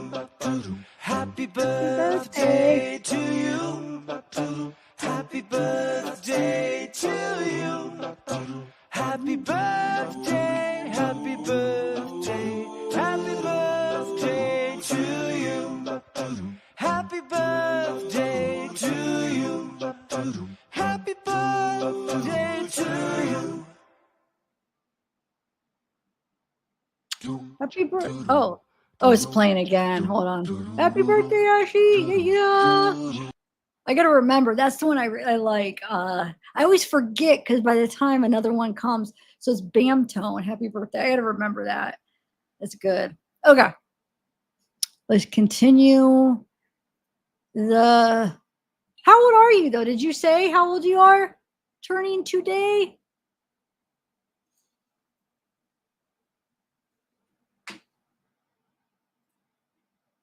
All right, we'll continue this. So anyway, so Sarah was her friend. She had her over. So it's September, right? And then by December, so what? It only took, well, I guess it's still like 3 months possibly. Yeah. For her and Wade, Sarah and Wade to get close and then freaking rob her and take off. A hold of them and I found out that they were on their way to Texas. They were gone.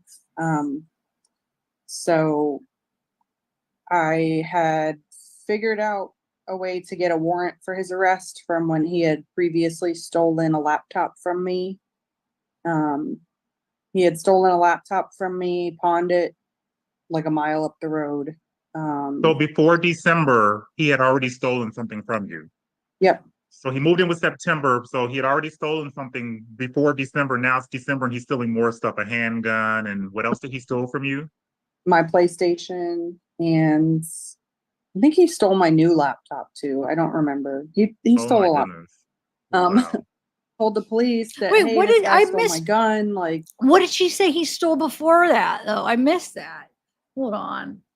I'll fast forward it back. But he said September he stole some? I had figured out a way to get a warrant for his arrest from when he had previously stolen a laptop from me. Okay, that's what it was. Okay, so he previously stole a laptop. And He then had stolen a laptop from me, pawned it like a mile up the road. Wow. So before December, he had already stolen That's something messed from up. you. Yep. So he moved in with September. So he had already stolen something before December. Now it's December and he's stealing more stuff, a handgun. And what else did he steal from you? My PlayStation, and I think he stole my new laptop too. I don't remember. He Oh stole my a lot. goodness. Wow. Told the police that, hey, this guy stole my gun. Like, you know, this man is out here with a gun that's not his. They didn't care. They were like, well, we can't do anything about it until it pops up somewhere. So I ended up being able to get a warrant for his arrest. And him and Sarah had gotten into an argument while they were there. And she left him in Texas. She like drove back to Florida. And he had contacted me and asked to come home. And initially my plan was just to get him in Florida so that they can serve the warrant and arrest him. So I paid $50 to get him on a bus and get him home. And he got to my house and I pretended that I had to go get something outside. And there was like 20 cops outside and dogs, and they had shotguns. And they were like, we can send a dog up after him. And I was like, no, I have dogs. Like, don't do that. I was like, I'll get him to come down. So I asked him to just come down and bring me my car keys. And he did. And they took him down and arrested him. And I think he was in jail for a couple days. And then he started crying and calling me and blah, blah, blah. And I fell right back into it and I bonded him out. Did you ever get the gun back? No, I never saw it again. So he pawned the rest of the stuff. Yeah, well, I never got my PlayStation back. They never found it. And the gun, Sarah claims that she never saw it, but it was a gun that my dad's friend had given me, and it just was gone forever. He's bonded out of jail. And so is this still around December, or what time frame is this now? January. January? Okay, so now you bond him out of jail. So what happens next? He had started using drugs. At first it was just cocaine, and I don't know anything about drugs. So when I started finding like empty pens and Brillo pads and stuff, I was like, what the crap is this? So I posted on Reddit on a page made specifically for people that use drugs legally in other countries. And I was like, what is this? And they were like, oh, he's smoking crack. And I was like, what? So, he used to get really paranoid. He would stay up all night and like watch my Ring doorbell camera and like stare out the window. And he was like, people are watching us. He put my Alexa in the freezer. Bro, that didn't freak you out? I was like, what is going on? Oh my goodness. Yeah, so it was weird. He would take my car at night and disappear. He had crashed my car a few times. So eventually real I was just like crackhead stuff, like just real crack addict type stuff. Yeah, So crackhead. do you think that he was just maybe doing this all along and hiding it, or do you think that he just picked up this habit a few months into the relationship? From what I had heard, they had done meth in Texas. So I think he was clean when I first met him, and then he just got back into the drugs. And from what I've been told now, he had a drug problem. So he was probably clean for a little while and then just had freedom to start doing it again.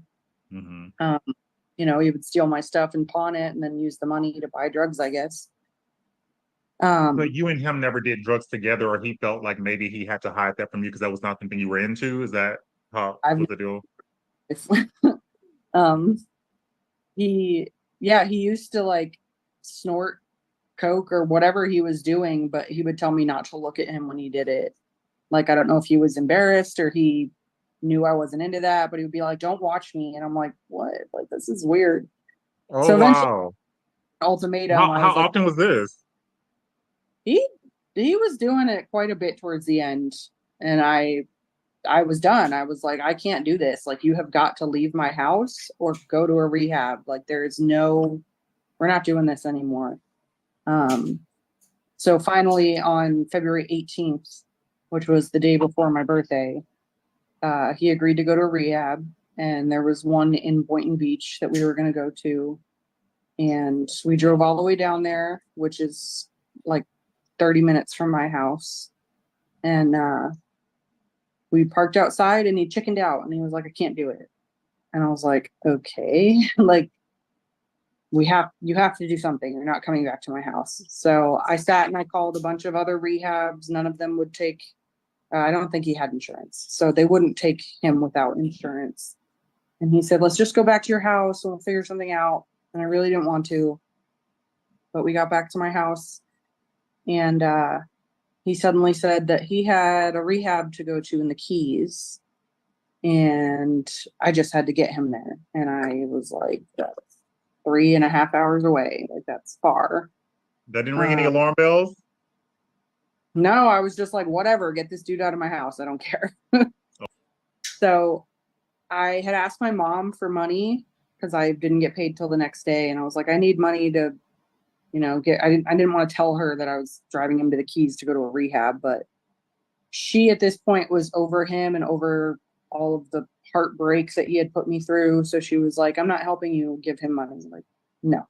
So was it just you and Wade living together, or do you have children? No, I don't have any kids. It was just me and my pets. You and your pets, your babies. Okay. Yeah. Okay.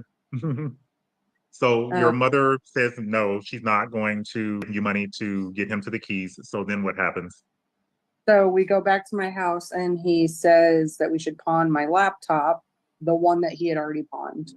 And I had gotten back because we needed money to get to the Keys. And I was like, sure, we can try it. They didn't want it. They were like, it's cracked on the screen. Like, we don't want this. So he called a bunch of people. And at this point, it had been a couple hours. It was getting dark. And we had gotten in an argument. So he was driving my car, and he had my phone. He didn't want me to be using my phone. He was very possessive and weird at the end. So we were near downtown Lake Worth, which was only a couple miles from my parents' house. So I got out of the car. I was like, I'm walking to my parents. Take my car. I don't care. Like, I'm done. I don't care. So I started walking, and my mom called me because it was like 8:00 at night. And he was like, your mom is calling. Get back in the car. And I was like, fine. So I got in the car, and he told me to put my seatbelt on, and I did. And then he just reached over and started strangling me with both hands. And this man is like 6'4". And when he was doing that, he bit my face and my ear. And he asked me if I was going to stop being stupid. And I said, yes, like, I'm sorry. Like, I don't know what I did. And he had a pocket knife. Don't know where he got it, but he used it to cut my shirt and my sports bra off. And then he tied my hands together and pushed me on the floorboard of my car. And he told me to stay there and that we needed to find money or he was going to stab me. We drove around like that for probably like an hour. I didn't have any gas. He turned the AC off because he was afraid it was going to like use more gas. So he told me that he could tie me to a tree or tie me up in the back of my car. And I was like thinking, oh, you could tie me to a tree. That's fine. I'll find a way to get home. But he's like, I'll have to knock you out first. And I was like, never mind. Why would he have to knock you out first? I don't know. He was being very aggressive. He had already hit me in the face once. I had a bloody nose. So I wasn't allowed to look around while I was on the floorboard. So it felt like we went over a couple train tracks and then it got super dark. So I think we were in one of the parks that are around that area. I'm sorry, the options were he could tie you to a tree. Yes. Or tie me up in the back of my car.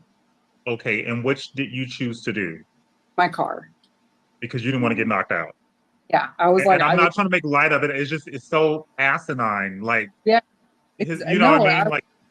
I was like, if this man hits me, like, I'm gonna be messed up. Right. So, he pulled over somewhere in the park and he told me to get out and get in the back seat, but don't look around. So I did, and I just kept my head down. And when I got in the back seat, he had pulled my shorts off, so I was completely naked at this point. And he had sex a couple times. And then he used, I had laundry bags, like plastic garbage bags full of laundry, because I lived in downtown. There's no like laundry places.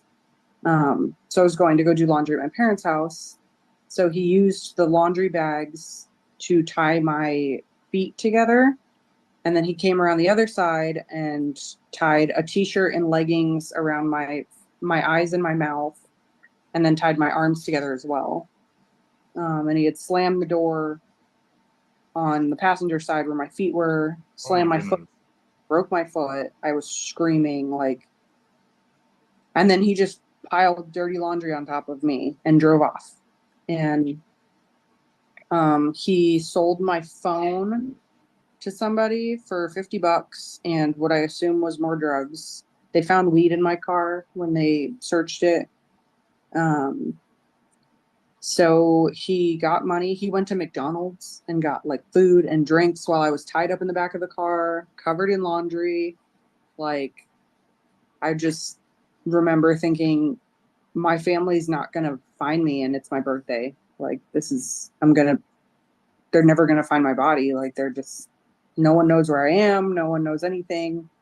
I later found out that my best friend had like a weird feeling and sent my other best friend to go drive by my house to check on me. And my car wasn't there. And they were like, that's weird. Like, that's, she's not answering us and she's not home. Obviously they couldn't do anything because they didn't know where I was, but she had like a weird feeling. That's weird. So eventually I complained enough that my hands and my feet had hurt so bad from being tied so tight that he thanks, untied Rachel. my feet and he let me flip By around email, so that my okay. head was on the passenger side. And then he untied my hands as well. He told me I had to keep my eyes covered and the gag in my mouth. So that was like another 2 hours maybe. I don't have an email. Rachel, thank you for the super chat. I don't have an email though. I mean, I don't have a new email from you. Did you send me an email? Look at email one more time. Like an email to me? Because I don't have a new email. I always check like periodically through the lives because sometimes I get people send me interesting, good stuff. But no, I didn't. Did you just send it? Sometimes it takes a few. Oh, no, wait, that was 12 minutes ago. I never got it. Are you still here? I never got an email. Huh.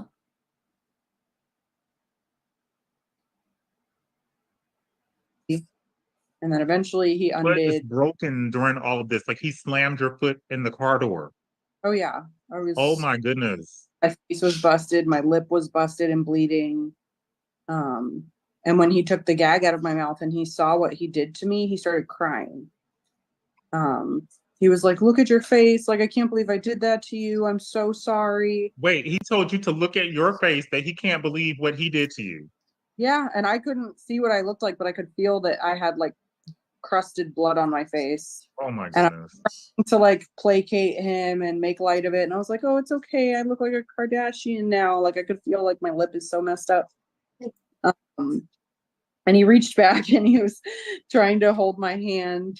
And I was like, to make light of it. I guess it's good that you're bringing levity to the situation, but that was like the most hilarious thing right there, what you just said. Morbid sense of humor. Like, when I get scared, I like make light of things. He held my hand and was like, I love you. I'm so sorry. And I was like, oh no, it's okay. Like, I was, trying to. Right.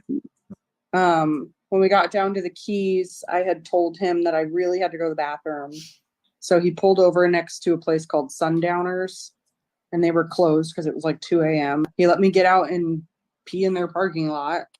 And then I said, like, I should probably be sitting in the front seat because, we're meeting up with a friend of yours or something. Wouldn't it be weird if I was in the back, like tied up?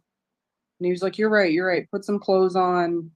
and you can sit in the front seat. But he made me sit on the floorboard until we got closer to where we were going. And Was then he I doing could, drugs during all of this, during this drive and during this abuse and everything? Was he doing any drugs?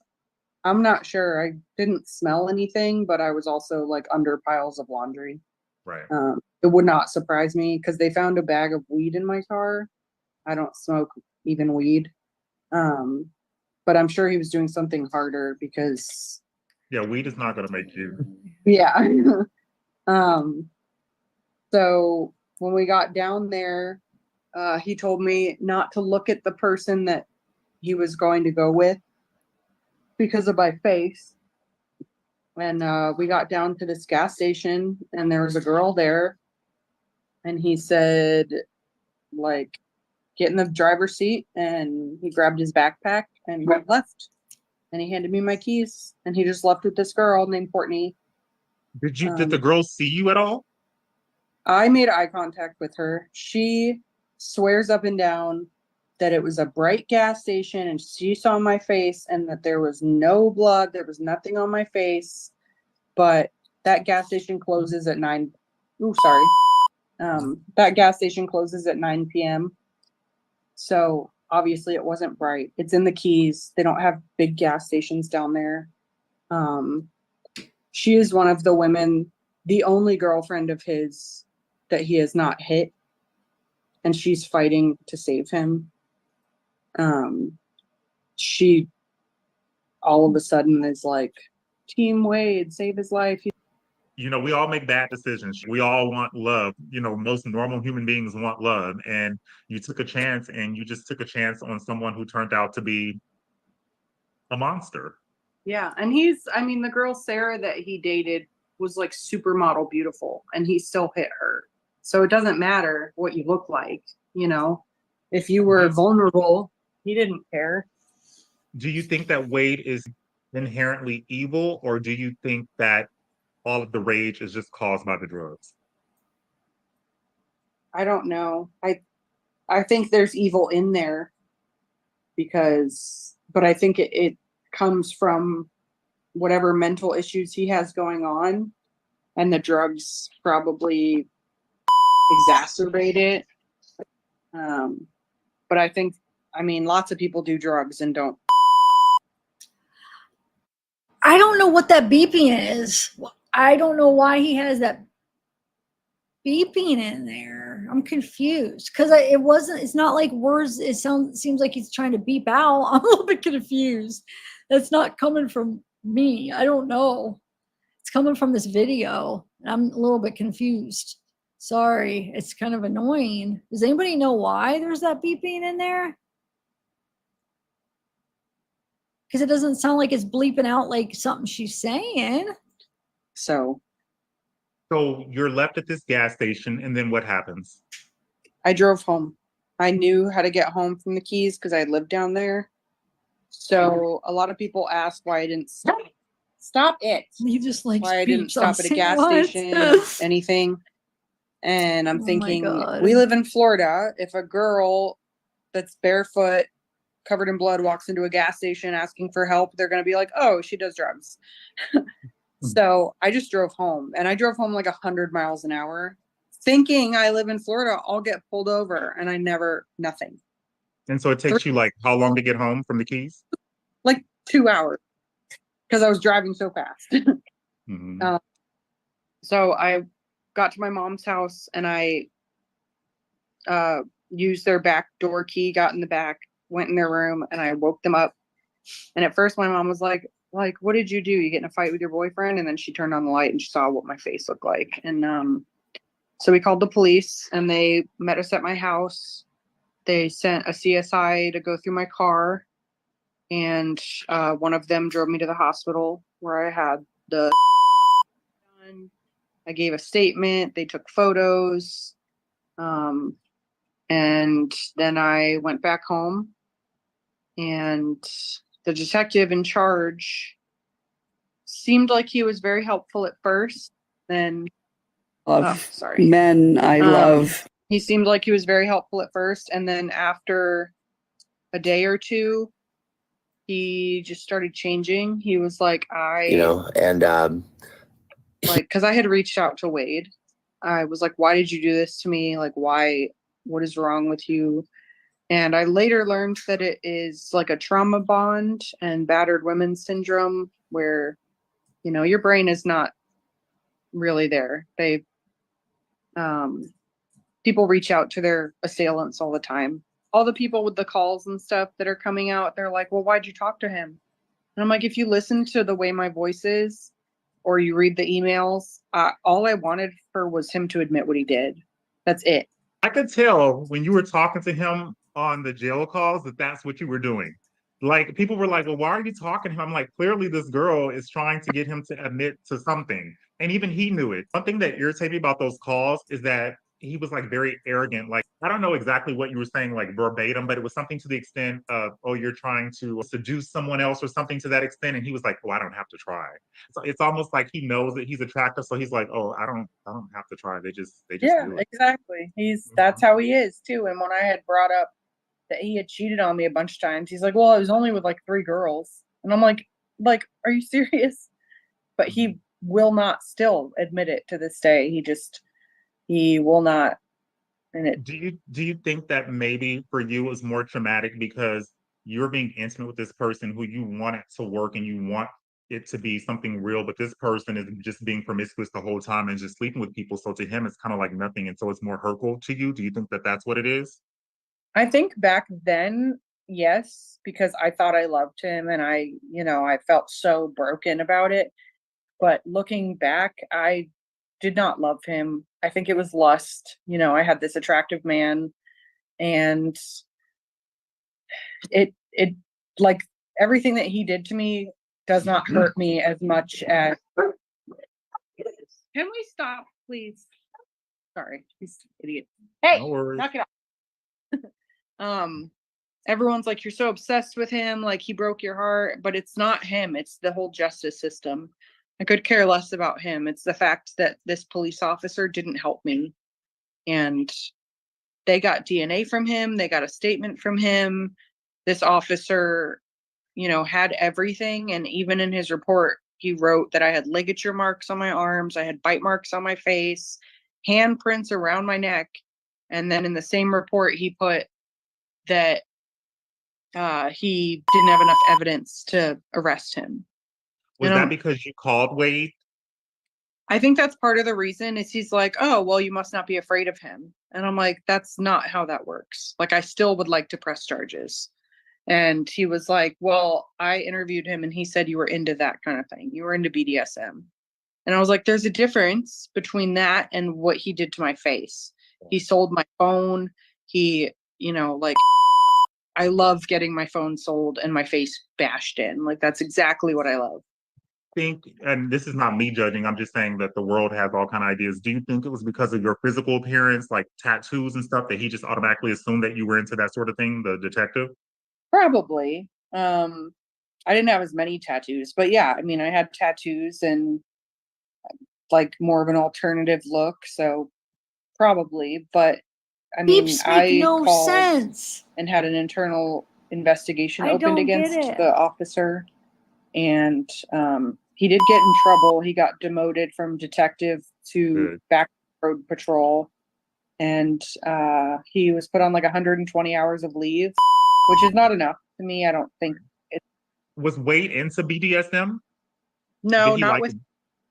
So he didn't like bondage or That not with one. me. That I made never sense. tried that stuff. But that's what a lot of people are assuming. They're like, because oh, it was well, the you were R probably word, I into that think. stuff But anyway. Like, he was into wasn't that, it? and I was like, no. The other assault one. is never justified, regardless of what you're in. So that's definitely not what I'm implying. I just wanted to know, just because the public is curious about this guy who would do that. So we were just like wondering, like, okay, was there anything else he was into? So nothing weird. No, not with. He didn't like to have like that. Not. I mean, he might have with others, but with me, it was very normal. So do you think that what made him spaz out on you is the fact that you were giving him an ultimatum? I don't know what made him just snap that night. I really have no idea, because I mean, I got out of the car. I gave him the opportunity to like take my car, go to the keys. You don't need me. Mm-hmm. And still, wanted me back in the car and wanted to do whatever. I honestly think the only reason he didn't kill me was my entire family and my friends knew who he was. And he was like, well, if I kill that knows who I Those two am, he I'm blocked definitely out going to get kill, caught. which I don't know why you're allowed We've to heard say that on about YouTube. everybody's calling her Kiosk Kristen. That's her nickname on the internet. I And know. so there's a new character that I has know. come into play, and this guy's name is Joey. Yep. I'm pretty sure you're familiar with Joey. A lot of people are, I don't know who Joey is. I was made privy to Joey maybe like 2 days ago, so I have a lot of catching up to do. But I did hear a conversation between Wade and Joey where they're discussing marriage, and they get like, the conversation gets like really like sexually explicit. And Wade tells Joey that he's always been into guys and stuff, See, that and that the wasn't people who actually always. know him knows this and is very cool with him. So were you aware that Wade was into man booty and dingling? Not outright. So when we were together, he wanted me to shave the side of my head, and he would constantly try to do butt stuff, and I was not about it. So that should have keyed me in, but He after wanted you to that do butt stuff to you or to him? to me. It's a it's just a YouTuber. Benji AdSense is his name. I'll put the link in the description. In the last interview, I put his link to. Yeah, he's a YouTuber. So this was the first interview he did with Kelly, and then you remember that second one he did? We already watched it together. The second one, and then he did that interview with that cellmate. That what was his name? Brandon Sutik. I forget something. Was it Gut? Remember, it was like TTIG were the last 4 letters of his name, but I can't remember the first couple letters. But it was that Brandon, the cellmate that had the same tattoos on his mouth. So yeah, he's been, I guess, somehow getting some interviews with some of these characters or whatever. But I don't know though. I've never heard of him before that, so I don't know. I kind of like scrolled through some of his videos to see if he's like normally true crime, but he's not. He's like just, I don't even know how to classify. I guess just like he does interviews, it looks like, of just different people. But yeah. The date, hold on, I'll get you in a minute. After he was with Thanks, that girl in the slow motion. Keys, he dated Hold on. my friend's friend, Chris, a guy, and posted pictures together. They were not hiding it at all. And that guy, Chris, reached out to me, and we, we're friends on Facebook. We became friends. And I straight up asked him, I was like, can you just tell me right now, do you guys like have sex? And he's like, yeah, we're dating. Like, that's what we do. And I was like, okay, but like, do you have sex with him? And he was like, yeah. And I was No, the details, let me figure this out. Like, I hear you. just making sure. So you wanted to know basically who was doing the because I was like, this dude's like huge. Like, he's a big guy. Like, tell me the truth. Is he like, you mean big guy as far as like he's 6 foot, you don't mean like his anatomy down there, you mean like he's just a big guy. So you wanted to know if this big guy was doing the bending over. Yeah, exactly. Because the guy he was dating is prettier than I am. Like, he's this little tiny petite blonde guy. And I've never been quiet about it. I never said the guy's name, but I was always like, Wade dated a man after Courtney. Like, he was not private about it. You And spoke all to these this guy. Yeah. All these fangirls are like, no, they weren't dating. August 17th is when when he uploaded it, when it was premiered. So don't know if the interview was because he edited it, obviously. So the interview had to be before this. So I don't know if it was like that day, the day before, whatever. But August 17th is when he uploaded it. He would never. And then the calls came out with Joey, and I was like, what was that? So you said this guy, Chris, did he confirm who was doing what to who? Yeah, he said that they would both, They would to each other. Yeah. Wow. So do you know this Joey? Because I don't know anything about Joey. Do you know how old Joey is or anything? So someone posted a picture of him recently. I can send it to you. He is supposedly like 55-ish. Apparently he like finds cute guys in prison and jail and reaches out to them. So they didn't know each other outside of like. Not that I know of, no. Wow. So basically, so not only is it Kiosk Kristen, it's Kiosk Joey as well. Yeah. I'm gonna make t-shirts. Wow. That is crazy. Like wow. So did that alarm you after you found out that Wade was like bisexual, that because you were intimate with him, a lot of women, it's a concern for them to be with like a bisexual guy because they're concerned about their health, or like, oh, like especially he's on drugs, like what is he doing? He's on meth. Not so much the gay aspect as the drug aspect. His dad told me that he had a couple STDs, so I had to go get checked and stuff. And then his baby mama confirmed some of them. So Love men. I love. Wade have? So biologically, he only has one, Downloading. as far as I know. He has a son with his baby mama that I speak to. He thought he had two, but she had a paternity test done, and like a year or two ago, and that confirmed that the girl was not his. So it's just the boy.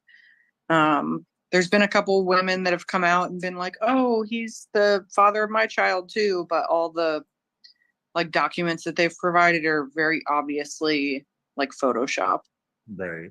So were the STDs, I know because of HIPAA laws and everything, you can't share that. Were the STDs anything that was curable, or were some of them like not curable? Both of them are not curable. Both of them are lifelong, but I think you can take meds to help both of them. Okay, I'm trying to think of the ones that I know of that's not curable. One of them is drug related, like you get it from. Oh, drug. okay. So like, okay, we're thinking, of course, I'm not asking you to confirm. I'm just talking to my audience right now. So like hepatitis, herpes. Like Gotcha. the letters. Yeah. So. Wow. What kind of legal action are you taking against law enforcement and that sort of thing? So I'm trying to find a lawyer first to go after the police department, but I'm having a hard time because no one wants to go after the police department. So I've been trying to find a lawyer. I've been trying to raise a little bit of money to maybe like show a lawyer that I have some money. But lots of people have been saying, if you find one, they'll do it because they know that they can get a good chunk. Any attorneys in the Florida area, I'm going to leave all of Kelly Matthews' information down in the description box. I'm going to link her, put her Cash App in this video. This woman's a hard worker and she's really like just struggling to make it. She's whatever you can send, just send it to her. And yeah, if some lawyers want to do even pro bono work, or if they're just interested in taking on the case because they know that they can benefit from it as well, hey, as long as it helps Kelly, contact Kelly and we'll see what happens. Anything else coming up as far as you telling your story, like documentaries? Are you putting any together any projects to get the word out about what happened to you? Because I feel like if people would just listen to you, then there will be like 2 women still alive right now. Because if you've been convicted for what happened to you, that's not something that's small, like kidnapping, assault. He would have still been in jail. Like those women would have still been alive. Yeah, I agree. I want to write a book for battered women, but I'm also supposed to be working on a documentary with Bunny, Jelly Roll's wife. So she's supposed to be working with myself and the other victims, all of his victims, including the family of the 2 women who died. So when you say other victims, we know about the 2 women who passed away. But what other victims? So there's other women who went through the same thing as you that he did this to? His baby mama was put in the hospital a couple times.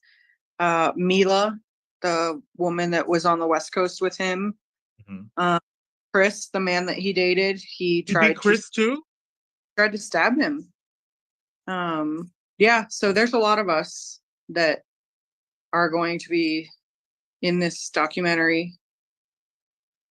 Have you heard of any more men besides Chris? No. And Joey, but And Joey. So what did Joey look like when you saw him? like he sounds like an old Oh. Italian man. So Chris looks better than Joey? Oh yeah, Chris is adorable. Oh, okay. So it seems like you have a good rapport with Chris as well as Wade's the mother of Wade's child. Yeah. Oh, did Wade ever talk about his like adopted family when he was with you? Not really. He told me he was adopted and he had gotten a letter from his adoptive dad talking about his daughter, and I think he had like his birth certificate and stuff in there, but that's it. Like he never told me. You said talking about his daughter? Yeah, his dad was talking about Wade's daughter, which we later found out was not actually his daughter. Oh, okay. But I didn't know he had kids, and I was like, "Who's this? Like, Mhm. you have a kid?" And he was like, "Oh no, it's not mine. Like, it's my friend's kid or whatever." So do you think that he had like a good childhood from whatever you've heard?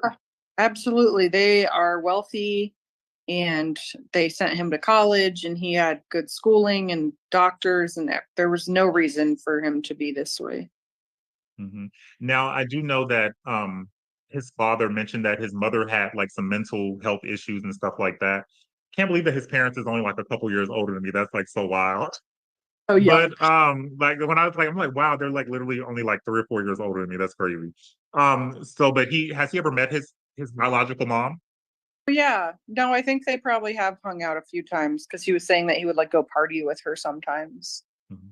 Kelly, before we end, is there anything that you want to say to the public, whether it's just from your experience or warning or things that you want people to know based on things that people have been saying about you in the media? What do you want the world to know? Because a lot of people are going to see this. Listen to your gut and your friends and your family. Your heart is not always right.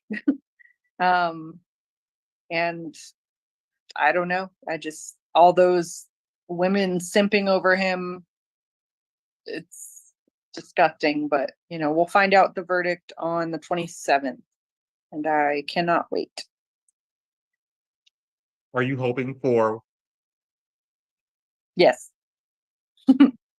You're hoping for the unaliving. Yes, absolutely. Oh my goodness. What do you have to say to these people that's like just meeting him? Like, do you think that he's just using them for money and conversation so he won't be lonely? What do you think of this? Absolutely. I think that I don't know if you've seen his Fundly, it's like $67,000. He has all this money and all these women all over him, and if any of them think that they're his like one and only, they are so very wrong. That's all he wants. He wants someone to talk to because he's lonely, and also they're putting money on his books. He can go buy food, he can go buy whatever in there. But Do you that's think that Wade loves anyone? not at all. I think he's like a textbook narcissist. Wow. Do you think that Wade's going to marry Joey? I don't even know if they're still together, but that would actually be like an amazing plot twist to this whole story. Oh, so right now you're looking for legal representation for the injustice that has been done to you. You're working on a documentary with, now who are the people I'm not familiar with? You said Jelly Bean and his wife. I'm not familiar with them. Jelly Roll. Jelly Roll. Oh my God, I'm so sorry. Yeah, he's a country singer. And he works a lot with like Post Malone and MGK and stuff. Okay. Mhm. Wife, she has her own podcast called Dumb Blonde, and she's really great. She was a victim of domestic violence also. So she reached out to me, and because everyone was started tagging her in my videos. So finally she reached out, and she's just super sweet. She's a really, really nice person. Okay, I know that you have had a long day, so I'm not going to keep you. I would love to invite you back on my channel, maybe after the verdict, if you would so graciously accept my offer. Thank you so much. And don't let the bullying, people are going to talk. Like, people are going to talk, and you can't allow that to stop you from your mission, which is to get justice for what happened to you and for being ignored. Okay? Yeah. How do you feel about it? How do you feel about everything? I know you were apprehensive a little bit. How do you feel? Like, do you like Yeah, right I now feel after the conversation? Yeah, you're easy to talk to. I've been lucky to have a lot of good people that have wanted to reach out to me. So Okay. Enjoy the rest. Okay, something really weird, guys. So you know that case I was showing you, the Jessica Tahanika that I was showing you, was domestic relations or whatever. So I guess this doesn't even make sense. I just got an email. This is so weird. I'm still like, what does this even mean? Look.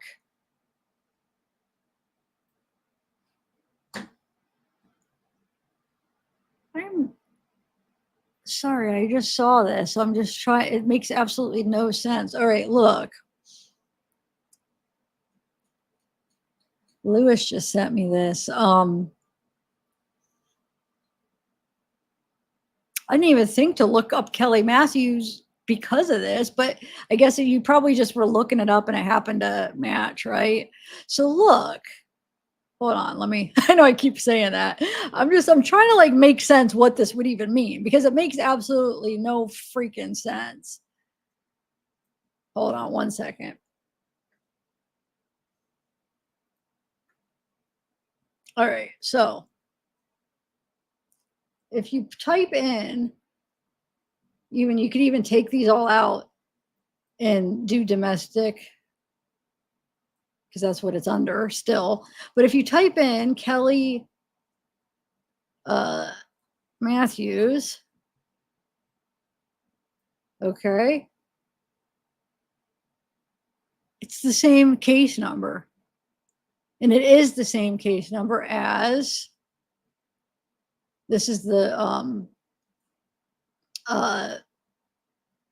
Jesse. It's the first one. Now Jesse has two, so it's the same one as this one.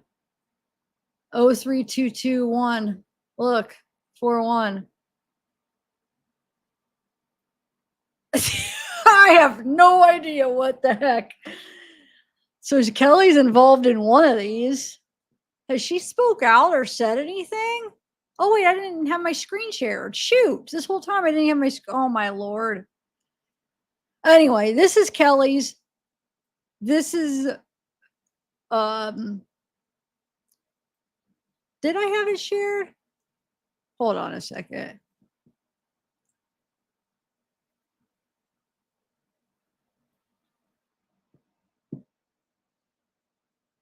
Has Kelly done like a live recently?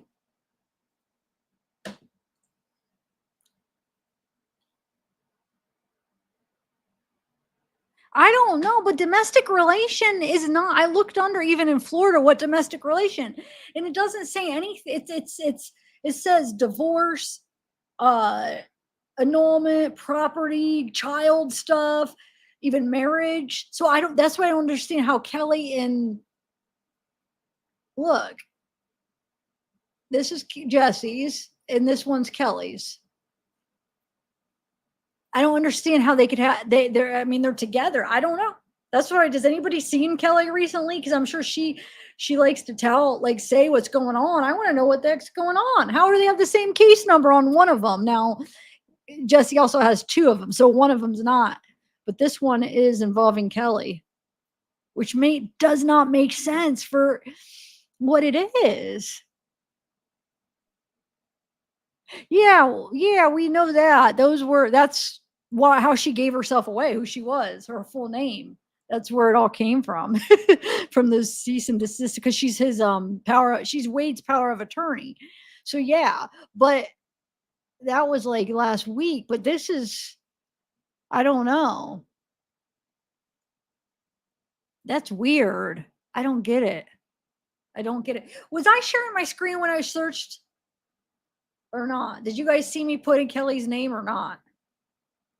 Or was I not sharing here? I don't remember if I was. I don't know. So I can even like narrow it down, like I said, because it is under domestic relations. So, oh my God, I'm like half tired here. Okay.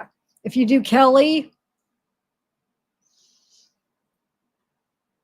Matthews, because I don't know if I did have it shared, you'll see it again. I don't remember, but yeah, it's the same number as. Oh, I'll have to do the Jessica to Hanukkah. Hold on.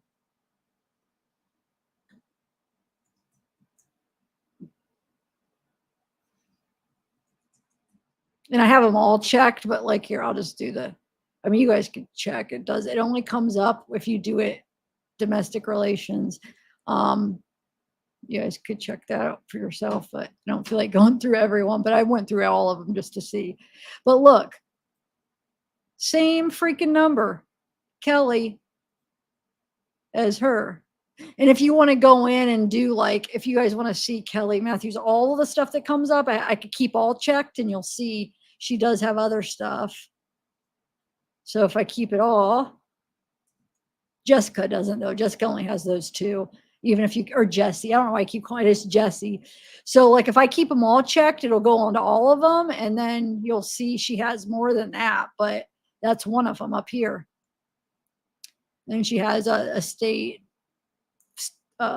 criminal traffic. It's a DUI from 2009 she has. And then I don't know what this one is, but this one you can't click on because it's confidential. And then Jessica's here, I'll keep them all checked.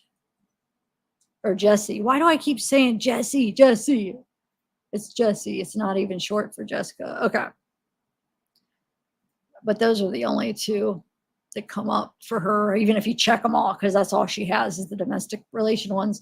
But yeah, that's freaking crazy. What does that mean? Well, it means, I mean, I know what it means, but what is it though? Like, I want to know what the heck it is, because you type in like domestic relations. How could that have it? How could she have anything to do with her? Kelly, how does Jesse and Kelly have anything to do, like when it comes to what that falls under?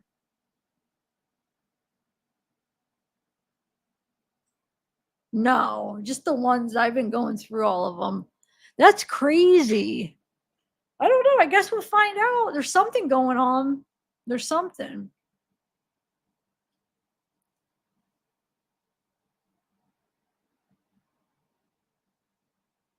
No, there's nothing new. I check it all the time. Yeah, there's nothing new. It's the same stuff.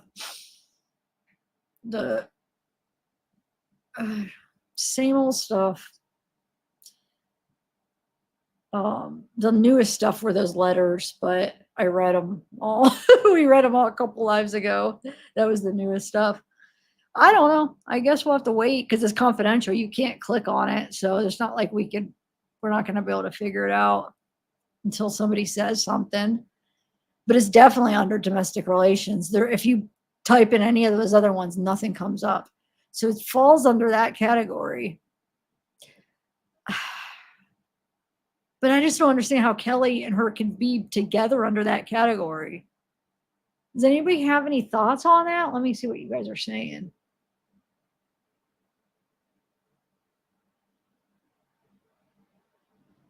But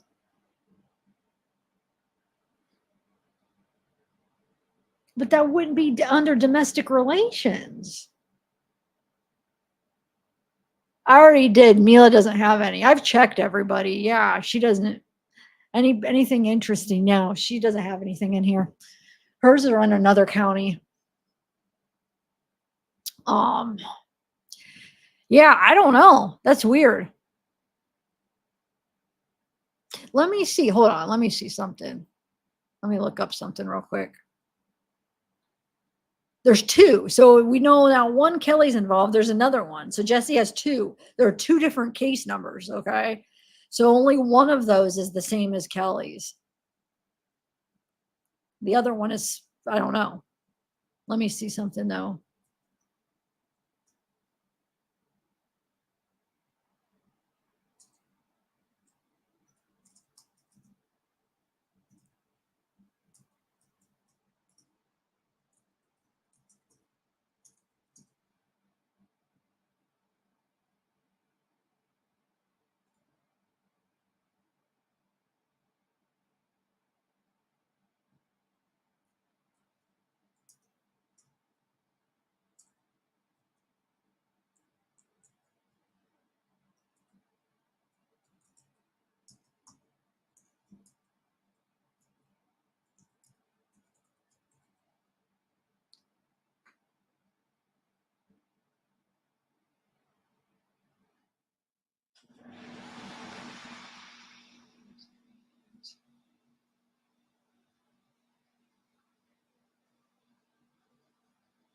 So this says, I looked up if defamation is, because we do know she's trying to that. Is that could be domestic relations, but it can, but it's if it's involves the partner. Look, it says yes, defamation could be a domestic relations charge.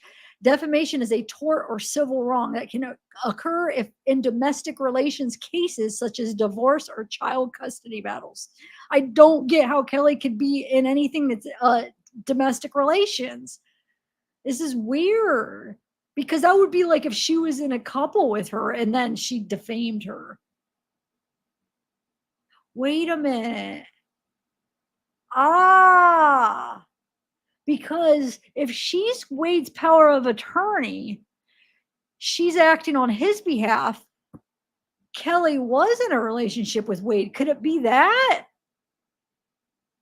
Or not? Or would it have to be, I mean, I don't know. It's not like they were ever married. They were only together for a few months, though. But it could be, I guess it could be, it could have something to do with Wade. But there's nothing new under Wade's. So that's weird, because you think there would be something added in Wade's cases, but there's not. So that's weird. I mean, I guess she's his power of attorney. So maybe it does. Maybe it's something to do with that. But you would think, why the heck isn't it under Wade's, though? Hold on a second.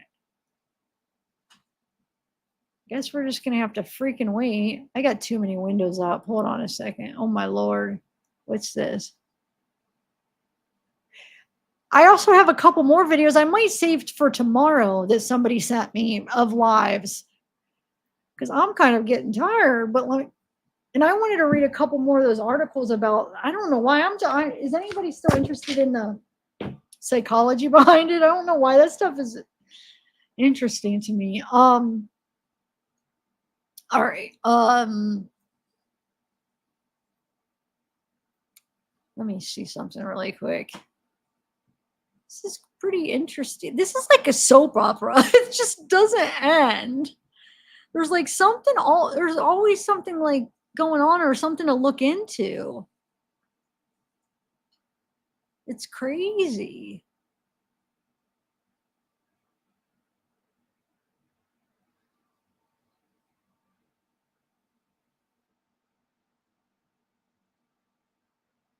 There's nothing new on Waze.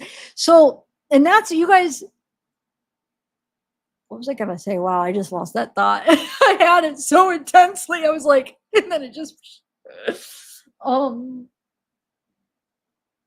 yeah. So those of you, and I know there's nobody in this chat saying this today, but somebody yesterday was like, oh, you're in love with Wade. No, it's because this case is like a case that keeps giving, like, sometimes you follow a case and you want more, but there's nothing more to go. There's like nowhere to go with it. There's no new information. But when there's a case that has so many avenues you can look at and dig into and learn, it makes it more interesting and it makes more to go over. So that's why this is one of those cases where there's just like stuff, like every day there's more stuff because there's so many people involved. So it has nothing to do with me loving Wade. It has to do with the amount of stuff to go through and check out and learn and try to like do our sleuthing, you know, that's what it is. So, you know, some cases have more to go through. Like Chris Watts had a ton of stuff. Chris Watts had, his was so interesting too, because he had like, just like a typical family that you would just never, like people could relate to it because it's like, it could be them. It's like, nobody would ever see that coming. So, I mean, there's different reasons. There's ones that are more interesting, but also a case could be so interesting, but then you could only cover it so much because there's not much. But with Chris Watts, it was so interesting. Plus there was a lot. This is interesting, but there's so much stuff. What's another one? That I really did a deep dive, the Vallow case. I mean, I had so much stuff. So it's like, I keep wanting to move on, but like there'll be something new that I want to go and look into, you know? I don't know, Jules. I could be, I guess. But or it's just both of them are involved somehow. And maybe it does have to do with her acting as Wade's power of attorney, because we know she was trying to get defamation against Wade. Okay. Which I feel like that's going to be hard. And the only way like the domestic relations is if defamation, it would be like somebody that was a partner of his. So that could be possible. So the other one could be like, I don't know, actually. Who else? Mila. But it's confidential. I mean, we can't even click on it. We're not going to be able to know anything. So, but yeah, there's nothing on Wade's about it though. So it's under Kelly's. One of us is under Kelly's and Jessica's or Jesse's. And then there's another one. I don't know. That's weird. It's very weird.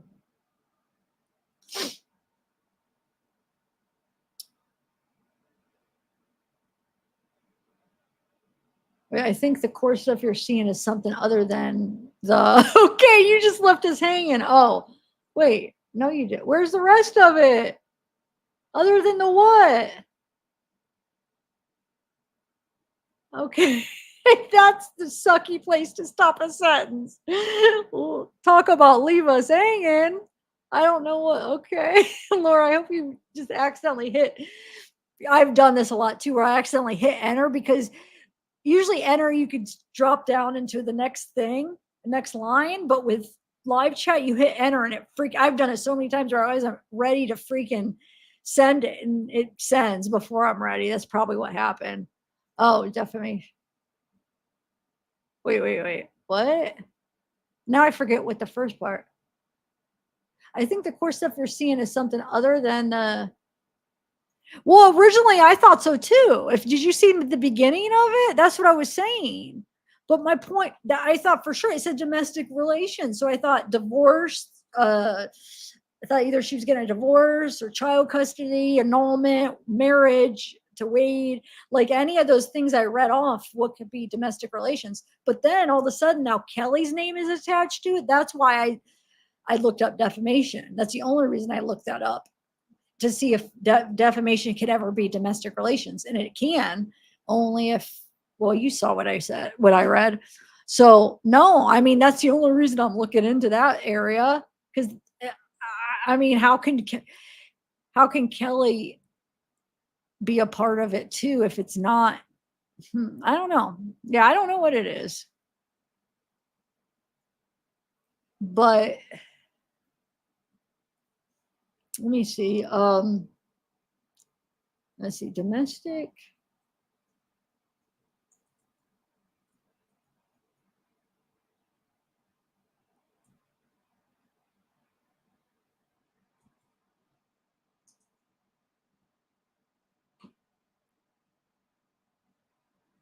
Yeah, so like, says domestic relation cases are disputes, conflicts that arise within a family or household, divorce, dissolution, legal separation, annulment, civil protection orders.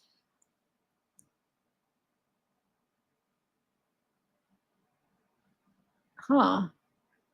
Civil domestic violence protection of dating violence. Civil protection order can be filed in the domestic relations court. Huh, okay. That would make sense if we only saw it on Kelly's. A motion for divorced parties to modify child support, parenting, child custody, spousal support. I don't know.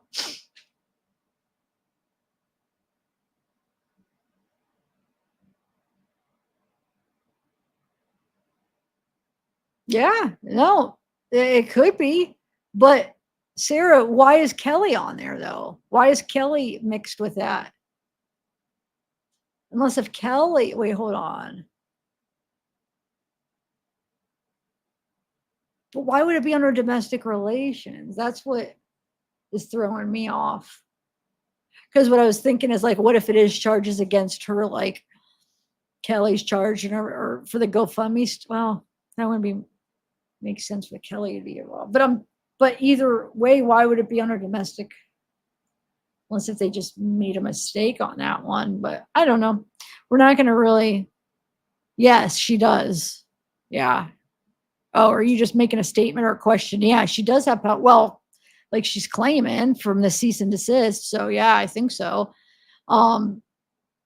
So yeah, it could be, I guess it could, I mean, I don't know. I can't pretend I know exactly why or what's going on, but I could just tell you, what's in the system as far as what it comes up as, that's all.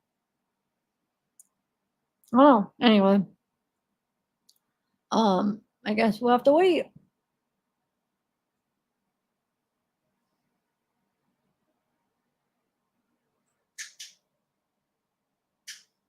I'll definitely be trying to look more into it. I don't know if it'll be a waste of time since it's confidential, but I'm gonna try. I try all kinds of different ways to get into different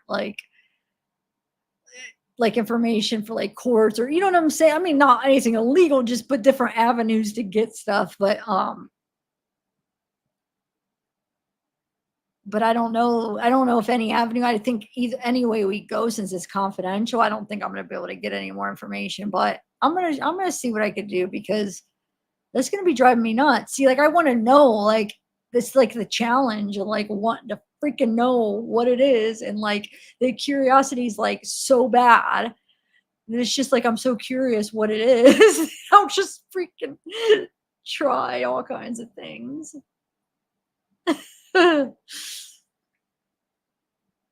That's what I'm thinking. Look, that was one of my routes I'm going to do is try. Yep.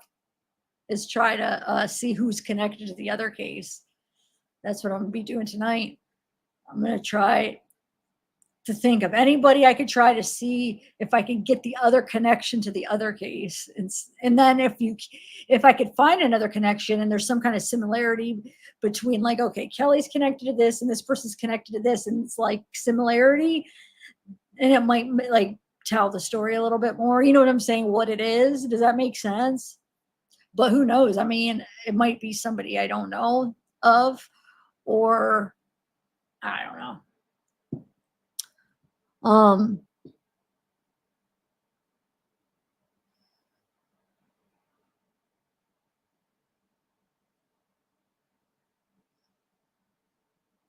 I don't think she would come on my show, because she wouldn't even go on Coral's show. I doubt she would come here, because everybody's going on Coral's, and if she didn't go over there, I doubt she would. I mean, I would be glad to have anybody in this to interview, because you know me, I like to have more answers. I want to know as much as I can. Anyway, so I have 2 more clips from lives, but dang it, I almost want to just save them for a live tomorrow, because I'm tired and I want to actually look into this a little bit before I go to bed, and then it'll give us something to have tomorrow if you want.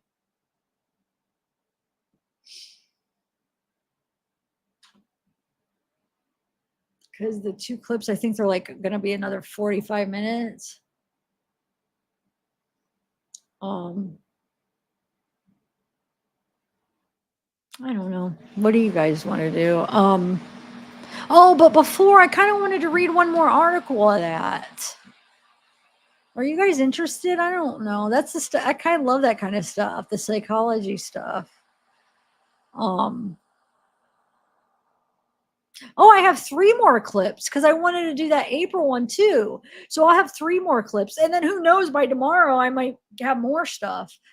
But I kind of want to save those for tomorrow.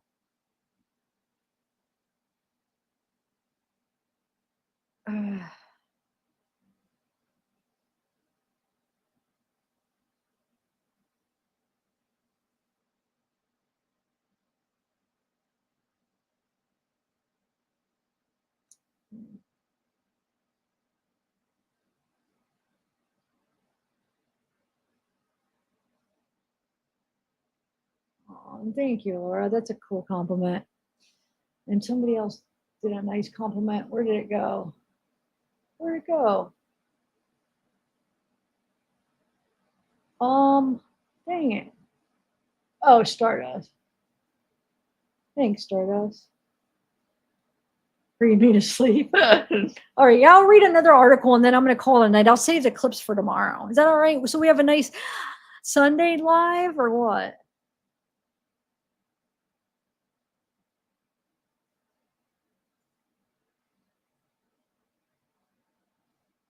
Yeah, I've already been like when we were watching that first clip, I think it was with Steve. I think that's what the one with Coral. Or one of the videos I was playing during the first part of the live. I was whoever put that search the case numbers. I was all over other websites already trying to find that case in different ways. So that's what I'm saying. Like a lot of the times when something else is playing, I'm over here trying to find other stuff for us. So, but I feel bad. That's why I'm not in chat a lot. So I try to like pop in chat to say hi to you guys, but a lot of the times I'm just trying to research too during it. All right, let me read one more. Sarah, no. Thanks, Paula. Let me just read one more. Or I could, I don't know. I kind of want to like I feel like do the research like how I go about it, just like try to like so I could just like do my thing, trying to find answers like while I'm not on live, and then I could do a live and show you if I found anything, right? I kind of would rather do it that than do it. Yeah, I think I want to. All right, I'll just read one article though, so then I could still have time to research a little bit. Okay, which one though? Hold on.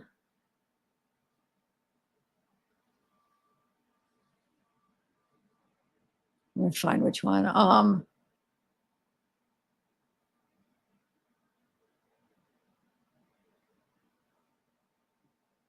am I missing?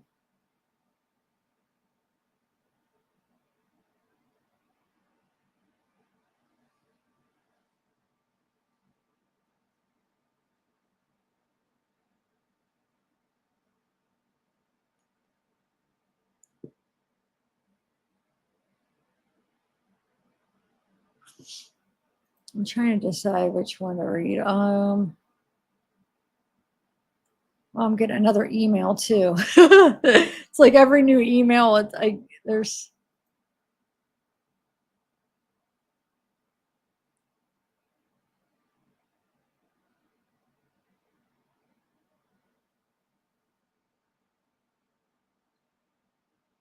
I'll have to start that one for a new case idea. All right, 1 second, guys.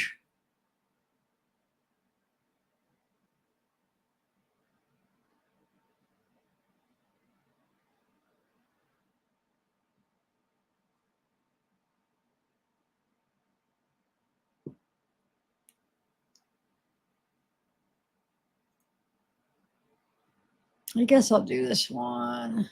Wait, this one looks like a good one too, though.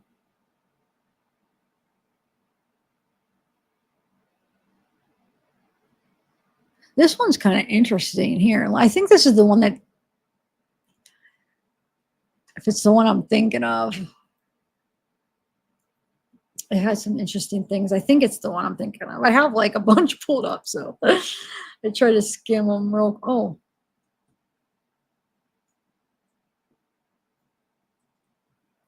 All right. Man, my nose, my allergies. It's these screens or something. Okay. Why the true crime audience is predominantly female? So key points. Many female true crime fans identify and empathize with female victims. Women may watch true crime shows and podcasts for tips on how to protect themselves from attacks. If the viewer understands the terrible motivations of a killer, then he may not be so terrifying after all. Yeah, this is the one I was thinking of. Interesting, huh? These are the key points. See? I think this is going to be interesting. I recently toured the United States with my theatrical roadshow, The Psychology of Serial Killers and Why They Captivate Us, produced by Right Angle Entertainment. I performed in 14 different cities in 18 days. Quite an exciting whirlwind adventure. It afforded me a wonderful opportunity to get direct feedback from live audiences on my unique proprietary perspectives on serial killers and true crime that I have been writing and lecturing about for some time. If you are involved in the true crime world, as I am, it is taken for granted that the audience of the true crime TV shows and podcasts is about 80% female in composition. And that's crazy because in my analytics, it's like over 80% of my viewers are female. Remember, I was telling you, it's like most are. Makes sense because most of the true crime people are, or true crime fans. Anyway, I have had this confirmed by network programming executives who focus exclusively on true crime. This truth is empathetically proven to me on my tour, as night after night and city after city, my audience was consistently 80% women of all ages, including mothers and daughters who were in high spirits out to have fun, having a girls' night out together. So this begs the question, why is the true crime audience predominantly female? Based on my experience and research, women's fascination with true crime is driven by their empathetic nature. In particular, women who empathize with the victims in the true crime stories, who more than often not comprise other women. Wait, who more than often not comprise other women. Okay, the victims who more than often not comprise other women. Female fans identify with and can easily imagine themselves in the role of the victim in frightening true crime tales. The old religious adage. But for the grace of God go I. Applies here, sorry. What is, oh my God, I don't know. What are you saying, Rachel? Are you doing a cheer?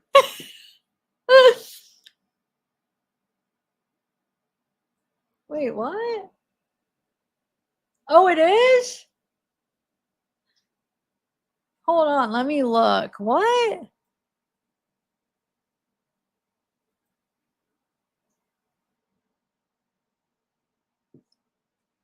Let me look. I'll look. But that's even more confusing then. Oh, no, it's not. Wait a minute. Hold on a second. That actually might make a little bit of sense. It is. It's Courtney. So that makes sense because Courtney was in relation with, it is Courtney. I typed in her name. It's Courtney.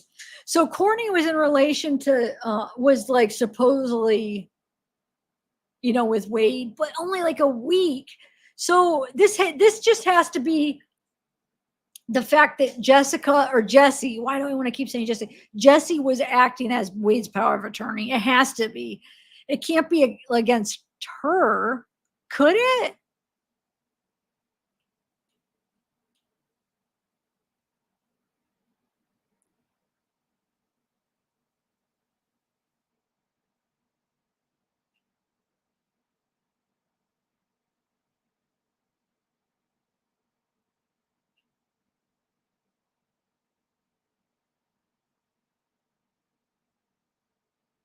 Yeah, it is. I put in her name. Is Courtney Lozada is her name. I'll show you. Sorry, I did it before I shared the screen. And then it goes right to that. So yeah, it's Courtney and Kelly. But anyway, I'm going to get back to the article and then now that we figured out, I just want to read the article, but yeah, okay. I think it's just, it's got to be, it could either be like a defamation. Yeah, defamation because it probably is the defamation, but because he had relationships with them both, it could go under domestic relations, you think? Or do you think that's what it is then? Or is there, what else could it be? Because we know that she was trying to get cases again, but she made it seem like she was trying to go after the prison phone calls with prison. No, I don't know. I don't understand how, I don't think it is defamation, but what else could it be?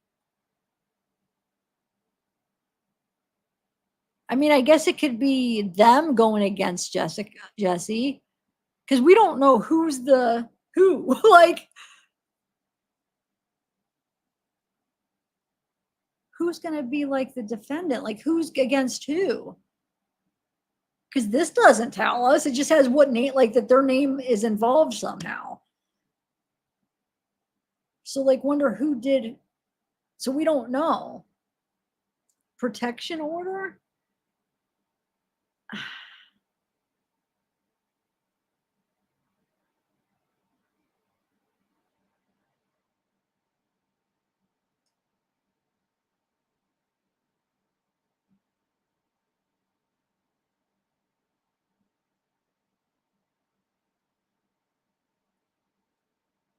Yeah, Courtney is the other case. Courtney and Kelly. So it's Courtney and Kelly.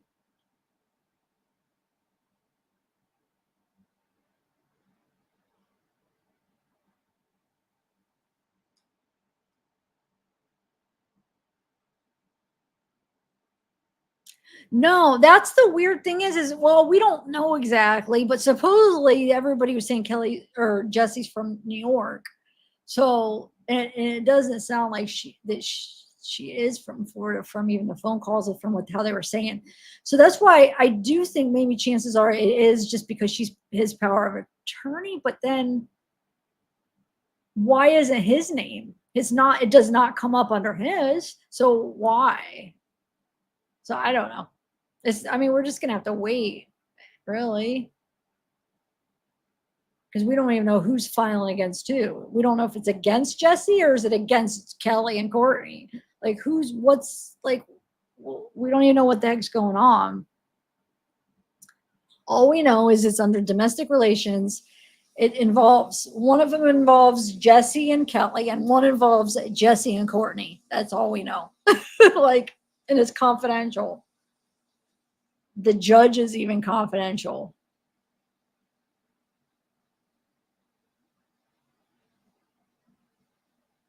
So, I mean,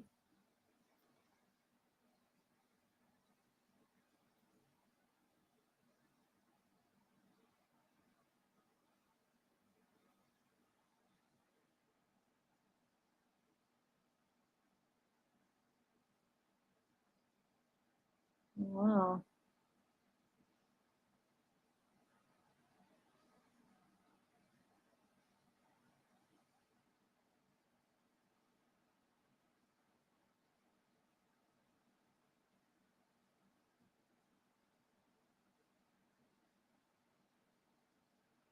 I don't know.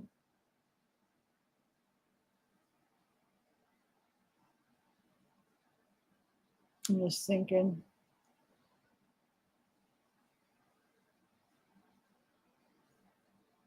Well, anyway. No, I just think, I'm just trying to think what, like what.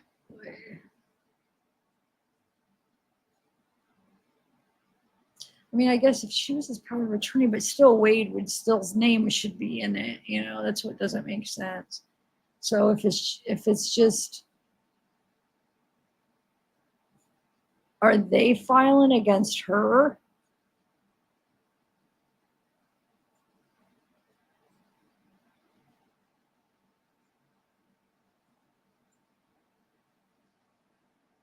Mm.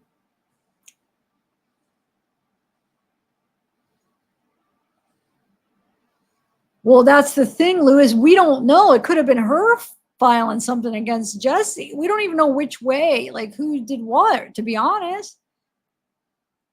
Right? I mean, I think at first I was on the impression it was Jesse. I don't know. It could go the other way, but it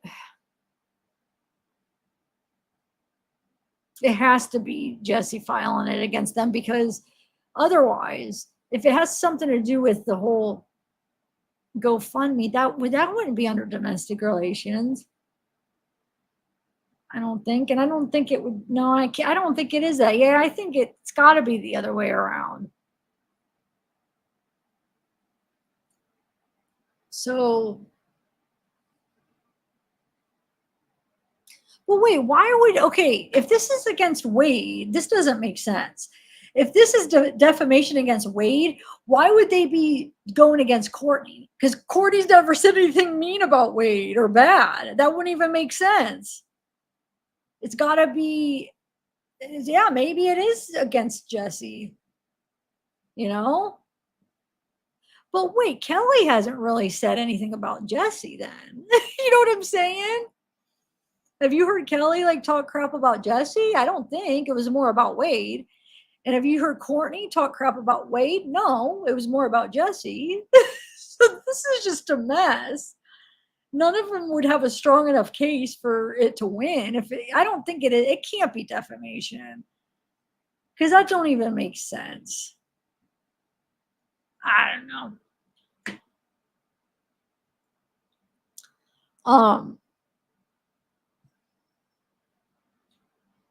Yeah, because I mean she wasn't defaming Wade. She was talking good about Wade. So that it's weird. This is weird. The documents. What documents, Brandy? What document? There is no documents of what we're talking. There is no documents. It's confidential. You can't get into it. I've tried a couple different ways to get into it, and I haven't had any success, but I'm not done. This is before I even knew Kelly's name was associated with it. I was doing it earlier when we were watching one of the videos, but it wasn't. I don't think we're going to be able to.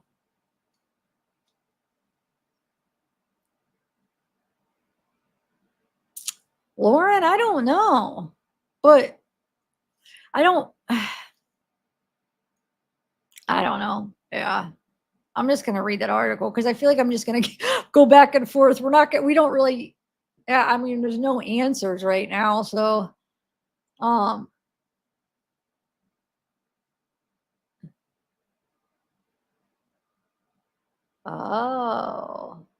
Cam. Yeah, but did Courtney talk about the STDs though? I don't think Courtney did she? I don't know if she did. Because I know Courtney was saying good things about Wade. Why would they even want to do anything against Courtney?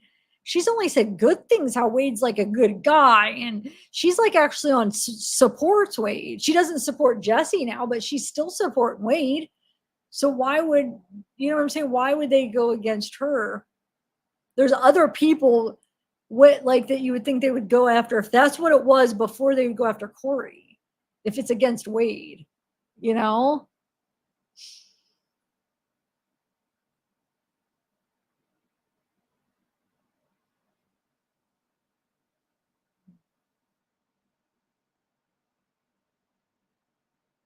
I don't know. All right.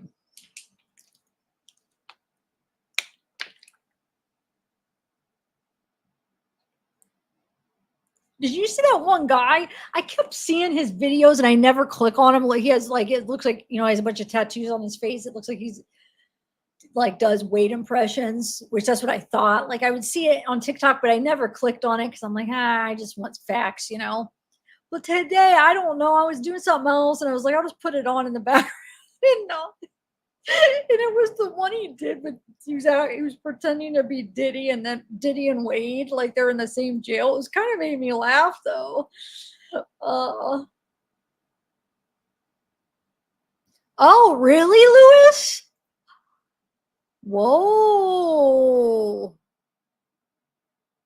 Yeah, but this was already good. This was already in progress yesterday. You know what I'm saying?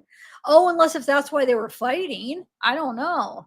What did she say the fight was about? Wow.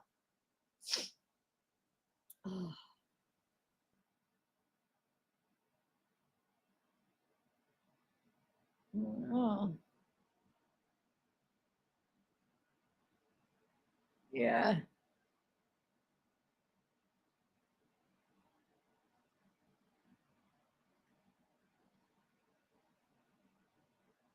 Okay. I'm gonna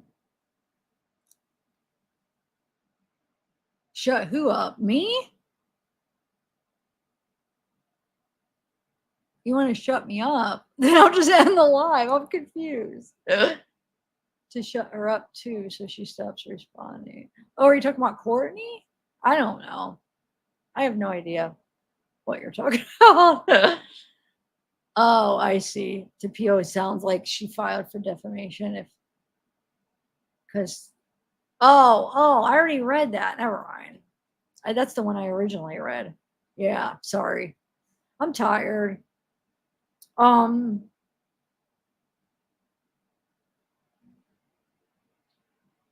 Oh, so Wade Wives, when you make donations to his kiosk, first think about how much he owes the country. All right, I'm going to continue that article. I mean, we just don't know, I guess. We'll just have to wait. And I don't think Jesse's going to come out and say what it is. So our best bet is probably Kelly. But has Kelly even came out and talked lately? I don't feel like I haven't seen anything like in the last couple weeks with Kelly. Have you guys?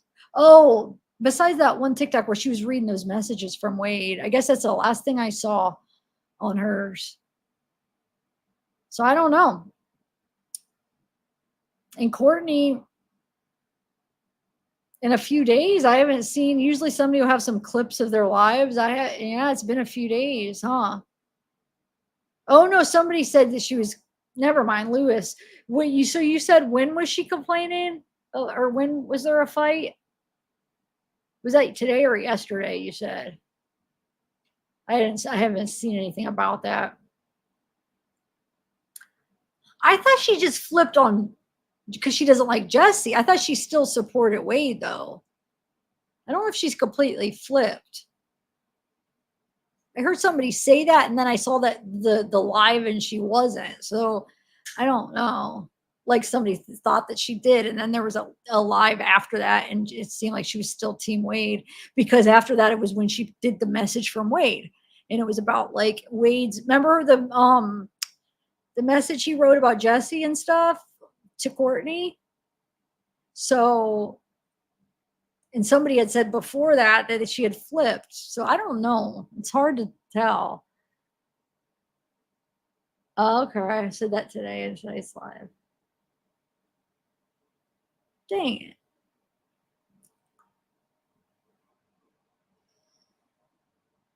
Okay. Well. But I mean, did she give any hint of why they were fighting? Because this was here like a day ago. I guess this existed, this case already. So it's not like it just popped up today. I think it was sometime. Wait, it was yesterday, I think, or the day before. At least when somebody noticed. So unless if it was about this.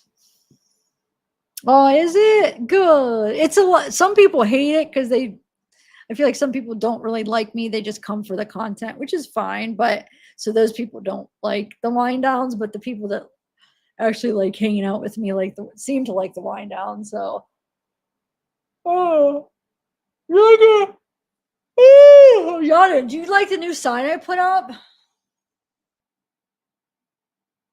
Every little thing is gonna be all right. I used to always play that little Bob Marley. I remember anytime having a bad day, I'll put in Bob Marley. It just cheers you up. Or like a nice, like first beautiful, nice spring day, or like I remember setting up camp, always listening to it. All right.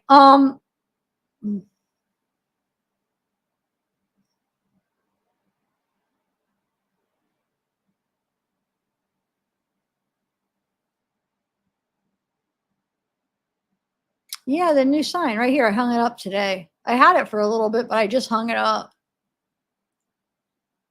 I'm going to switch stuff around. I'm not going to keep I'm going to get some different stuff so I can kind of keep it fresh. I got my little figures. I wish you could see that better. I know you're clear. But then when I put the light on to make it lighter back there, it just makes, I don't know. I still gotta, you know what? I should get some lights and hang them on the wall maybe or something. I don't know. I gotta figure out something.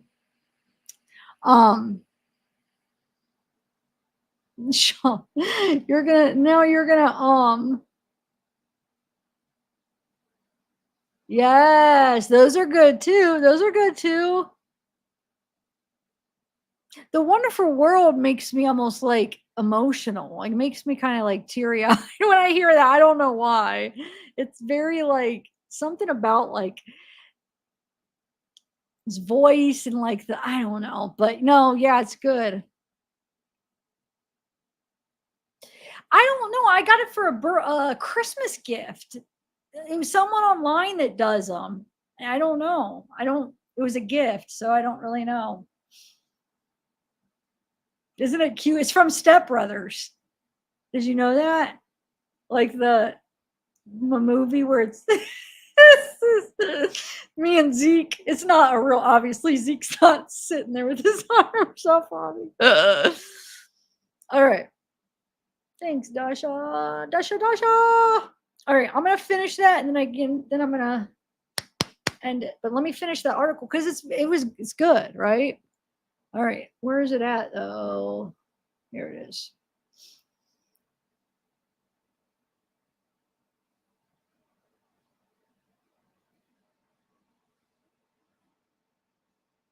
Yeah, I don't know. I guess maybe she flipped back. Who knows with these women? Aw.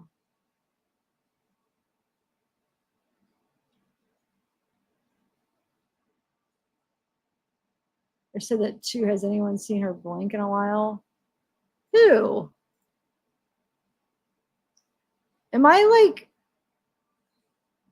froze or something?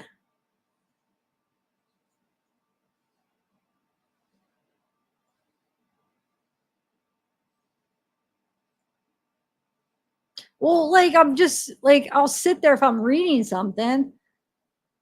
Like, why do you guys like move around a bunch when you're reading a like yeah, if I'm like sitting there reading something, I guess I just sit still and I read it. I don't know. If I'm like just reading it to myself, but all right, so let me finish this.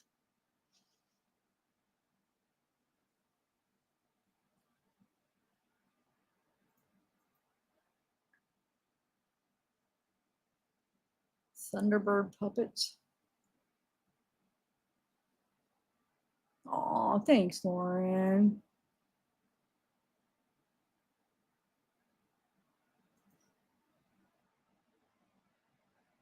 All right. Let's continue this article.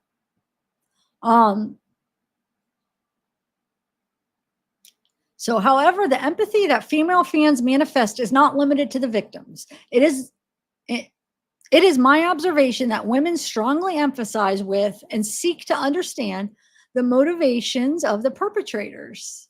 Yes, amen. That's me. Especially male perpetrators in true crime stories. I believe that this has to do with female desire to feel safe and secure. Many female true crime fans have told me that their greatest fear is being attacked by an unknown assailant. Yes, me too. Remember I told you like growing up, I would have this fear. It's still like, scary thinking about it. It like serial killers scare me more because of the randomness of it. And the crazy thing is you're more likely to get killed by somebody that to be honest. But to me, it's like, I always feel like, and now, I mean, I guess maybe now not so much because I'm doing true crime and seeing it, how often it really is with people that, that know each other. But like, it's like, oh, why? Nobody I know is going to kill me. You know what I'm saying? Even though it's more likely, but it was always that fear, like a serial killers and like just randomness because anybody could just climb in the window or just break in, just somebody you don't know to kill you. And you think, oh, somebody I know is not going to kill me, but that's not true. It's a whole new fear now. Anyway, in particular, single women have told me that they look to true crime shows and podcasts for tips on how to protect themselves from attacks by strangers, as well as how to detect sociopathic red flags in the personalities and demeanor of single men they encounter. No woman wants to date or marry the next Ted Bundy who killed at least 30 women. On a more superficial level, true crime programming offers escapism and thrills to its female audience. In terms of pure entertainment value and its effect on the audience, how different is Jeffrey Dahmer? Is a Jeffrey Dahmer documentary from a fictional serial killer movie like Saw? Very little. In my opinion, this is why I call them both forms of popcorn entertainment. I believe that true crime TV shows and podcasts offer adults, particularly female adults, what violent video games and horror movies offer children. That is adrenaline pumping good fun. Of course, Dahmer, unlike the serial killer in Saw, murdered 17 real, innocent young men in the most horrible fashion. The actions of Dahmer, including cannibalism, are most incomprehensible to the average person and therefore instill confusion and tremendous fear. I believe another aspect of the public's fascination with true crime involves a burning desire and powerful need to understand why someone like Dahmer did such grotesque things to innocent people. Oh, yeah. Perhaps at a subconscious level, true crime fans believe that if they can somehow understand Dahmer's motivations and desires, then he and his ilk are not so terrifying after all. I believe this is particularly true for female true crime fans. The perpetrators in true crime stories, especially the most extreme examples like Dahmer, Bundy, and Gacy, also provide fans with an opportunity to look into a mirror and see their own sinister thoughts, fantasies, and desires.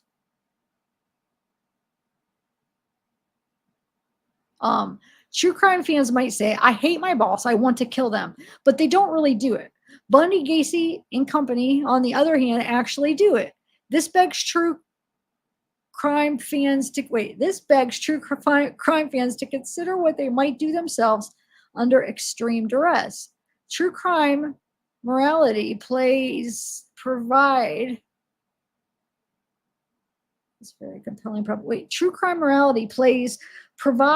fans with this very compelling proposition and opportunity.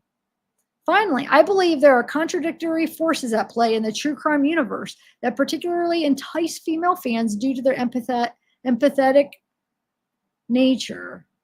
As previously stated, while fans seek to humanize diabolical killers in order to understand them and thereby reduce their fears,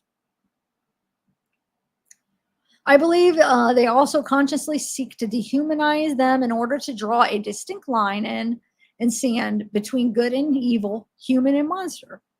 Who delineates the stark distinction between us and them? And I can't read anymore.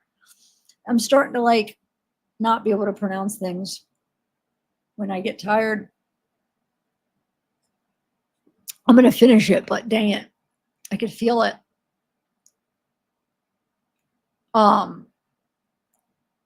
A true crime fan can say, I may not be the best husband or wife in the world, father or mother, but at least I don't abduct, kill, and eat people like Jeffrey Dahmer. In this regard, true crime morality tales offer fans comfort and solace for their own human imperfections. In conclusion, the empathy that defines female true crime fans also unites them.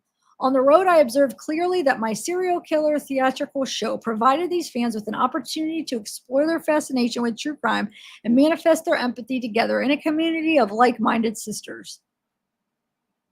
I mean, yeah, it makes sense. Some of it. I mean, some of it I can relate to, and some I'm just like, it's interesting. It definitely is.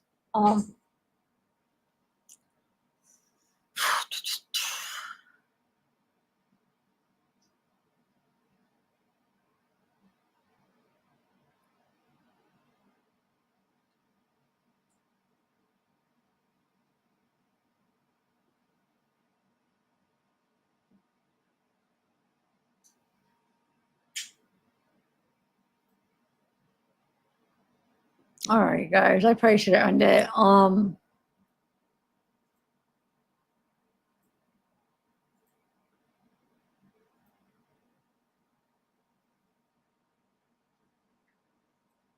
mean, I do have other articles, but maybe I'll say those for tomorrow too to mix it up with other stuff. And then I have, well, hold on, I keep getting more stuff.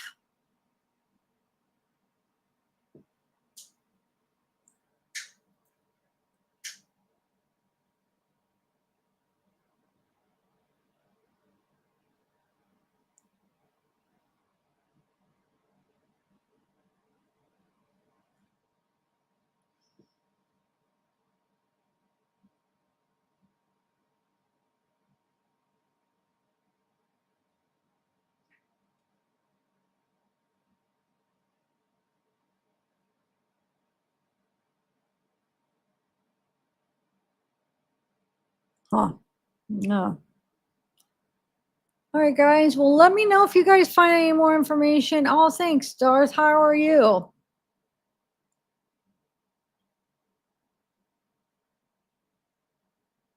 It's crazy because I really was gonna, this was my plan for for this live. I was gonna do like, it was gonna be a short live today, and then I was going to say, hey, I'm gonna do a live on this other case and then go into another case. But it turned into like all this stuff again. I can't get away from this case. It's like as soon as it starts dwindling down, I'm like, okay, I'm gonna move on. And then there's like so much stuff. I mean, yeah, there was probably not as much today as some, but like by this week, there's probably gonna be more. Like it's like almost like you just have to make a decision to walk away and move on. Oh my Lord. Now this new stuff, but like I don't know if they're like maybe there won't be nothing new this week, but because if there's nothing, if nobody comes out and talks about this, I mean, we're not going to know what it is, right? I know. Well, because originally I didn't have that much stuff to go over, and then it ended up by the end of the night, it turned into like now I have stuff that I haven't even like left over that I haven't even played yet. It's just like it turns into like, oh, I don't have that much stuff. Oh, well, I can't finish it all today. I'll do it tomorrow. No, I'm not complaining. It's just it's funny because I start off the day like planning on like, okay, there's not that much stuff. I'm gonna move on to this next case that I've been wanting to do. And then it ends up where, like I said, it's too much stuff to finish. So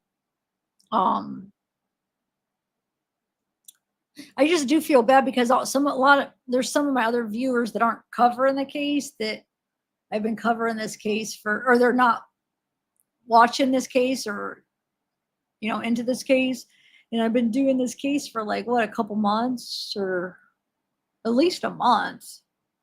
So I feel bad. I haven't really done anything else for other people that aren't into this case. I don't want to lose them. So, well, plus I do have these cases I've had files for how long now? Like over a couple months now. I feel like some of them. Oh, I wish I was like 3 people so I could do them all, because 2 people wouldn't even be enough, really. I keep thinking like I'll have time to start another case while I'm doing this case, but this just takes all my time. Being a detective, so he did. Wait, I missed that. What, from the one that the choral live that we watched today? I didn't catch him say that. Did I miss that? Or did he say that on a different one? Maybe it's these lawsuits or what, I don't know, these charges or whatever they are. I have no idea, but oh, thanks, Angie. Well, if anybody does figure out what the heck this is all about, let me know. I guess I'll just see you guys tomorrow.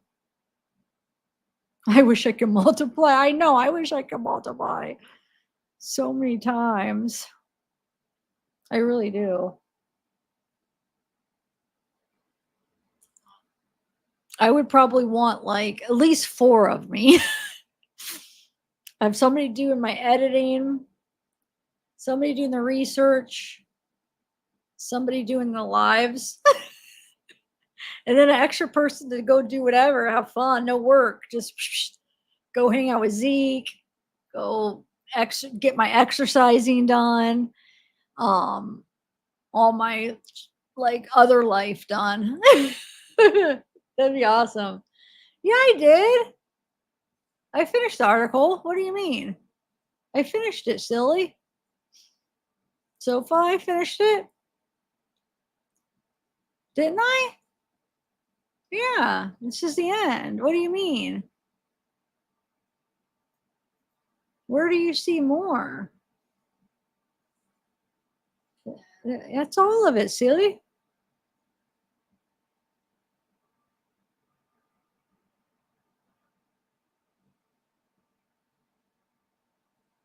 Yeah, I finished it. I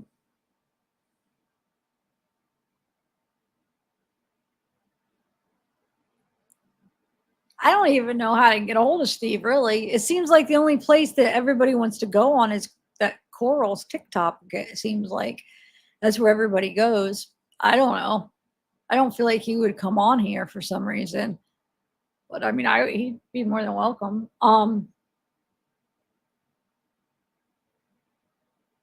No, you're fine, Sean. Austin gets on me all the time about it. So I know exactly what you guys are doing. He always says that. You're fine. I'm not, I just always say, I just was making a comment like,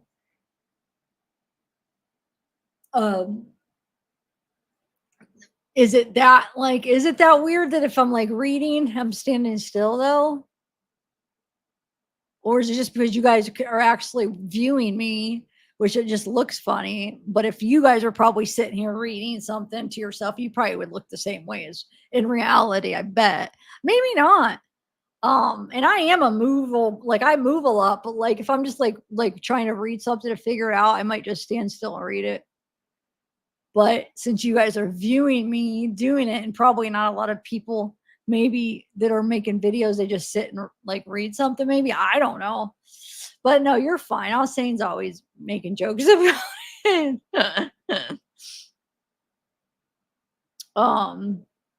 Yeah, I want to. I'd like to. I still want to start this other case, get some of my other cases starting, but like right now, what I have, it would be like a shorter live, I would say, but watch, by the time tomorrow, there'll be like so much more stuff.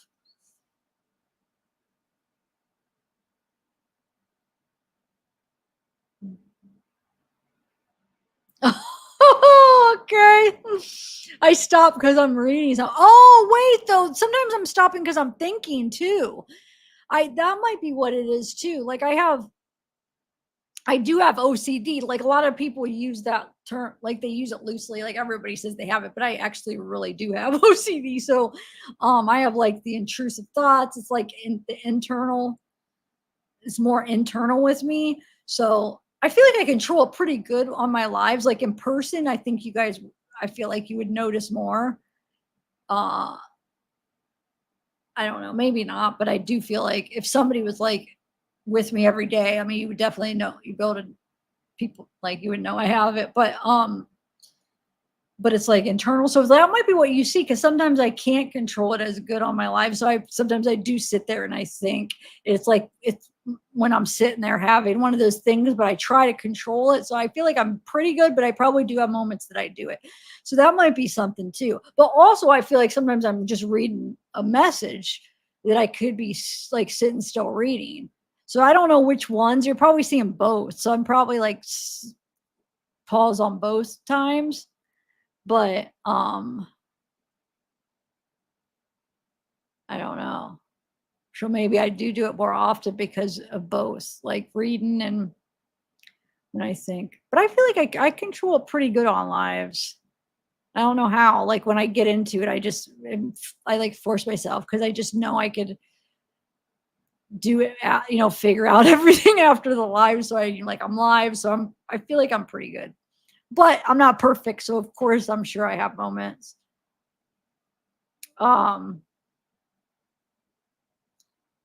Oh, yeah. I do. I don't. I do that a lot where I don't finish sentences.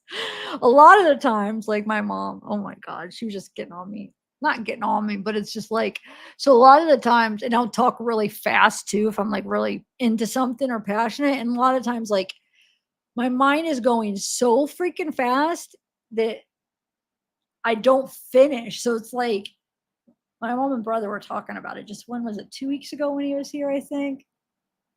And I was really, but she's like, oh my God, look. So it's like, I'm doing it again. See, hold on. I'm talking so fat, like so much that I don't finish each sentence. And it's just like, it's like I can't keep up with my thoughts. And it's just, but I think you're talking about something different because you're saying I quit mid sentence. So I do it where like I interrupt mid sentence and I don't finish it to go on to another sentence, and I don't finish each sentence. I do that. I can't help it. I got a lot of little things that I do. But yeah, I do. I could admit I freeze. I will stop mid sentence and not finish. That's probably more. That might be an OCD thing. I'm trying to think. I'd have to see what specific things. But if I'm like stopping to think, it could be OCD related. That, yeah. Or it could be I'm reading something and something caught my attention as I'm like thinking, and I'm like, oh, I got to read this. So it could be either. But pets, just me here now. Pets do not mind. Wait, what? Pets don't mind what? Yeah, yeah.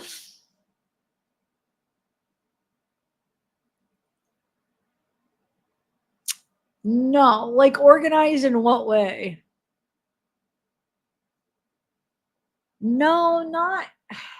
I'm organized in.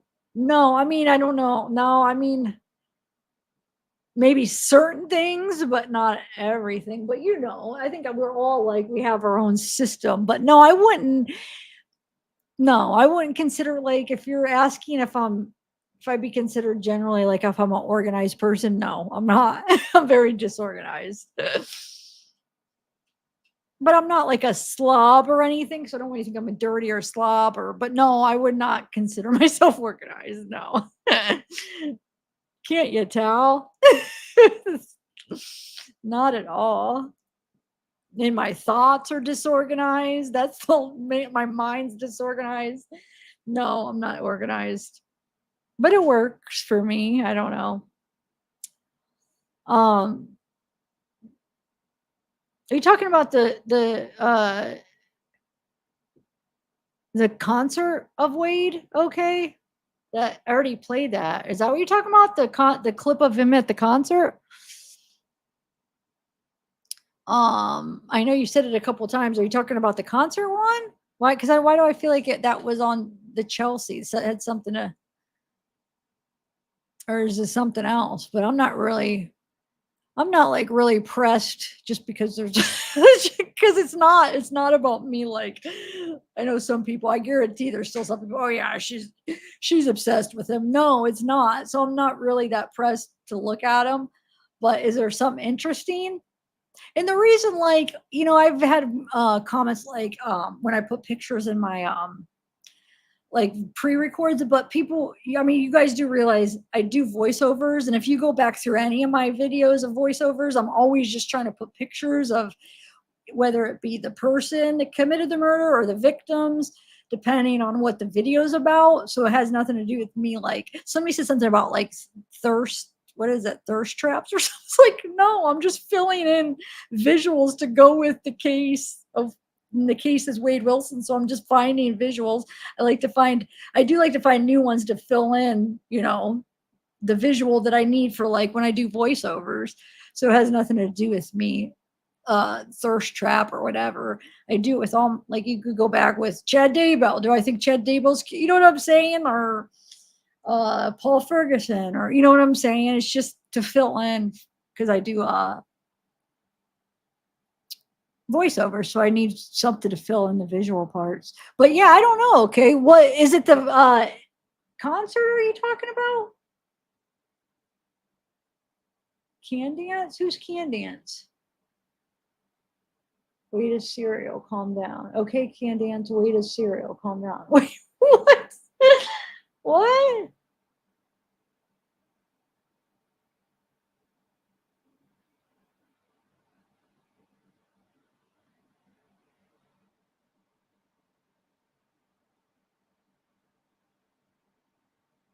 Oh, and that makes sense, doesn't it? Because I feel like I got both. Now, I've never been officially diagnosed. I explained the ADD. It's not like I've been diagnosed ADD. And I never was growing up, but there's some research that, like, I'm a recovering addict, and there's some research that, like, prolonged drug use, it mimics, like, the effects. There's some effects where it, like, kind of mimics, like, ADD. So I don't know. I've said, like, it's like a ADD symptoms, but I don't know. I've never been diagnosed. I don't think I had it as a kid or anything. I think it's the effects from, like, so many prolonged years of drug use, I think. But so I don't know, but I've never been diagnosed with ADD. I just think that I have a lot of the symptoms from, whatchamacallit, get my sandals on. Yeah.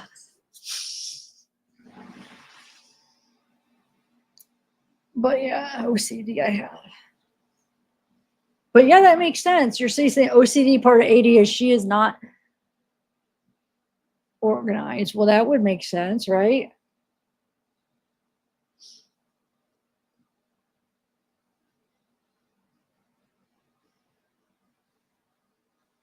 Well, I am messy. Like, I'm not dirty, but it's like, it's not like, everything's like perfectly, I don't know how to explain it. So no, I mean, I would be more disorganized, I would say, but I'm not like dirty. You know what I'm saying? So, but it's like disorganized type stuff. So I don't know. I don't think anything fits perfectly neatly in a box. You know what I'm saying? So I definitely don't fit into any kind of box. I just know that I definitely got some, like, OCD to a point where it does, at points where it's like bad enough where it definitely does interrupt my functioning of, life. But then sometimes it's better. Like, it comes in waves. Like, some months it's not as bad, and then it'll come in a really bad wave where it's like, oh my God. Like, I could sit there, literally, there could be a day where I could just sit there for like hours in my head, like stuck in OCD land in my thoughts and stuff, like, where it's like, not just thinking, you guys, OCD, it's these thoughts are stupid. Like, they're stupid. I'm not even going to get into what it is, but it makes no sense. It doesn't serve any purpose. It's just OCD. Like, it's like obsessions, like these. Yeah, so it's not like I'm just sitting there thinking like, oh, I think too. It's the way and what I'm thinking. It's not like a healthy thing. But yeah, then sometimes it's pretty good where it's like, cool. And that's why, but that sucks, because that's why a lot of the times I don't get help for it, because, like, I'll be like, you get to the point where you're like, oh my God, I need to get help. And then it starts getting better where you're like, okay, I'm good. I'll be okay. And then you're like, fine. You're like, yeah, I could live. I'll be fine. I don't need to go get therapy. I'm fine. And then it gets to a point, and then it gets so bad, but by the time it pushes you to go do it, then it starts to get better. So it's almost like it's not good that it does that, because it's keeping me from getting help.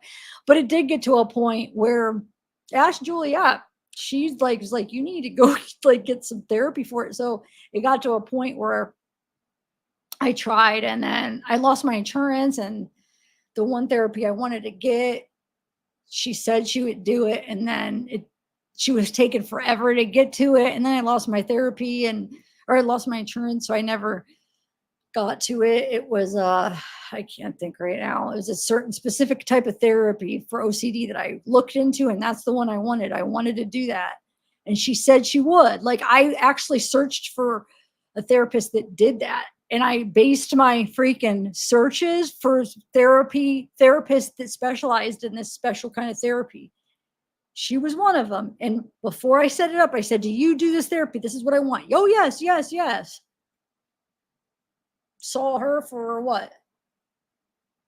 Couple months. We never even got to it because she's like, oh, we got to get, and I was seeing her every week. And yeah, we never got, and then I lost my insurance. So yeah, I just haven't tried again. Anyway.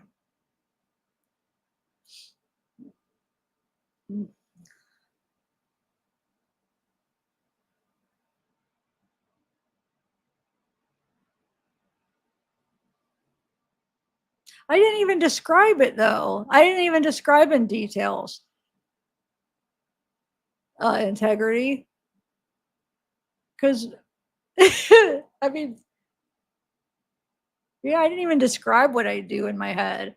Or like I haven't even described it. I have talked about it before in past, this was like what, months ago, but I didn't even describe anything specific. So I don't know what you mean. I definitely have OCD. So, but I could have something else too. So maybe you're talking about if ADD. Are you a therapist?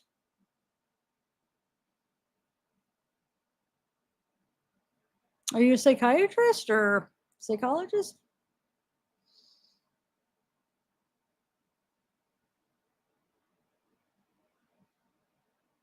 Yeah, so I probably have a couple things going on. That's my OCD. I didn't even get into. It has nothing to do with what you're explaining about. I see where you're going with that.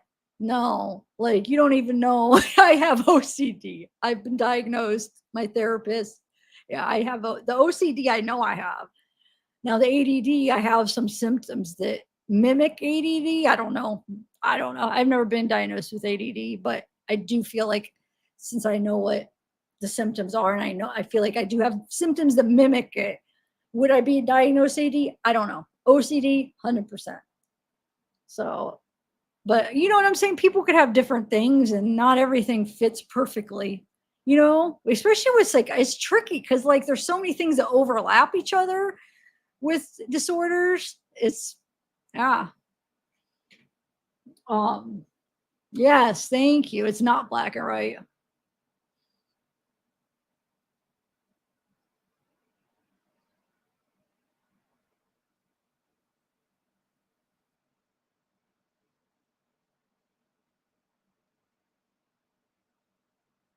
I don't need to what? I'm confused what you're doing here.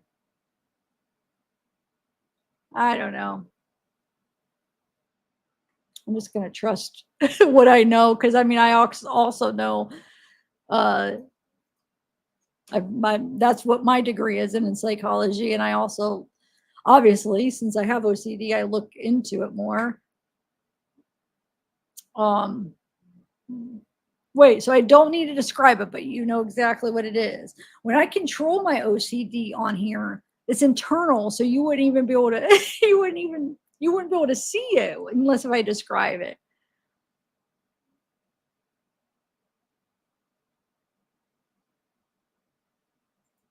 Anyway, I know what I got. Like as far as OCD, anything else, I think it's just long-term, like drug use that's messed up my brain. I really do. The rest, but I definitely, if I explained the OCD, I've talked about it before. There's some other people that said that they were diagnosed too that have some of the same things as me.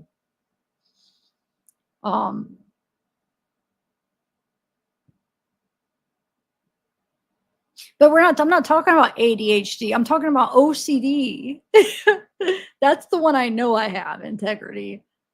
I'm telling you, like, email me. I could tell you in my head what I do, and you'll be able to see it's OCD. Like, it has nothing to do, that part doesn't have anything to do with ADD. I'm not like merging them. That's like something separate stuff that's OCD specific. Like it's definitely OCD.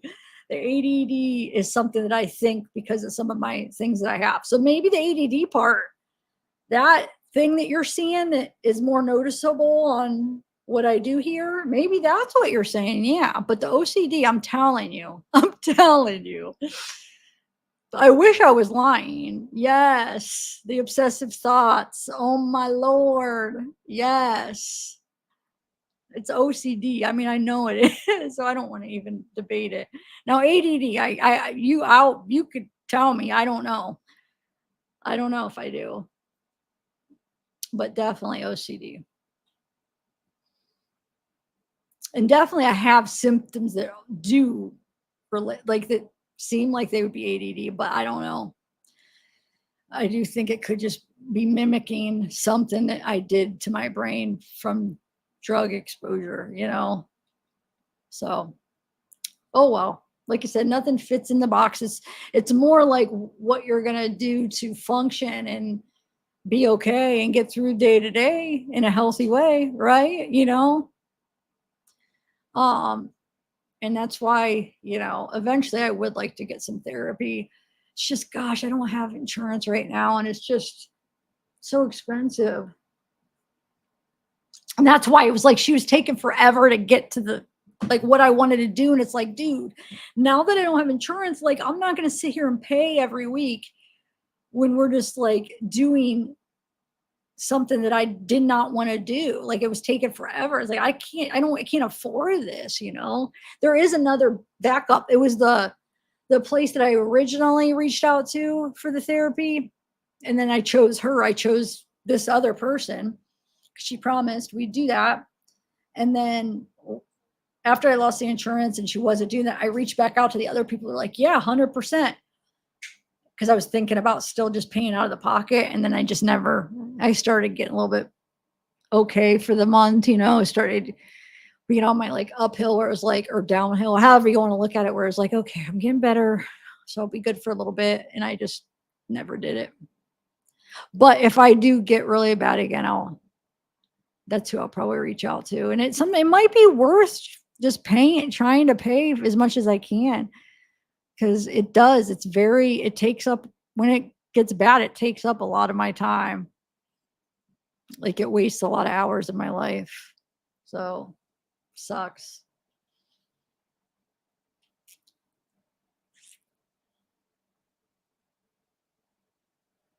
Oh, wait, what did you write me?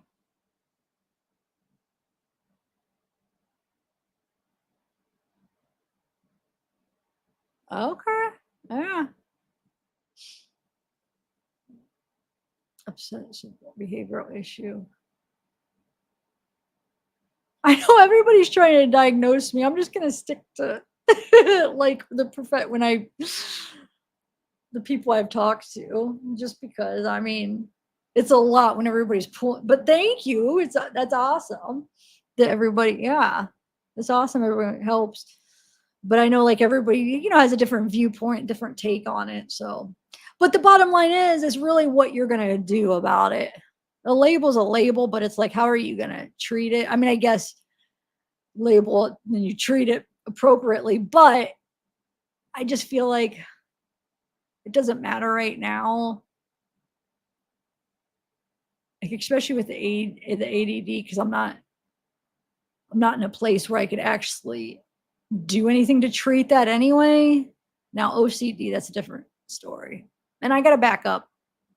I got the person, like it's saved in there. So when I'm ready, I'll go to them.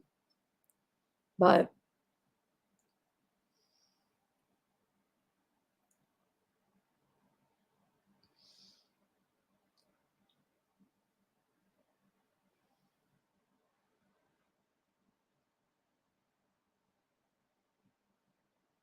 wait, who has borderline, Nidra?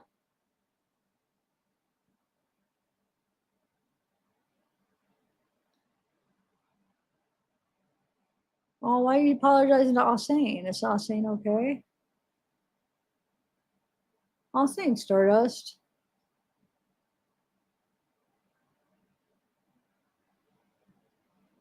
Yeah. Mine are more internal, the thoughts. But there's some things that do. There's some things that do translate into physical things, but mine are more internal. But there's certain things that it's hard to explain because it's so weird, and it just depends on like the thing that happened, like what it is. You know what I'm saying? So it's like I can't even explain. I mean, I can't explain. I have before, but I don't even want to. I'm not even right now because of everybody. Yeah. But I have before. But yeah, it's exhausting. No, I've gotten checked a lot of times because of other symptoms I've had, like physical symptoms and something totally unrelated. But no, my thyroids have always been fine. Or my thyroid.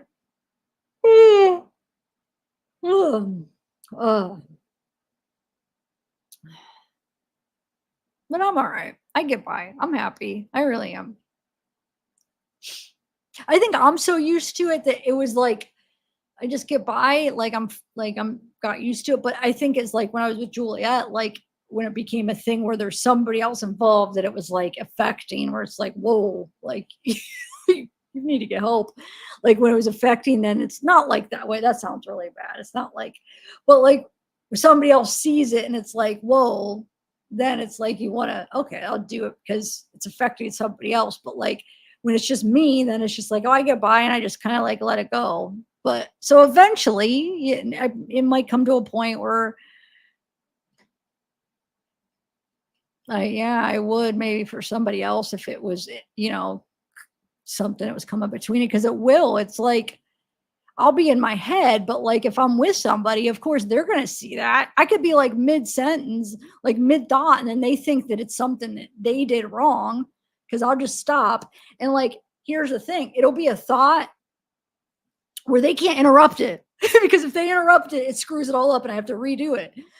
But it's kind of like the physical things you see, but it's in my head, and it's like I have to do this thing in my head depending on what it is, and if they interrupt it, then I have to start over. So it's like, no, just stop. And then they think something's wrong, so I'm always trying to like reassure them, no, you're not doing anything wrong, but just like let me go, leave me alone for a little bit, don't interrupt me. Like I don't yell, but just wait, hold on. And then so of course you just communication to tell them it's not you, just hold on. Just let me do my thing. So it makes it harder when there's somebody else in your life. You know what I'm saying? So if it's just me, I feel like I don't realize as much as when it's somebody else, because then I have to be like, hold on and explain it, or they get to see it and you could feel how they're feeling. But yeah, it's like they can't interrupt the whole, you got to go through stuff. But yeah, it's just, it is what it is. But anyway,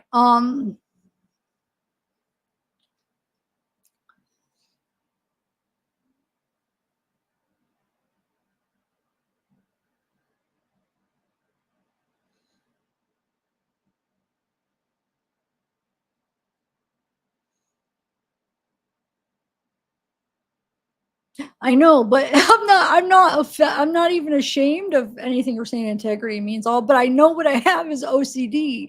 So I said, email me. I could explain it and you'll be like, oh, okay. I'm just tired.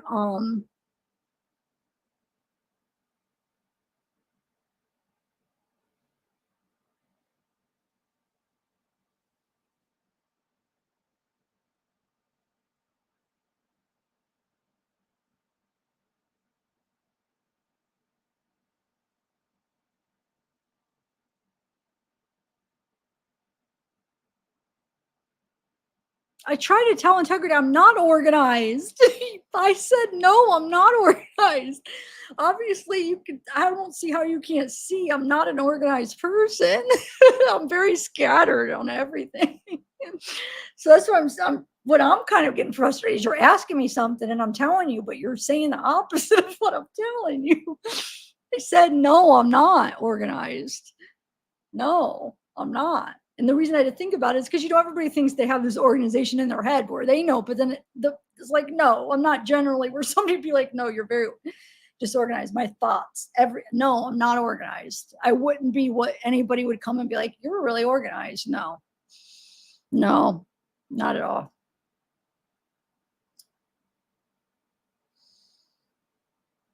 I know I don't even need to be diagnosed with the OCD. I know what I got on that. I don't know why I'm even sitting here debating.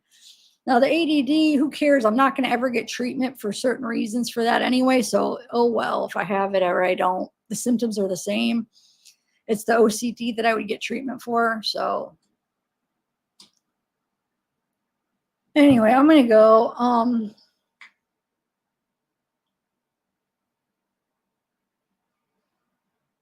Oh, I'm sorry, Candace.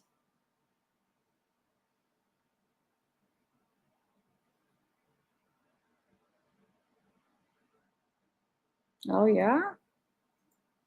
Well,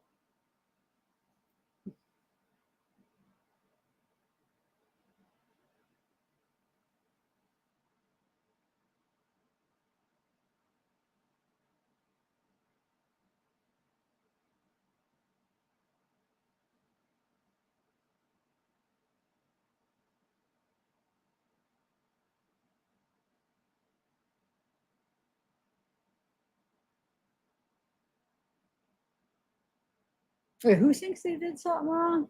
What? You think they did something wrong and you're there, or you are there trying to criticize?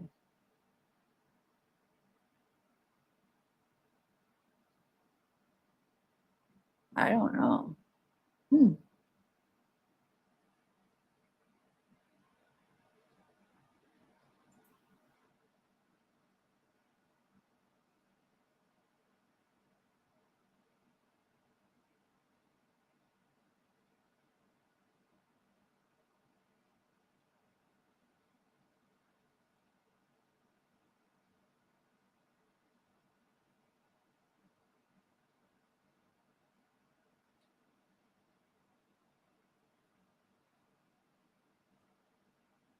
Thanks, Louis.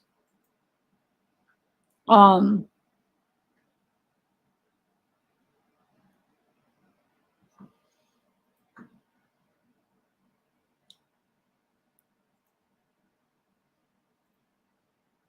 that's the email I just got. Okay.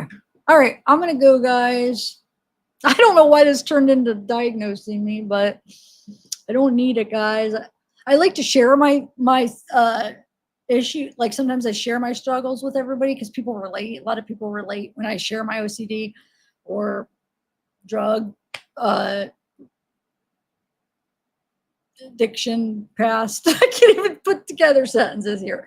My past my drug recovery, my addiction stories, or so yeah, sometimes I do, but I don't really need to be diagnosed or anything, to be honest. I'll just save that to my doctors. But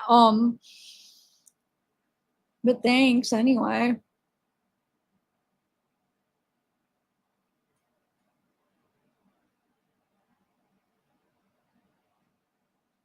Oh, thanks, Megs. Yeah. Yeah. Thanks. It's just me.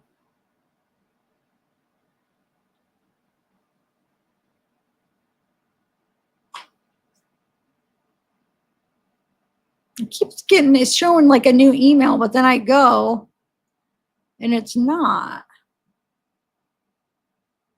It's weird. My phone is so delayed for some reason lately. And it's just been like the last week or two, it's been extremely delayed. Like, I mean, some of my messengers, it'll be like a week old. It'll be like new message now. I think they're new messages and then they're not. Which I think they are until the other person says that they're not. Like, oh, they're not. I don't know what is going on. Are anybody else having that issue lately with iPhones?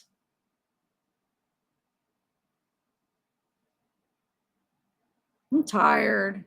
Now I guess, gosh, I wanted to get off so I could do some stuff. Now I just spent like an hour debating, arguing about my OCD.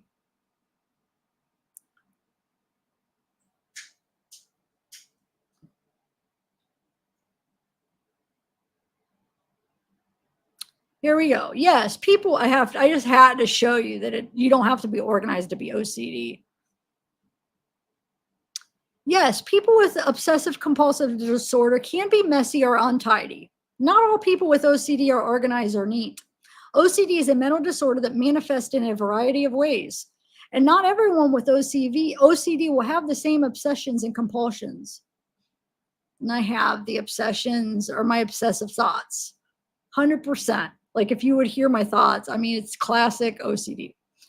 As far as like was what it is. Now, there's different ways that people could have it, but my way, it is OCD. Now, some people could have it where it's physical manifestations. Some people could be extremely tidy and clean, but a doctor that's informed on what it is, they could hear that and they know the different varieties. You know what I'm saying? It's characterized by two main symptoms: obsessions and compulsions. Obsessions are intrusive, unwanted, distressing thoughts, images, or urges. Compulsions are actions that people with OCD perform in response to their obsessions to reduce distress. And that's what I was saying. There are some things that here's the thing. It's like, I have given examples, but depending on the situation, it could be like different depending on what's going on. So it is kind of hard to list them all out. I mean, I could give you some examples I have before, like even like screaming. I know that sounds weird, but hold on, let me finish. These compulsions can include cleaning, arranging objects, or repeating mantras. Yeah, some common obsessions include fear of contamination, fear of doing something imperfectly, fear of losing items, superstitions, immoral or bad thoughts, blasphemous thoughts. I do this a lot, checking and rechecking, like an obsessive amount, but that's not the only thing I do, because I know there's probably some people that do that, but there has to be like compounding things you do to actually be diagnosed. So just the rechecking wouldn't be enough, but like there's so many more other things I do, but I constantly checking, repeating routines. A lot of it is in here, but there is some physical things.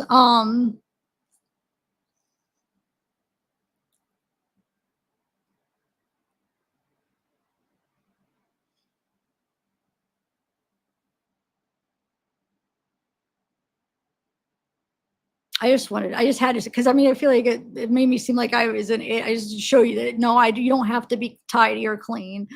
There's different forms. I knew I wasn't crazy. I know what I got. I'm telling you.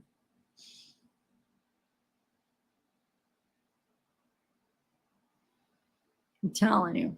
So classic, some of the stuff. But anyway. It sucks. I wish I didn't have it. It sucks. It's not a joke. Like when people say it loosely, oh, I have to double check this or double check that. It's not like the typical stuff that people do, like, and they think it like, oh, I have OCD. It's like, it actually is hard. Like it's hard. It's like it interrupts your functioning. Like it gets, I mean, you could be hours on these obsessive thoughts that mean nothing. So it's not like just because, oh, let me go back. I think I turned off the oven. I think I did that. That's like kind of normal stuff, but it's like these things where it's like, you know, you did it. You checked it a million times, but you have to check it a million more, or in your head. Like mine is like,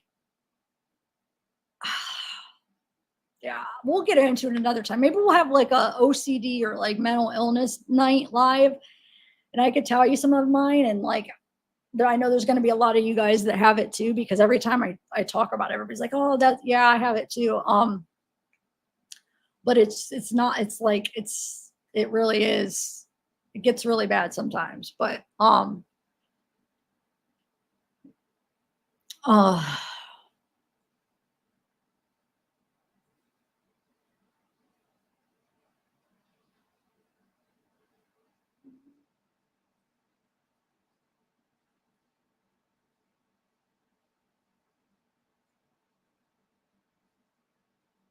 yeah, it's not. Yeah, I know. That's what I was trying to like integrate. I'm like, no, I'm telling you.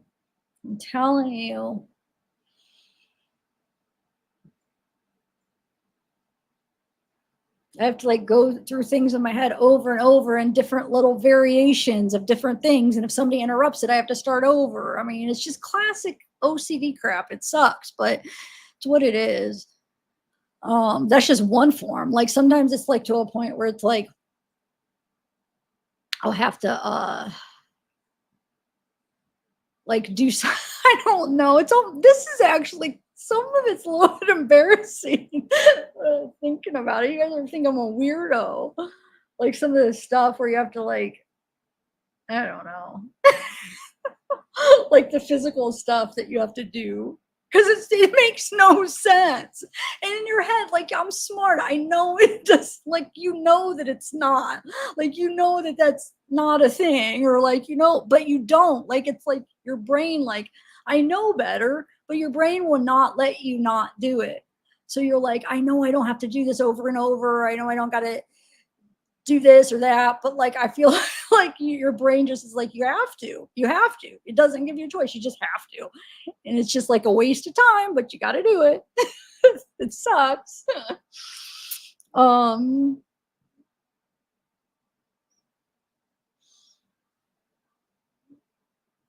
Like there's certain things, you know, you can do with your hand or like, and it's just like, it's mixed within your head and you have to do it so many times. And then it's like, oh shoot.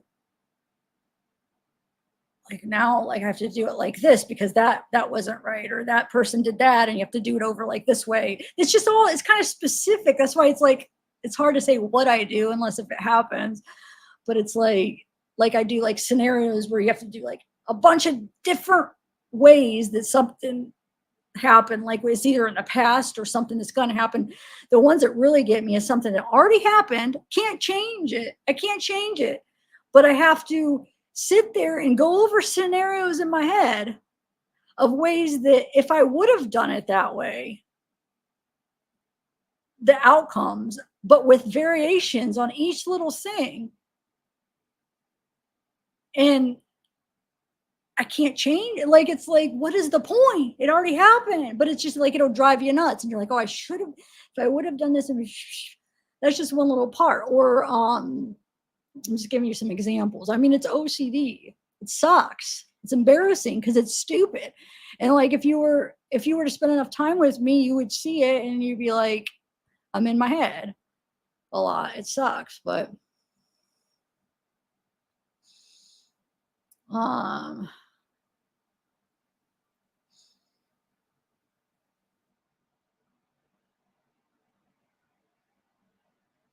no, I know. I'm just showing. I'm just trying to give some examples. That isn't all of it, but I mean,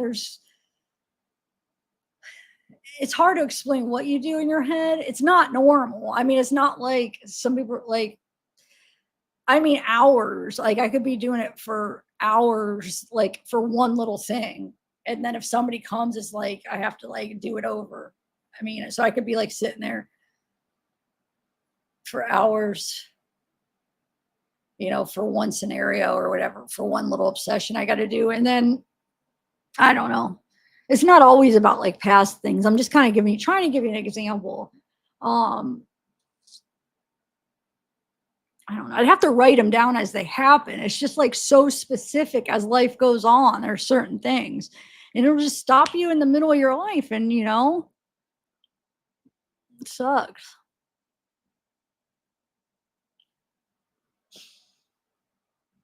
I'm 42.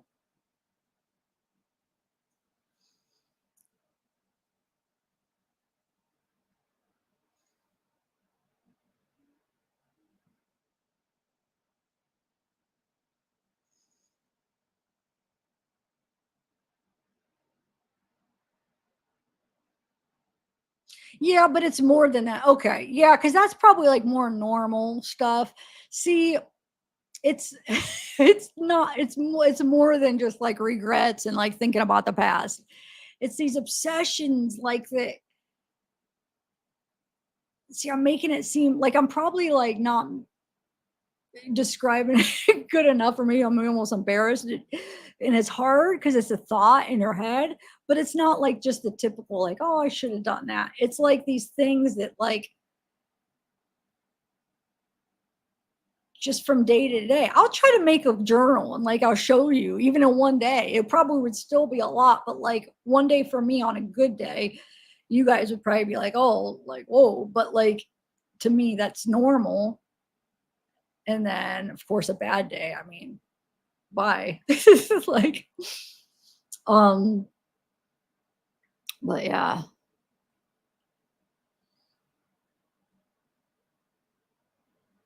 Yeah. But it's not, the thing is, it's not even like a real worry. It gets to a point where it's not even like real. Like it's stuff that you like, that's what I'm saying. It's not like a normal, like just worry. It's like it makes absolutely no sense a lot of the times where it's like stupid. Like some of it is like, you shouldn't be obsessing about it. So not all of them is like it's normal obsession. And that's what is like messed up. It's just stupid, like stuff that you'd be like, why are you, what? Like, I don't know. I can't even think of an example, but it'd probably be really embarrassing. Just littlest, stupidest things. I was just trying to give you like a general concept so you guys can make sense, but I feel like a lot of you guys are just like relating it to like normal worries, and it's not. Trust me. But anyway, I'm done, guys.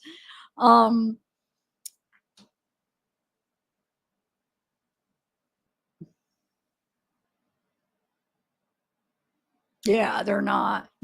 It's not. Thank you.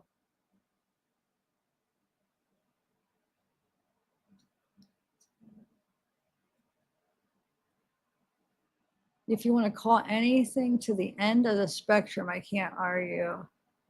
Huh? I don't understand that comment, Candace. I never had problems with obsessive behaviors or with my brain, but I mean, if you want to call anything to the end of the spectrum, I can't argue. I don't even know what that means.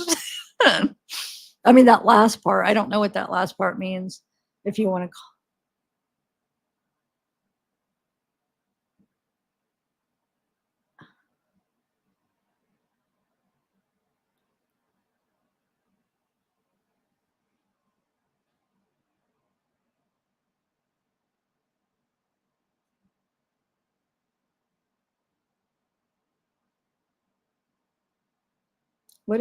What I mean is if you're talking about an example that hit the very end. I'm 42, yeah.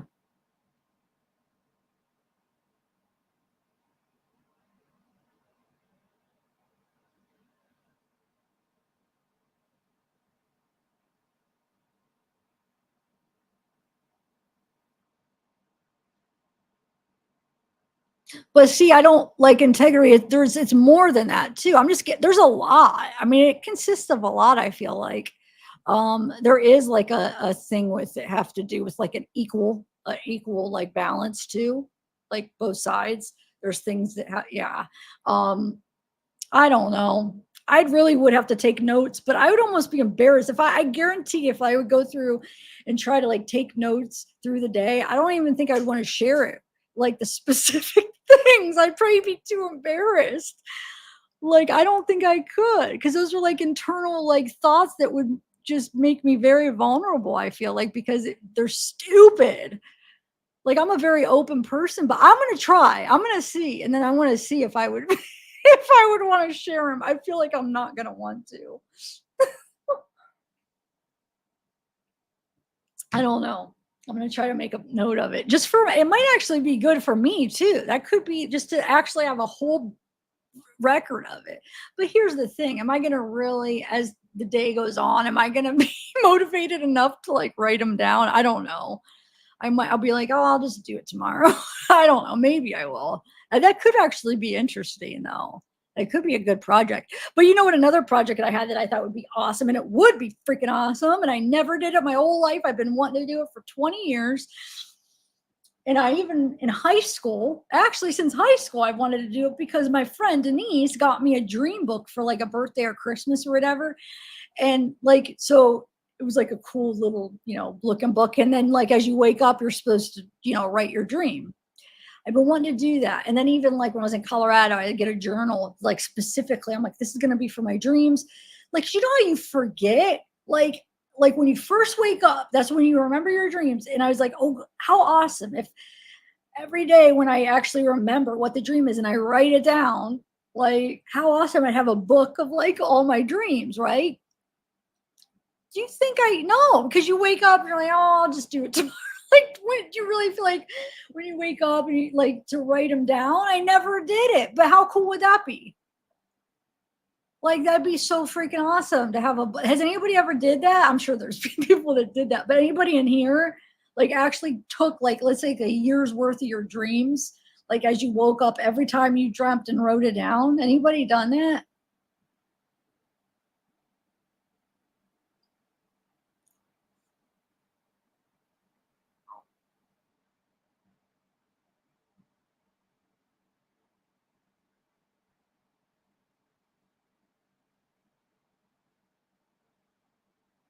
Oh, I have shared it. I have. I've shared it with them. That's what I'm saying. I've already talked to people about it. I have. I already have. But then I lost my, well, the last one, I lost my insurance. And then I have another one that I had talked to before, and then I didn't end up, which I kind of wish I would have. Not that I didn't like the therapist I went to. She specialized in OCD. And the therapy I wanted, that was her specialty. And she was awesome. I liked her, but maybe if I would have had longer before I lost insurance, but I don't know. Like I said, if I do decide I have another one, but they're all, the ones I have are like specialized in OCD. That's what their specialty is. Oh my God. But yeah, oh my God, but yeah, I've talked to him about it. But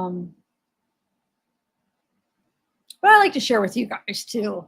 You know, it's kind of therapeutic, you know, to talk with you guys and have so many people that could relate to it. It is, it's good. But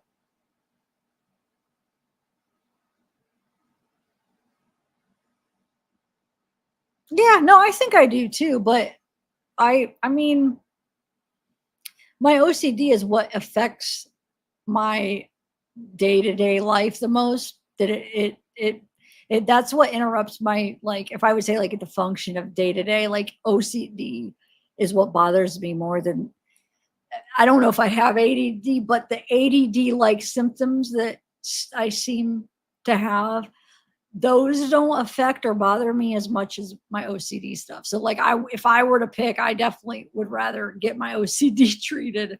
That is the one that affects me the most. So that's why I'm focusing on that. And I've never been diagnosed with ADD. So I just think I have some of the symptoms.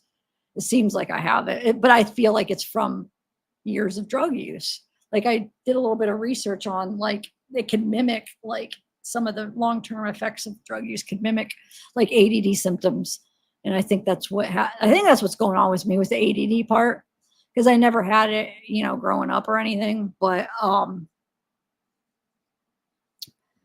yeah, like I'm fine living my life. Like ADD, I'm fine. Like that doesn't bother me. It's like I could function. Yeah, I'm a little like disorganized or like, but I get by fine. It doesn't like make me, I don't know. Yeah, my OCD is what I would need to get help with for sure. No, I don't. Yeah, I'm not going to take SSRI. Sorry. I've gotten this far without it. No, I'm not. I'm good on that.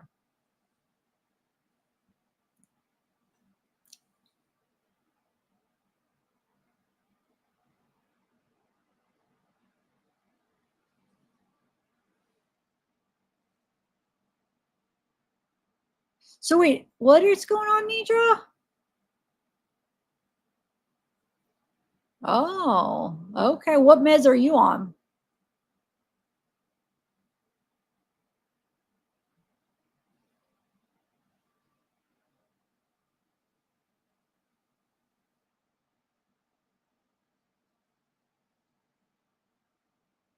Are you okay?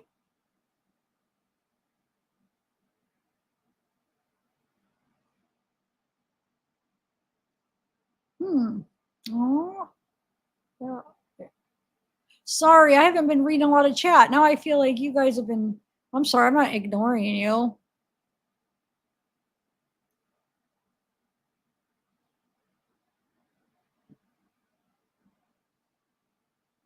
Oh, yeah, your brother. How old's your brother?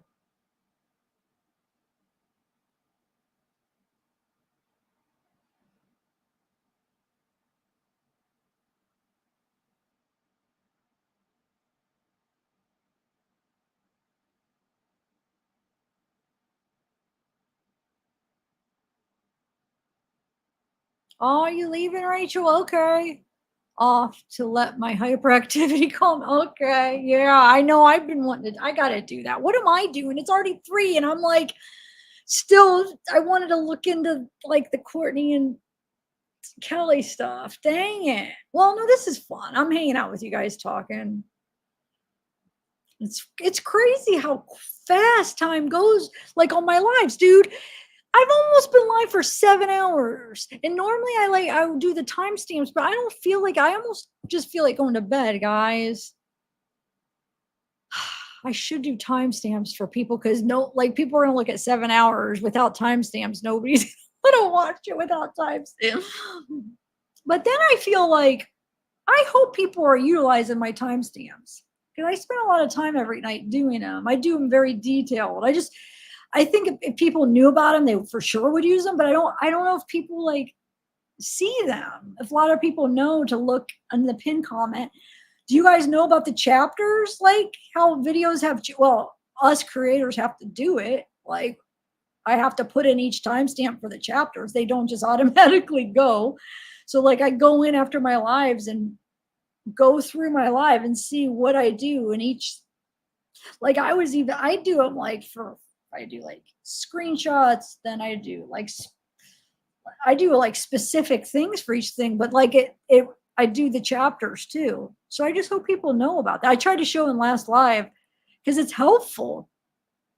It really is. Like you could go whatever you need to go, and if people don't want, like, they could skip to whatever part they want. So it really is. I hope people know, more people know about that. I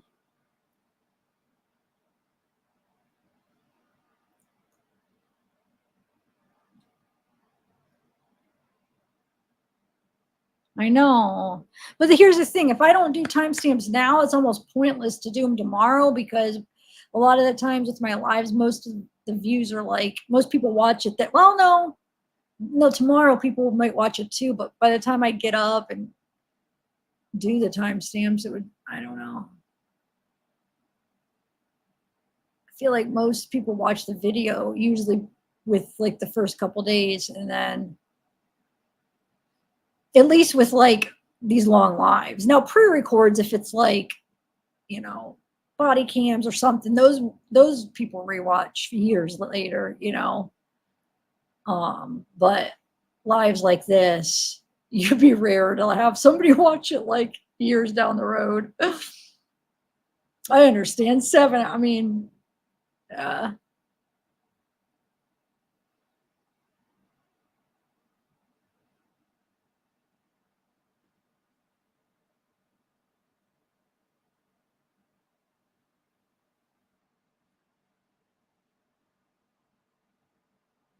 oh, really, Sharon? That's awesome. This is the first time? Are you serious? Wow. Cool. Well, welcome. This is a little rare what we're doing. Well, I always do the wind down. Like I already did the Wade stuff. I usually do it. This is a long wind down. I usually do like at the end of my lives, I'll just like, I call it the wind down, where I just talk about whatever. I don't know. It's not about the case, but just about whatever, anything else that comes to mind, and kind of just talk to chat. That's kind of what's going on. But were you here earlier, right?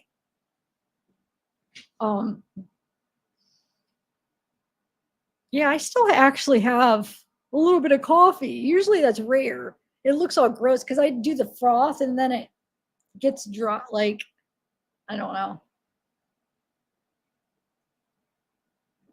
This is half caffeinated though, because I had so much coffee. Sometimes I have so much coffee and I just love the taste. And I know I shouldn't have any more caffeine, but I just want the taste of coffee so good. You know, it's like I'm addicted to coffee. And so I have like half calf. This is half caffeinated, and then I have decaf. I haven't had a decaf in a while. But yeah. It's my only vice I have left is coffee. Because I quit everything else. So it's like the one thing I have.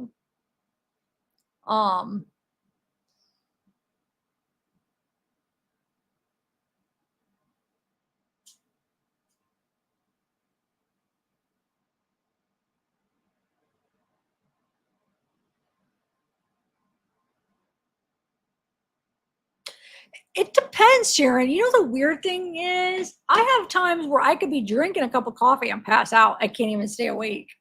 And then I have times where coffee has me like kind of wired and jittery. I don't know. It's so weird. But for the most part, I would say I could always probably sleep no matter when I drink coffee.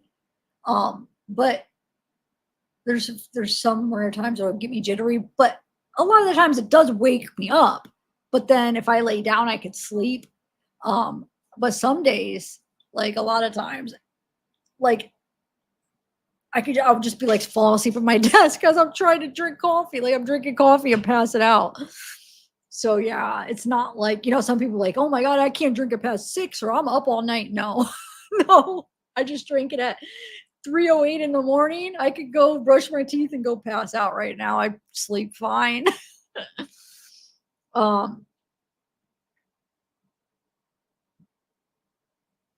Hi, Keyboard Mafia.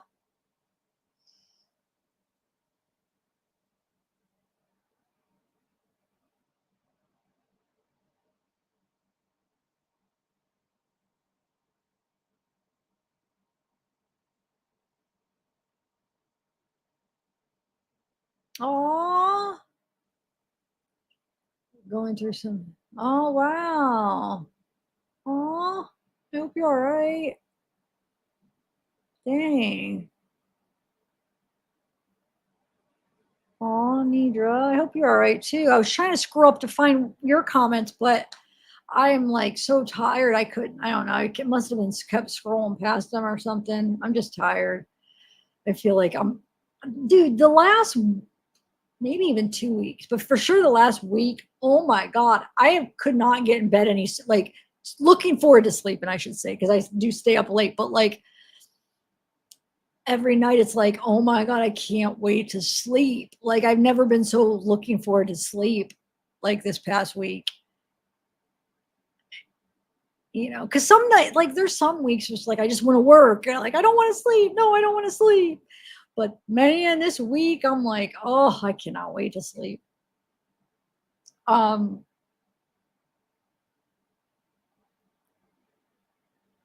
yeah. Ah, yeah. Dude, if you try to quit caffeine, if you have a, you know, coffee drinker and then you quit, oh, you'll get massive headaches if you're addicted to caffeine, you know?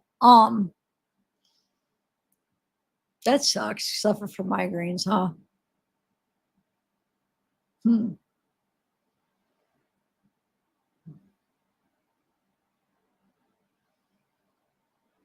Oh wow, you're wide awake. You better get some sleep. I'm keeping you guys all up.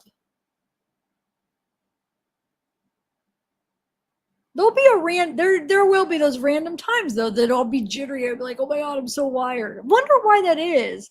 Like, why is it the same freaking cup of coffee one day could have you, you know, nice and energized, and then one day it doesn't do anything.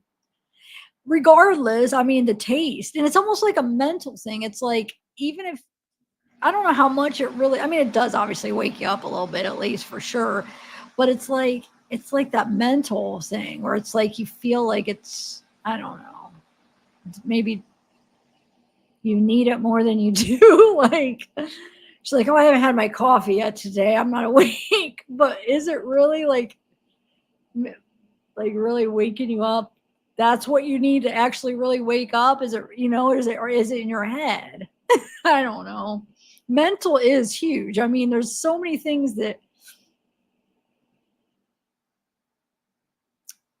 and that's why like I've never like been on like any antidepressant or like any depressants or any anxiety stuff. Not that there's nothing wrong with people that need it and that helps them. But I've had bouts of like depression, nothing like, I guess we all go through certain time periods, but never, nope. I'm like, nope, I'm not going to do it. I'm not going to do it. I've always got through it and without anything like that. But like I said, I mean, some people can't, but the power of the mind, it really is. And yeah, I mean, I guess I'm freaking struggle, did other drugs for recreation. Well, I shouldn't even say recreation because I was an addict, so I guess that would be recreationally. But I'm saying, like, as far as those, I just always refused. I guess it was like, I don't want one more thing to be addicted to, and I don't know. I have a weird way of thinking when it comes to that, because it's like, yeah, I was becoming addicted to something else every day, other stuff, but for sure now, I'm, the sobriety, I've been sober for, I think it'll be 8 years. I think October's 8 years. I really do. And now it's like, yeah, I'm not going to take anything. Like, I'm not going to, I get through it. I've gotten through it. I'm not going to take anything else if I, like right after I quit, the depression, you go through a lot of depression, I guess, when you quit. But no, I didn't take anything for it. Like, as far as like depression or anxiety, I just said, no, I'm going to do this. And I got through it. But of course, I'm an anxious person, but nothing that I can't handle, anxiety. I get through it all. I do. I feel like I got a strong mind. I do. That's one thing I do feel like I was blessed with. I have a pretty strong mind. Besides, I know OCD, but I do, like, in some ways I do. I feel like I really do.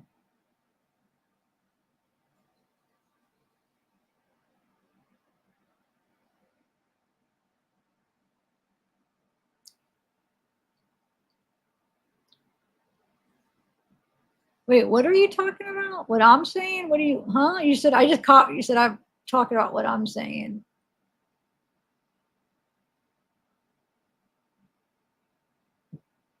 Well, yeah, withdrawal, but I mean, I did go through some depression, anxiety and stuff where,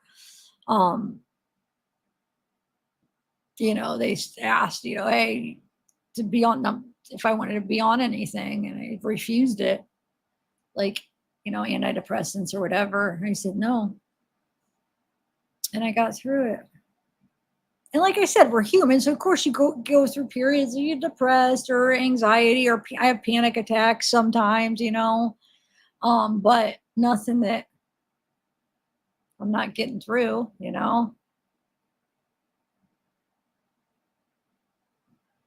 But some people do need it, but I feel like I'm able, as far as like antidepressants and stuff like that, I feel like I'm a pretty happy person though, generally. I never really had like a long-term problem for depression. It was always situational depression,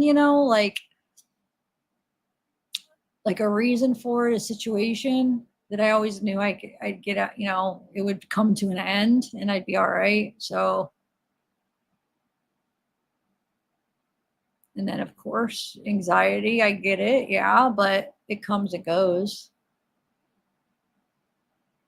I have a lot of anxiety around health stuff.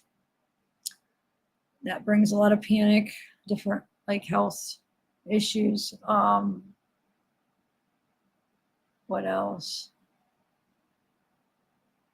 Oh, that's my, like, a lot of it is health related, like worrying about, yeah. Anyway.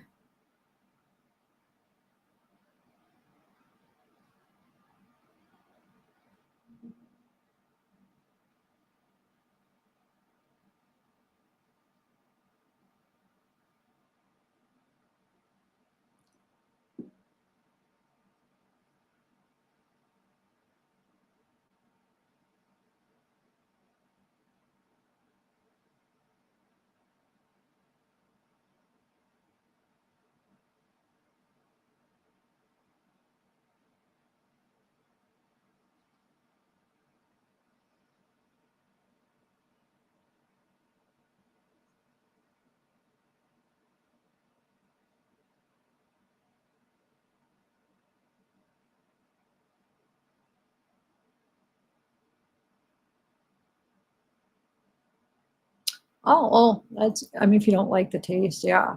Do you drink, like, is there anything that, like, do you drink tea or pop or anything?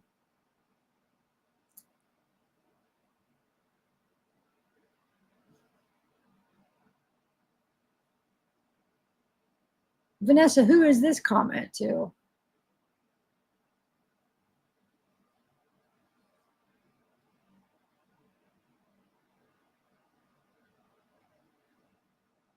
Withdrawal, I know what withdrawal is, Candace. I know. I've been struggling addict for a long time. Like, drugs have been a part of my life for more than they haven't been. So, I mean, I know what withdrawal symptoms are. Trust me. Trust me. But I'm just talking about in general. I'm just trying to, I don't know. Yeah, I'm done explaining. It's exhausting. I used to, Darth. I used to. Oh my God. But when I was still, you know, partying and using, I used to. Oh my God. I remember at one point I would drink like 4, well, I'm sure that's kind of normal for some people. There are some people that, yeah, a lot of people probably do drink like 4 energy drinks, but like that's on top of like using too. But I drink like 4 energy drinks every day. I like those 5-hour energies too, and then I just drink some rock stars too, and then the little 5-hour shots. But no, I don't anymore. It's rare. Like once in a while you'll see me. It's usually if I'm live, you'll see when I'm drinking energy drinks. I don't drink them usually. I feel like if I'm drinking them, I'm gonna be live. You know what I'm saying? So like once, I would say maybe it's just like random though. Maybe like last month, I think I did those cotton candy energy rock stars, or no, they're Bang, I think. I can't find the cotton candy rock stars. Those are hard to find. They're so good. The last time I was able to find them was what, like last year? I go into gas stations, but Bang, I could find those. I think I had like 3 of them, so I drank them maybe 3 days, like 1, 3, maybe in a row. But then that was what, a couple weeks ago. I could go sometimes like 3 months without having one, and then I would just get the itch, and I'll grab one at a gas station and drink it, or get a couple and then drink a couple that month or whatever. But no, it's not not a like a regular thing. But it used to be. It used to be for years. I was, yes. So I guess that's another addiction. I quit smoking. I used to smoke cigarettes. I quit that. So I quit a lot of stuff actually. I mean, I guess I still do caffeine because coffee, but I mean, it brought like energy drinks is a whole nother level because that's not just caffeine. That has like all that other stuff in it. And that's an addiction in itself. But yeah, I started smoking every day in high school. I was probably like 15, 16 when I started smoking every day, I would say. And I smoked up until in my 30s. Yeah, my mid 30s probably. So probably like 20 years, I would say around 20 years, but I quit that. Oh,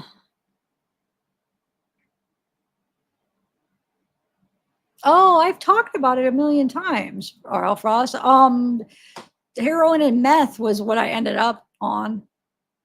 But it started off like, I mean, it started off with, you know, like all the drugs, you know, cocaine, just like a whatever, hallucinogens, ecstasy, cocaine. But then it started every day where it was like, where I would consider it an addiction. Because before it was like a regular part of my life since high school, drugs, like whether it be like mushrooms, acid, weed. Well, weed I don't consider drugs, like coke, ecstasy, and then like, you know, opiates, not every day, but when it became every day, the opiates was like pain pills every day. I think I figured out it was like 12 years on pills every day, which should be like, you know, Oxycontin, Percocet, Vicodin, and then it moved on to heroin and meth every day for about 4 years after that. So I mean, it was a long addiction where it was like opiates every freaking day. So, but then when I moved to the heroin dealers always had meth, and I just became addicted, and I was doing meth every day with the heroin. I'd always get both. So, yeah. Woo. So, yeah. And I was a functional addict up until I switched over to the heroin and meth. So I was functioning with job, going to work every day, just like a function addict. And you know what, though? I feel like it's almost a blessing in disguise. I know that sounds stupid to say, but that I switched to the heroin and meth, because if I wouldn't have, I feel like I would still be a functioning addict. And if you don't hit rock bottom and you're functioning, you're not going to have enough motivation to quit. Like where's that going to be that is going to make you quit? You know what I'm saying? So I probably would still be sitting here using and an addict if I did not make that transition, because that's when I hit rock bottom. You know what I'm saying? You ended up homeless, freaking with nothing, no job, on the street. But I would have, if I didn't, I would have continued being functional, I think. So I almost think it was like, I know it seems weird, but I think it was like what needed to happen for me to get sober. I mean, in reality,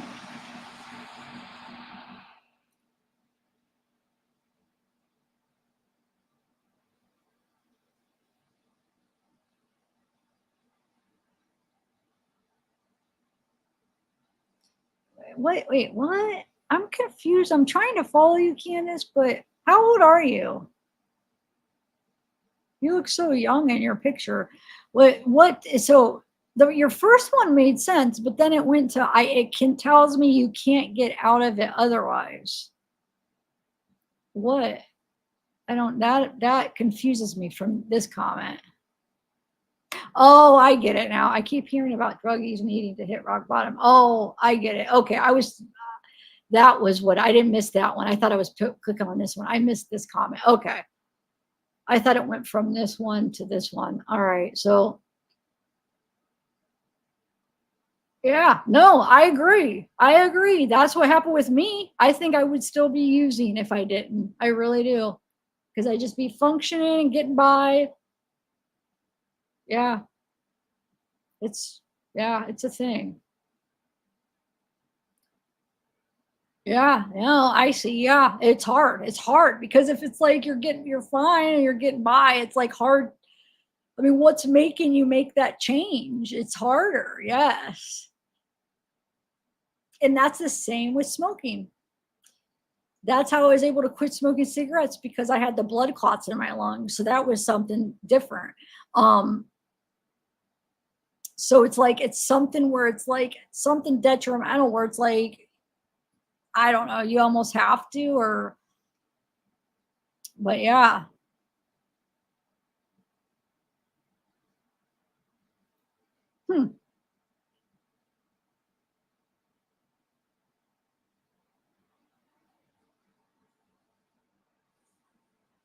But yeah, a lot of people that did heroin did meth, though. It's just they counteract good, you know? So that was a very common thing, as much as it seems like, ooh, but it's common. It's more common than what you think. But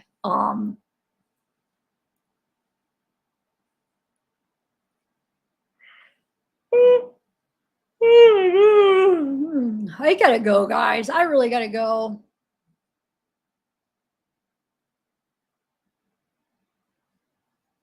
But if there's any addicts out there right now, I tell you, there is happiness after drug use. I'm telling you, because I know when I was at rock bottom, even before I hit rock bottom, I never thought, I was like, there's no way, there's absolutely no way that I would even like be happy in my life without it. Like I couldn't even see living my life being okay or happy. It's like this point, my thought was like, it's pointless to live life without drugs. Like, how fun can life be? How can I ever be happy without drugs? Like, how, you know what I'm saying? Like, I really thought that. I did not think that it was possible to be happy without drugs. And I'm here to tell you it is possible. But like that feeling was so strong. Like, there's absolutely no way. Because first of all, like my whole life, even before it was like the opiates every day, it was like my whole life, like my fun time going out to shows and festivals all revolved around drugs. Like it was all like, oh, we get high and we go see a show or a concert. It was all like revolved around that.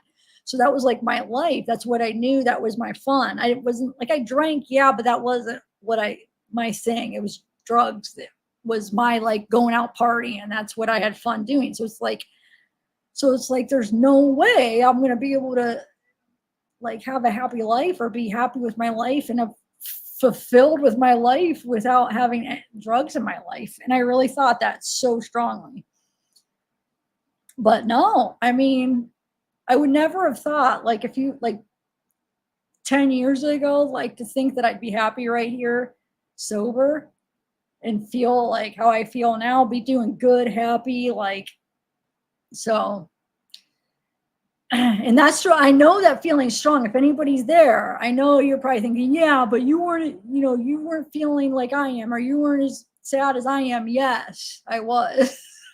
Like the rock bottom, especially.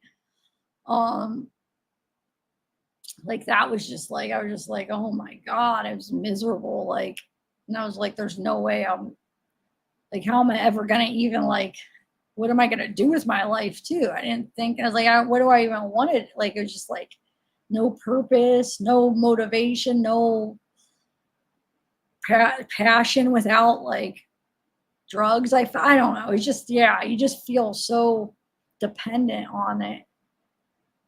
But you just have to get through it, and you actually, it's like a whole new life, really. A whole new happiness. Like I find happiness in other things, you know? Yeah. It's crazy. It's so weird to think back then. Like I'm thinking back and like this dirty motel. Dude, this one, oh my God.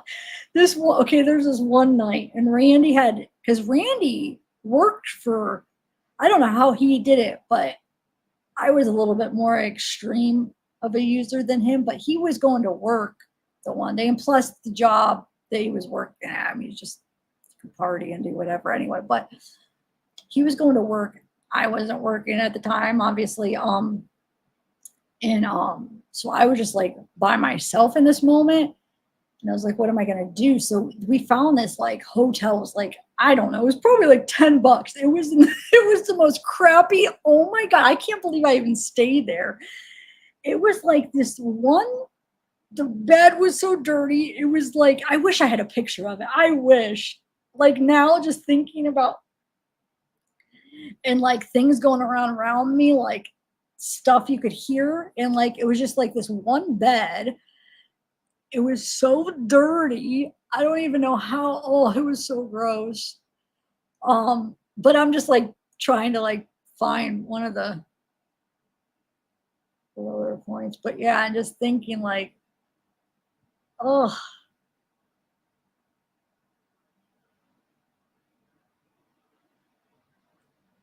Oh my Lord. I don't even know how that even existed. Wouldn't even call it a hotel. I don't even know what it was. It was just this little, I don't even know if like who we paid to stay there. I don't know. I don't even know. it wasn't like a hotel. I don't even know what, I guess it was. I don't even know if it would be considered a hotel. It was just like this room that was just like, I don't know. Like, I really don't know like who we paid the money to stay, because I don't think there was like any lobby or like anything professional. I don't know. But I stayed. But the thing is, I think I remember it because it was so detrimental, because I was there by myself and there was like crap like going on all around. I was like in the middle of the ghetto, and it was just like stuff going on all around me that was just, I don't know.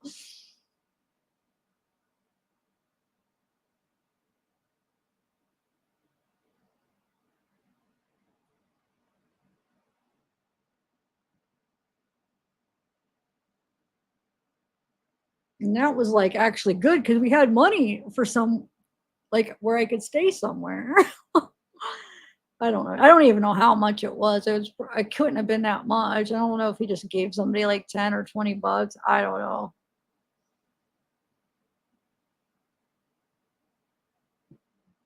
I remember also when I still had my Jeep before that got, the engine exploded. We put up like sleeping in there, and then put up like these cardboards around like the windows to like block out, so we could sleep. I remember having like this cardboard that I thought it was all like, ooh, I'll put some cardboard that fits these windows. And then the cops come, like, can't even sleep in your own freaking car anywhere, you could only sleep a couple hours before the cops come knocking on the freaking windows, and like you can't even, like, why is it illegal to just sleep in your car? I know you're in a parking lot or on the road, or you're somewhere, your car's somewhere, but it's like, who are you hurting? It's like, what are we doing? Go fight crime or something. We're just trying to sleep in our car. I don't know. I don't know why that's such a thing. Like, why do they care? You know what I'm saying? Like, what are people are just trying to sleep and live. And that's like, they won't even let you. They can't even let you.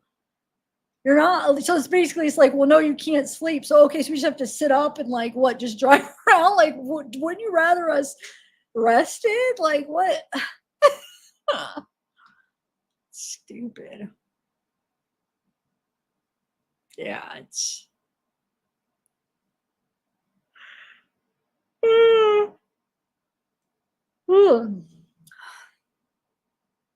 yeah, right though. I'm serious though. I mean, we're just trying to sleep, not hurting anybody.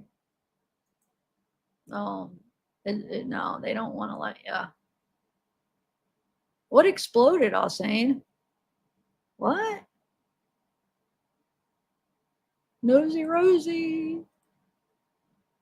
Oh, I'm just rambling. I don't even know what I'm talking about.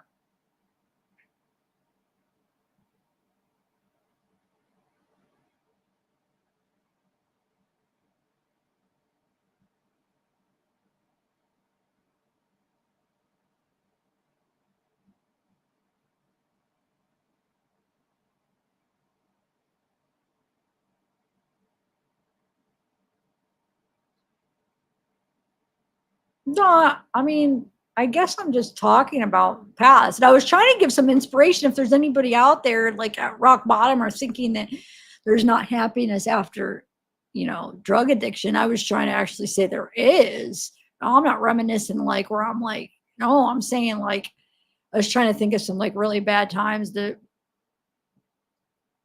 I don't know, but I'm just saying that there is happiness after addiction. You just have to get through a tough time. I mean, you're gonna have to go through a tough time, but the tough time will end, and then you'll have a good life ahead of you, but you just have to go through it a little bit or a lot of bit. Just stay strong and know that. But I mean, if you think about it, like all the struggles you go through every day being an addict, you're strong. Like that takes some strength. As much as people think addicts are weak, it's not. It's like, I don't know. I think people are starting to understand it better, but I know like people used to like look at it like, oh, it's a choice, and it's for the weak-minded, and that's not the case at all. And I think people are learning that as people are becoming more knowledgeable on it, because that's not the truth at all. It's not a choice. Yeah, maybe the first time's a choice, but it becomes where it's not a choice. It becomes where it's like your brain, the drugs kind of like hijack your brain into thinking like you need it to survive, and like it's powerful. They convince you that you do.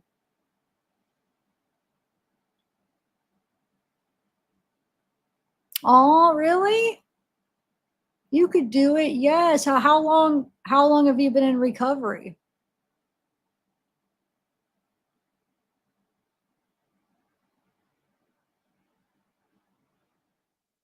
Oh, really, oil frost? Yeah, but doesn't it have some other bad side effects? Wouldn't you think? Because I bet I feel like that. I don't know much about it. I know people take it to lose weight. So is it like a speed though? Don't you think that could be an addictive thing though? Does it have some kind of feeling where it's like, it could be addictive, where there's some kind of feeling it gives them where they don't want to stop taking it? I don't really know much about it. All I know is it's making people everywhere lose a bunch of weight. And it was supposed to be like a diabetes drug, right? Or something. And now people are taking it for weight loss, I guess. Yeah, it is. I think it was supposed to be for diabetics, and now people see what the effects, and now everybody's taking it for like weight loss, I guess. But I feel like, yeah, here's the thing, R.L. Frost, things that have like a therapeutic effect probably can if you take it at therapeutic levels, but we're humans and people can't do that. So people are going to abuse it, and I feel like, I don't know, I have to study that a little bit, but I feel like if it is something potentially that people are going to abuse, and it's going to turn into an issue, because there's a lot of things at therapeutic level that are fine or that can be helpful, but us as humans are excessive, and we can't stop at that level. We got to take stuff excessively because it's just the way we are. I shouldn't say not everybody's like that, but a lot of humans are. So I don't know. Why do I feel like that it's some kind of like speed, or it mimics of it. Does it have any feel good, or is it just strictly doesn't make you hungry? I don't know. Does anybody in here has taken it? And you don't have to feel like ashamed or anything, but I'm just curious, does it have like does it make you feel a certain way, or is it just, I don't know. 8 years. I said October will be 8 years of sober. I'm going to go because I got to take my blood thinner and go to bed. I don't know. I just thought, I was like, shoot, I forgot. I didn't take my blood thinner yet. I take it before bed. But I'm going to go, guys. I really should.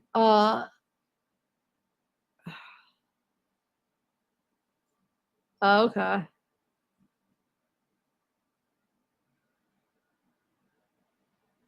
Because I have a blood clotting disorder. I've had 2 pulmonary embolisms.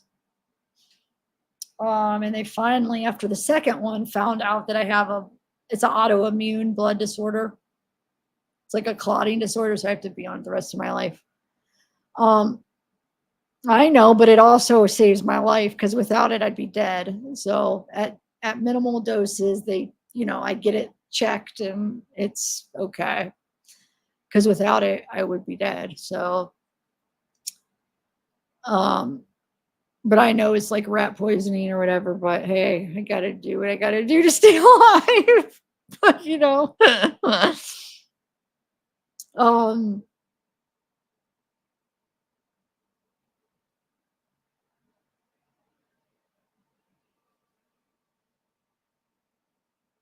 yeah.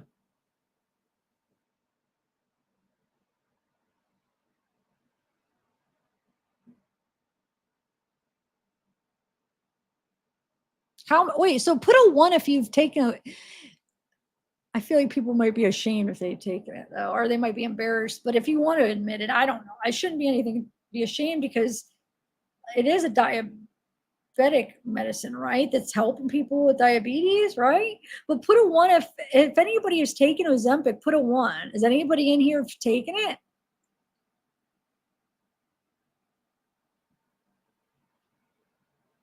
I mean, I've never talked to anybody that's taken it. I just like you hear like celebrities or like people that's lost weight. They'll be like, "Oh, this person's Ozempic," and you see like how much weight they lost.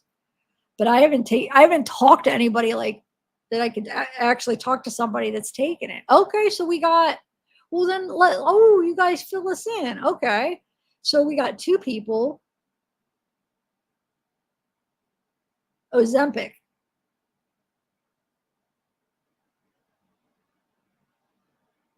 Is that what you're asking? What it's called? Integrity? It's that Ozempic that medicine that people are, I guess, are losing a lot of weight from. Oh, it's that anti-phospholipid disorder. I thought you were asking what the drug we were talking about. I asked. Okay.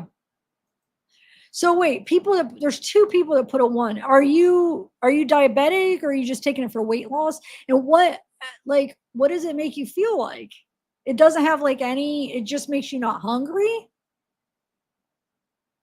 It just kills the appetite? Really?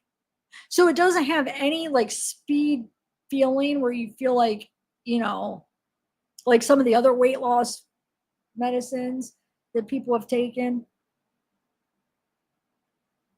Well, I don't know. I've never taken weight loss medicine, but I know there was that one back in the day. I guess that was a long time ago that people took a while ago. But I feel like though, hasn't there been a thing with weight loss medicine that has been speed? Yeah, there has in the past where it's a speed. Yeah. I don't know why I'm doubting myself. Yeah, I know that.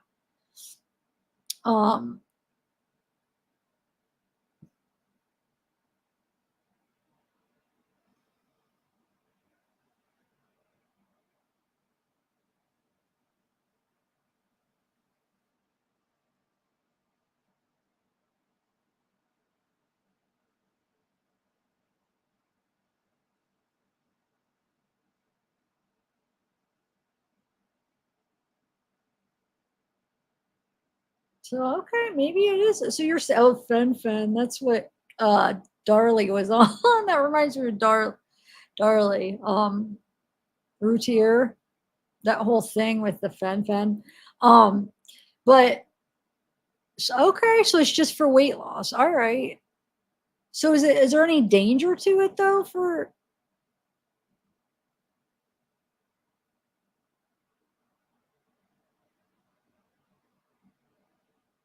Wait, why are you saying none of them are funny? Were somebody saying they were funny?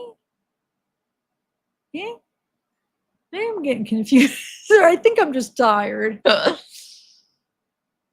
Okay, so it's just weight loss. All right. Well, then I guess I couldn't see people, maybe abusing if they want to just keep losing more weight and it's an unhealthy amount of weight, though. I guess I could see that. That could be dangerous, maybe, but.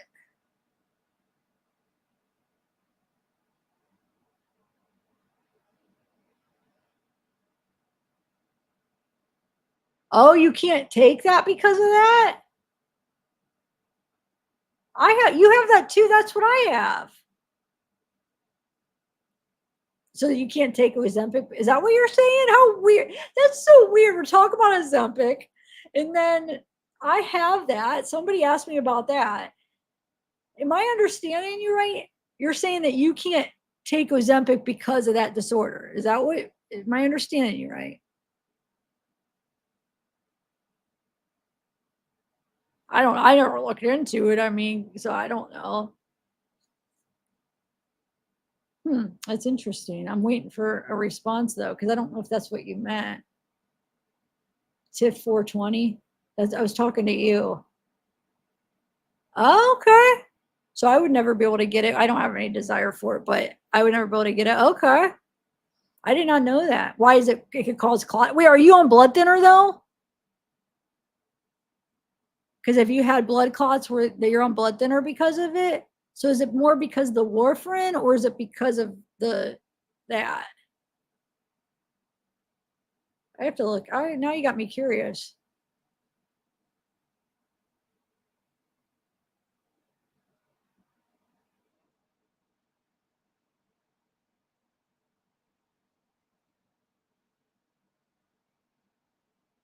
I'm not looking for any. What do you mean? Ask her. Who are you talking about, Christina? I'm not asking about Ozempic because I want to take it or anything. I'm just curious. I've heard people talking about it. I was just curious what it's like. I'm not even trying to or anything. Is that so? I don't know. Is that who are you talking to?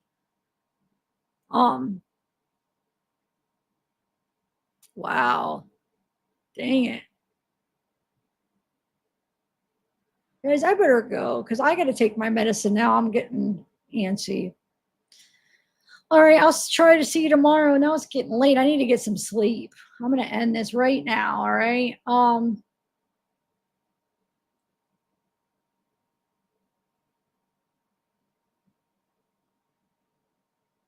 really? Dang it. You better go to the hospital. What are you feeling? What? On your leg, or are you talking about you feel it in your lungs? What's your symptoms?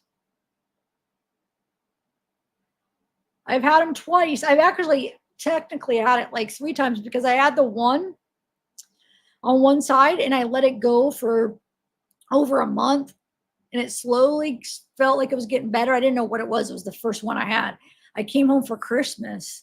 So I was in Colorado. It was when I lived in Colorado. It was the worst pain I ever felt. It woke me straight out of my sleep, and it was like so painful.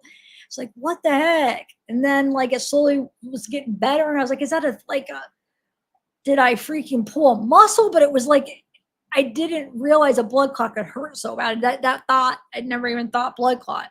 Then I came home for Christmas, and one day I was laying in bed, and I felt it on the other. So this was like over a month after I got the pain the first side, right, on the one side. And then I came home for Christmas and I got that same pain on the other side. I'm like, what the heck? I woke up my mom because I was home now for Christmas. I had her sleep with me. I don't know. I had her come up and sleep. I was scared. And then I think 2 days after that pain, like I had a fever. My mom took my temperatures. I had a fever. So I went to stat care, and he took x-rays. He took a D-dimer or something, and he took an x-ray, and he's like, I think you're having a blood clot, but he says, you have to get a CAT scan to confirm it. He says, because x-rays, it looks just like pneumonia, so I can't confirm it through an x-ray, but the D-dimer or whatever, it looks like it. Just go straight to the hospital and get a CAT scan. I went to a hospital, got a CAT scan. As I'm waiting for the CAT scan, they start coming in. They're like, yep, you had pneumonia. They start hooking me up to IVs and stuff. And I'm like, okay.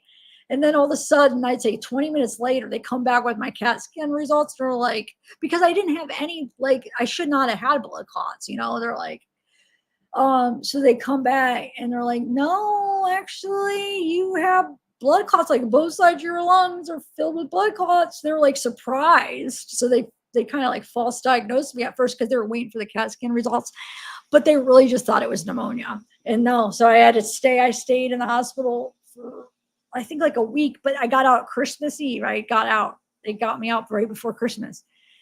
So I basically had blood clots this side, a month later, blood clots that side. So that's 2. Then got on blood thinners for like 2 years, got off, had another one. So I would count like almost 3. I mean, I guess technically 2, but I had them on like a blood clot this side a month later, and then 2 years later, another blood clots in the lungs. I don't remember which side, but yeah. So what's going on with you? Hold on a second. I'm taking my blood thinner. I'm getting all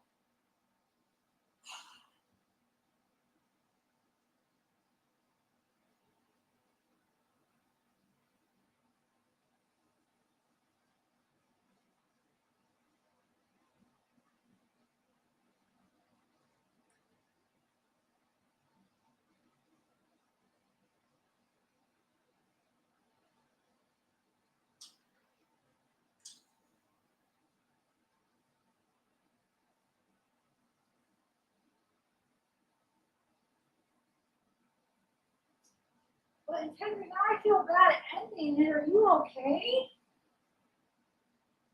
Are you okay?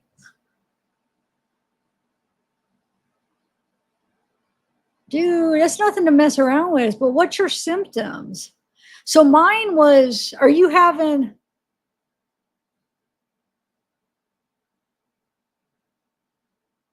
well, when I first had my first blood clots, they said they did all the tests for all the blood clotting disorders. So they ran tests to see if I had any disorders. They told me, no, well, you don't have any of the blood clotting disorders, so we don't know, and it's supposed to have been random. So you have to be on blood thinner for like around 6 months, and then you could come off. And then if you have them again, then you have to be on them for the rest of your life. Because they said one blood clot does put you at a little bit higher risk to getting them again, but you might not. If you do, you have to be on them forever. So they said I don't know that I trusted that they tested for all the blood clotting disorders. So, but they ended up keeping me on blood thinner for like 2 years.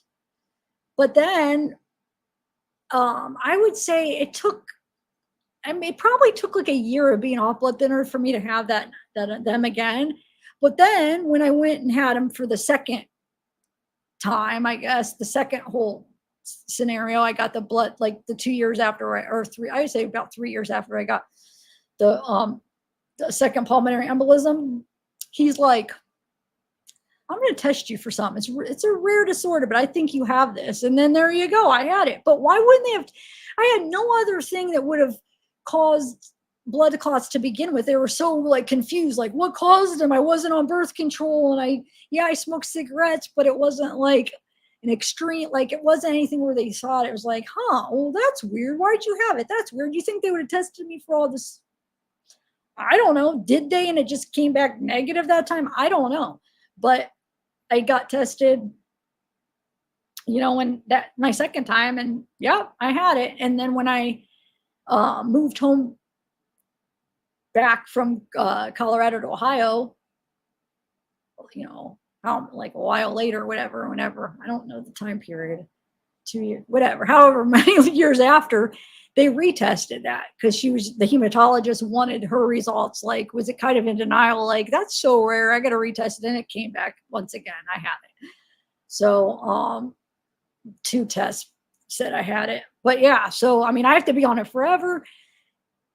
But I don't know. That first time they didn't. But so they say like blood clots it'll start from somewhere. I don't know where mine ever came from because my legs never swelled up.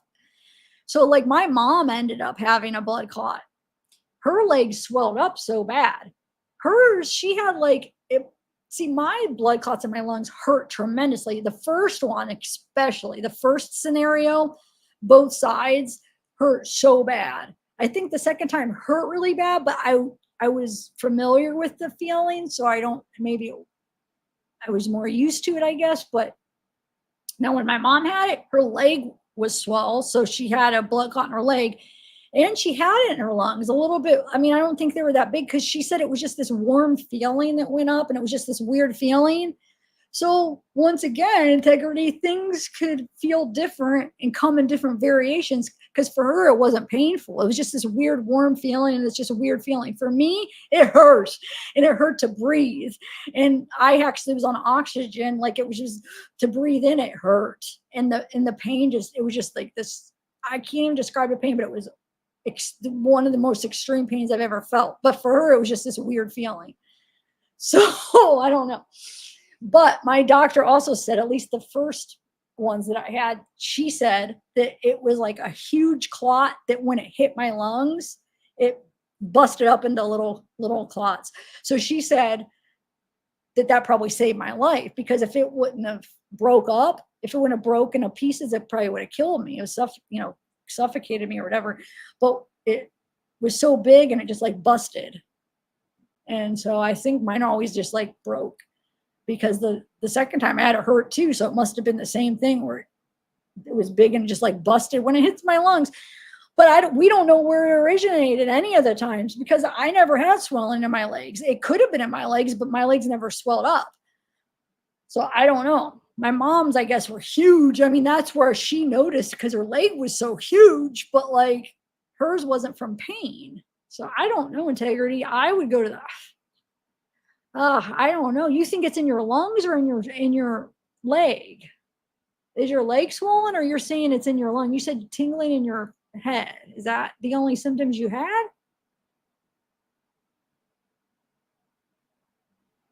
I don't know. I mean, why do you wait? I don't. I'm not sure. I mean, I'm not a doctor. I don't know, but I do know I should go, guys. I'm gonna go, but I don't. I would definitely.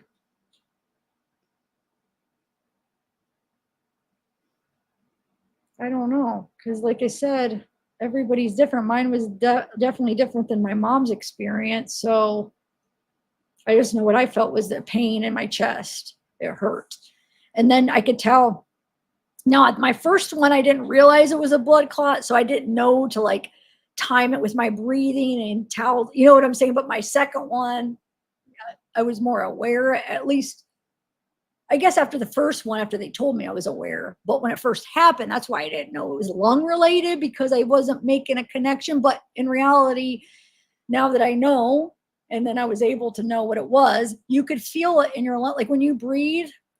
You could like, it hurts when you breathe in. So it's related to the breathe in a way. Like you could tell that it's like the pain as you breathe in, it hurts, if that makes sense. I don't know, but you wouldn't, I could see how you wouldn't realize it was lung related, because I didn't until I knew. And then I don't know. It's just weird. Like when you don't know, that was the last thing I would have thought, a blood clot in my lungs. I'm thinking like a really bad, like, it's like, did I pull a muscle? But it was so painful. But it was like, who would think like a blood clot would cause so much pain? Because you think blood clots are just like little. And I always like thought blood clots, you just die. Like I didn't know, I know that's bad. I just thought like, you know, you hear like a blood clot. I don't know. I never, yeah, it was the last thing I would have thought. Yeah, well, maybe you're more aware. I just didn't think that. I don't know. I just didn't. But after I realized what it was, I could feel it as I breathe. You know what I'm saying? But it's almost like at times it like took my breath away. It was like I'd go like that a lot, where it'd be like a double, whatever that is. It caused that. But that I feel like didn't come until, like, I don't feel like I was doing that when I first had it, the first blood clot. I don't feel like I was doing the breathing, or I didn't notice it until I was in the hospital. And then like when I had my second one, I noticed it, but I don't know. It's weird, but it definitely was in the hospital. It was like a catching your breath or something.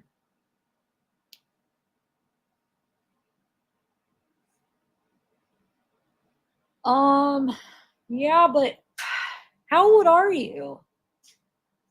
Can you, I don't know. I don't know what to tell you. Like, stupid me, I waited like over a month until I had, because they say once your blood clots, because I asked the doctor, like when I was learning about it. And that's where so once your blood clots, like if you have a clot, it'll just keep clotting. So that's why you need to be on blood thinner, and it needs to dissolve the clots. And that's why, like, after 6 months, I could have possibly been off it, but it needs to dissolve all the clots, because once it clots, it'll just keep clotting, right? And then, of course, they didn't feel comfortable taking me off until 2 years, and still didn't. I lost my insurance, and I took myself off because it was 2 years, and they said 6 months, and I didn't have the clotting disorder, so I took myself off. But anyway, yeah, it'll just keep clotting, and that's why I got the second one, because unless you're on blood thinner, and then the blood thinner dissolves them, and then it helps so it doesn't clot, keeps it thin enough where it breaks them apart, I guess, and then it makes them so you won't clot anymore. So you don't want to take a chance and be stupid like me. Like I messed with death like 2 times. Like both times I got lucky, and I think both times, I'm trying to think what she said. Yeah, I think she said both times. Like, so both times they were big and broke. Like, how do I get lucky? What if they wouldn't have broke apart, you know? I know that seems weird. I got like lucky when they got blood clots, but I mean, like, if they wouldn't have broke when they hit my lungs, I don't know. I wouldn't wait. But I know how annoying it is to go to the, I don't know. I don't mean to scare you, but you don't want to mess with that stuff.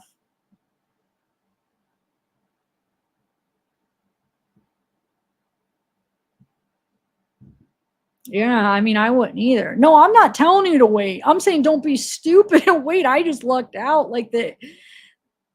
That's not what I'm saying, anybody. I'm saying don't wait.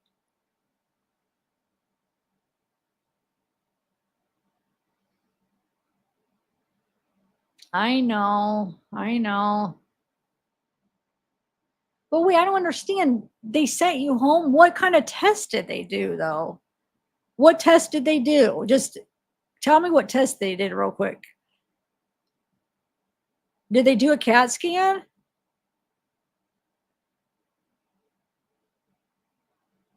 Did they do one of those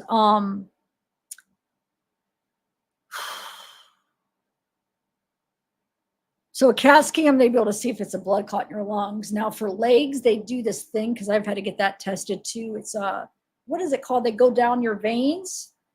Oh my God, what's it called? It's this machine, and they go and they go down each one of your veins to see if there's clots. It's just like I don't know. It's not an X-ray, but it's, help me out, guys. Ultrasound. Is it ultrasound? But it's like something they do, and they go to all your veins. I've had it done multiple times where they'll go and they'll like check every vein in your legs, your hips, and this machine. But they do the CAT scan is how they, for the blood clots. I've just been in after where I've had scares where they wanted to test, where they've done like where they, the CAT scan came up negative, so then they, check my legs and stuff. But if you think of, if they cleared you from your lungs, then I mean you're good as far as a PE. Doppler, that's what it is. Thank you. It is a Doppler. That's what it's called. Thanks. But wait, what did you say they did?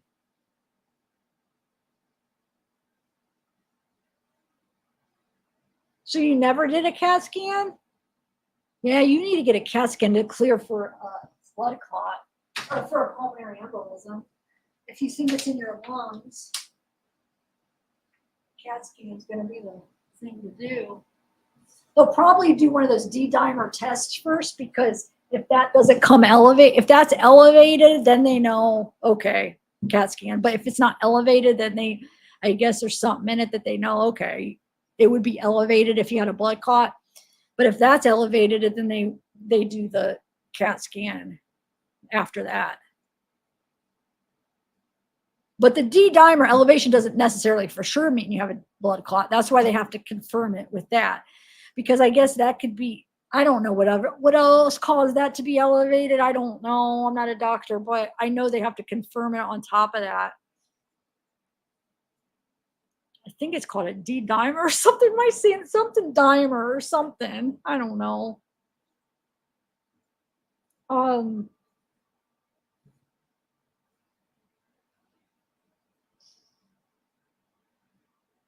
But are you thinking it's in your lungs or in your leg? You think it's in your lungs, right? So I would ask for a CAT scan.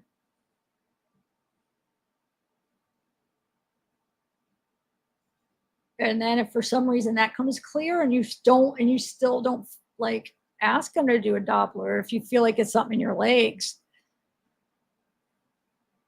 I've had them done because like I have a history of them. So like if I have a scare, they just do it for me, but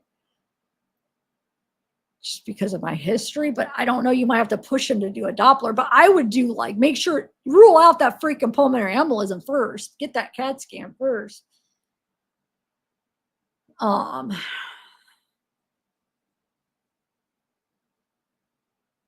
Yeah, it's something like that. Is there any people know what I'm talking about? D-dimer test or something where if it's elevated, then they go further. That's probably the first thing they would do before they did a CAT scan. I'm guessing they would do that before they mess with the CAT scan. And then if it's elevated, they would probably do the CAT scan.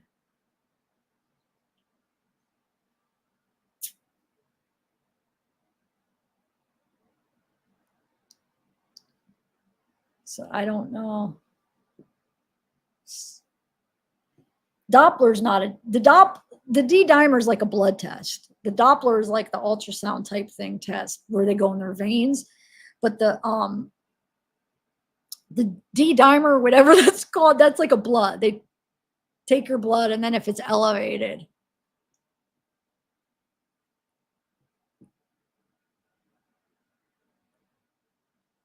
Well, yeah, they did. See, the reason why I didn't say chest, that's what they did with me originally. But if he's in the hospital already, they might just, I don't know if they will, they might just do like a D-dimer. And because, like, I think with the stat care, they don't have CAT scans. So he did everything he could there. But like, if he's in the hospital, I don't know. I mean, maybe they'll do a chest x-ray, but why even waste the time if they do the D-dimer is elevated?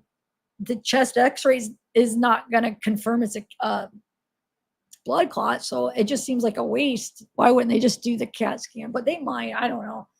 I mean, for me, they did because I was at a stat care at first. So I don't know what they'll do at your hospital. I bet you every hospital might be different with what they do. But as far as like initially, but I know to confirm a pulmonary embolism, you're going to have to do a CAT scan. So I would definitely go. But I'm going to end this. Let us know what happened. Initially by something in specific. What do you mean? What caused it? Blood clot? How old are you?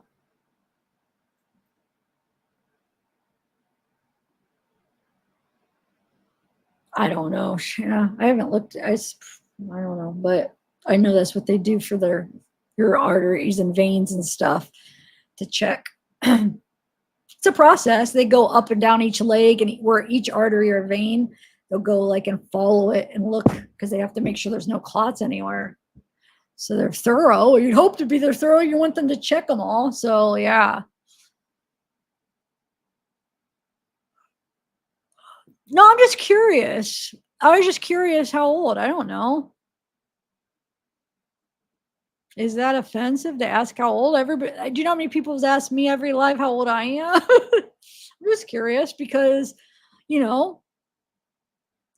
that would matter on like what possible. I mean, age does matter with health things as far as like what route they go. I was just curious.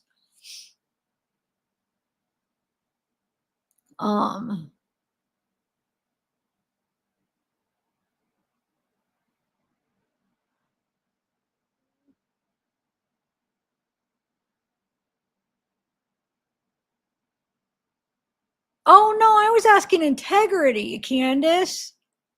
Oh, no. Oh, you said I kept asking you. No, I asked you earlier because I was like, your picture looks young. But when I was just asking now, I was asking integrity.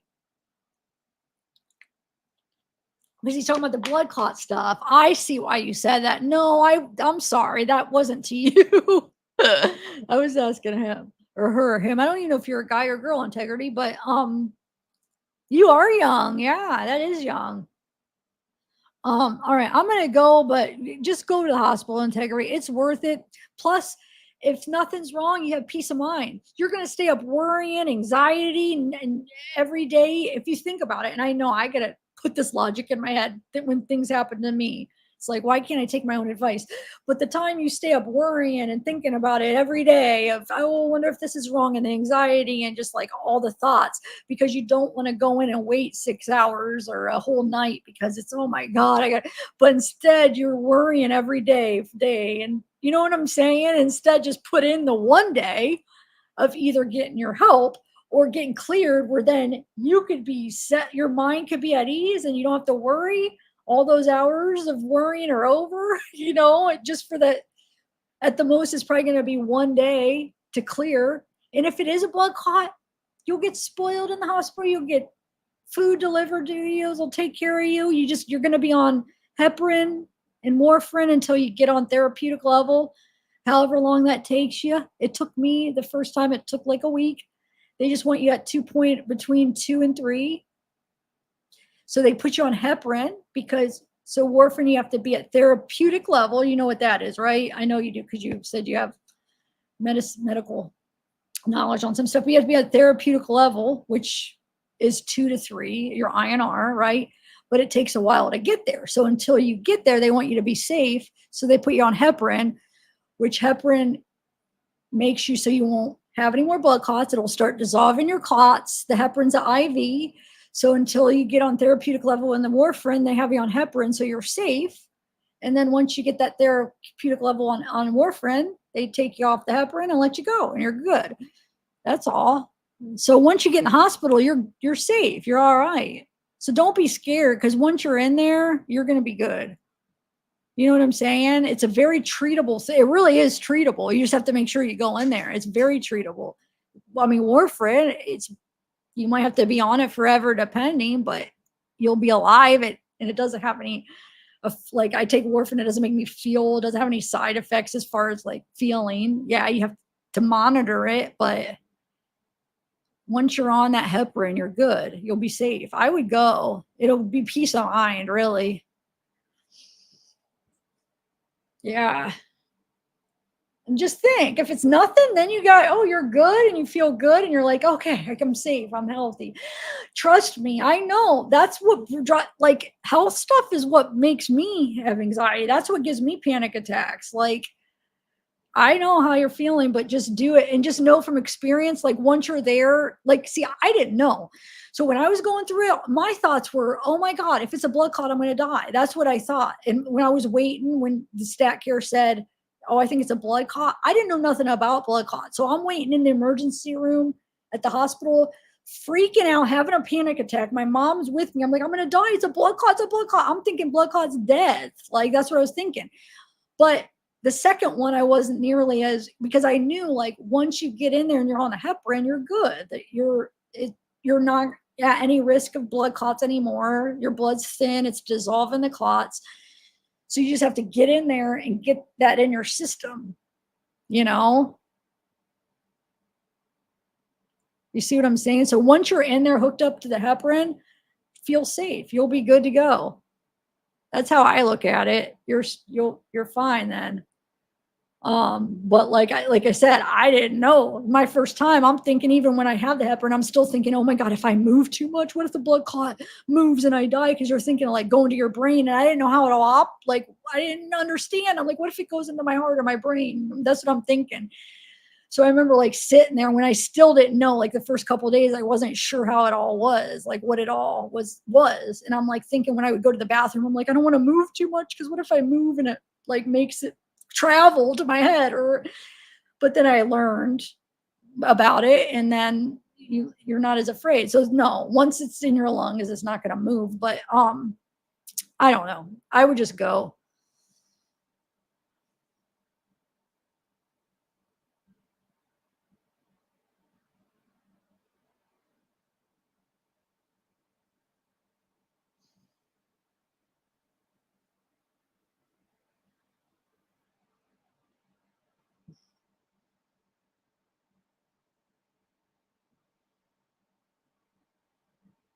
What? So, I mean, I see. So, yeah, because depending on which route the blood clot goes, or what artery or where it's at. So mine was always, for some reason, was going into my lungs. But yeah, I mean, you could do it in your brain or your heart. It depends. But yeah, I mean, either way, you got to get on that blood thinner.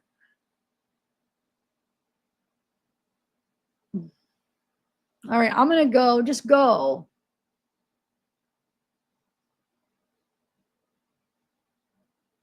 Everyone just go to the ER. Wait, so freaking, why does that make, what do you mean everyone?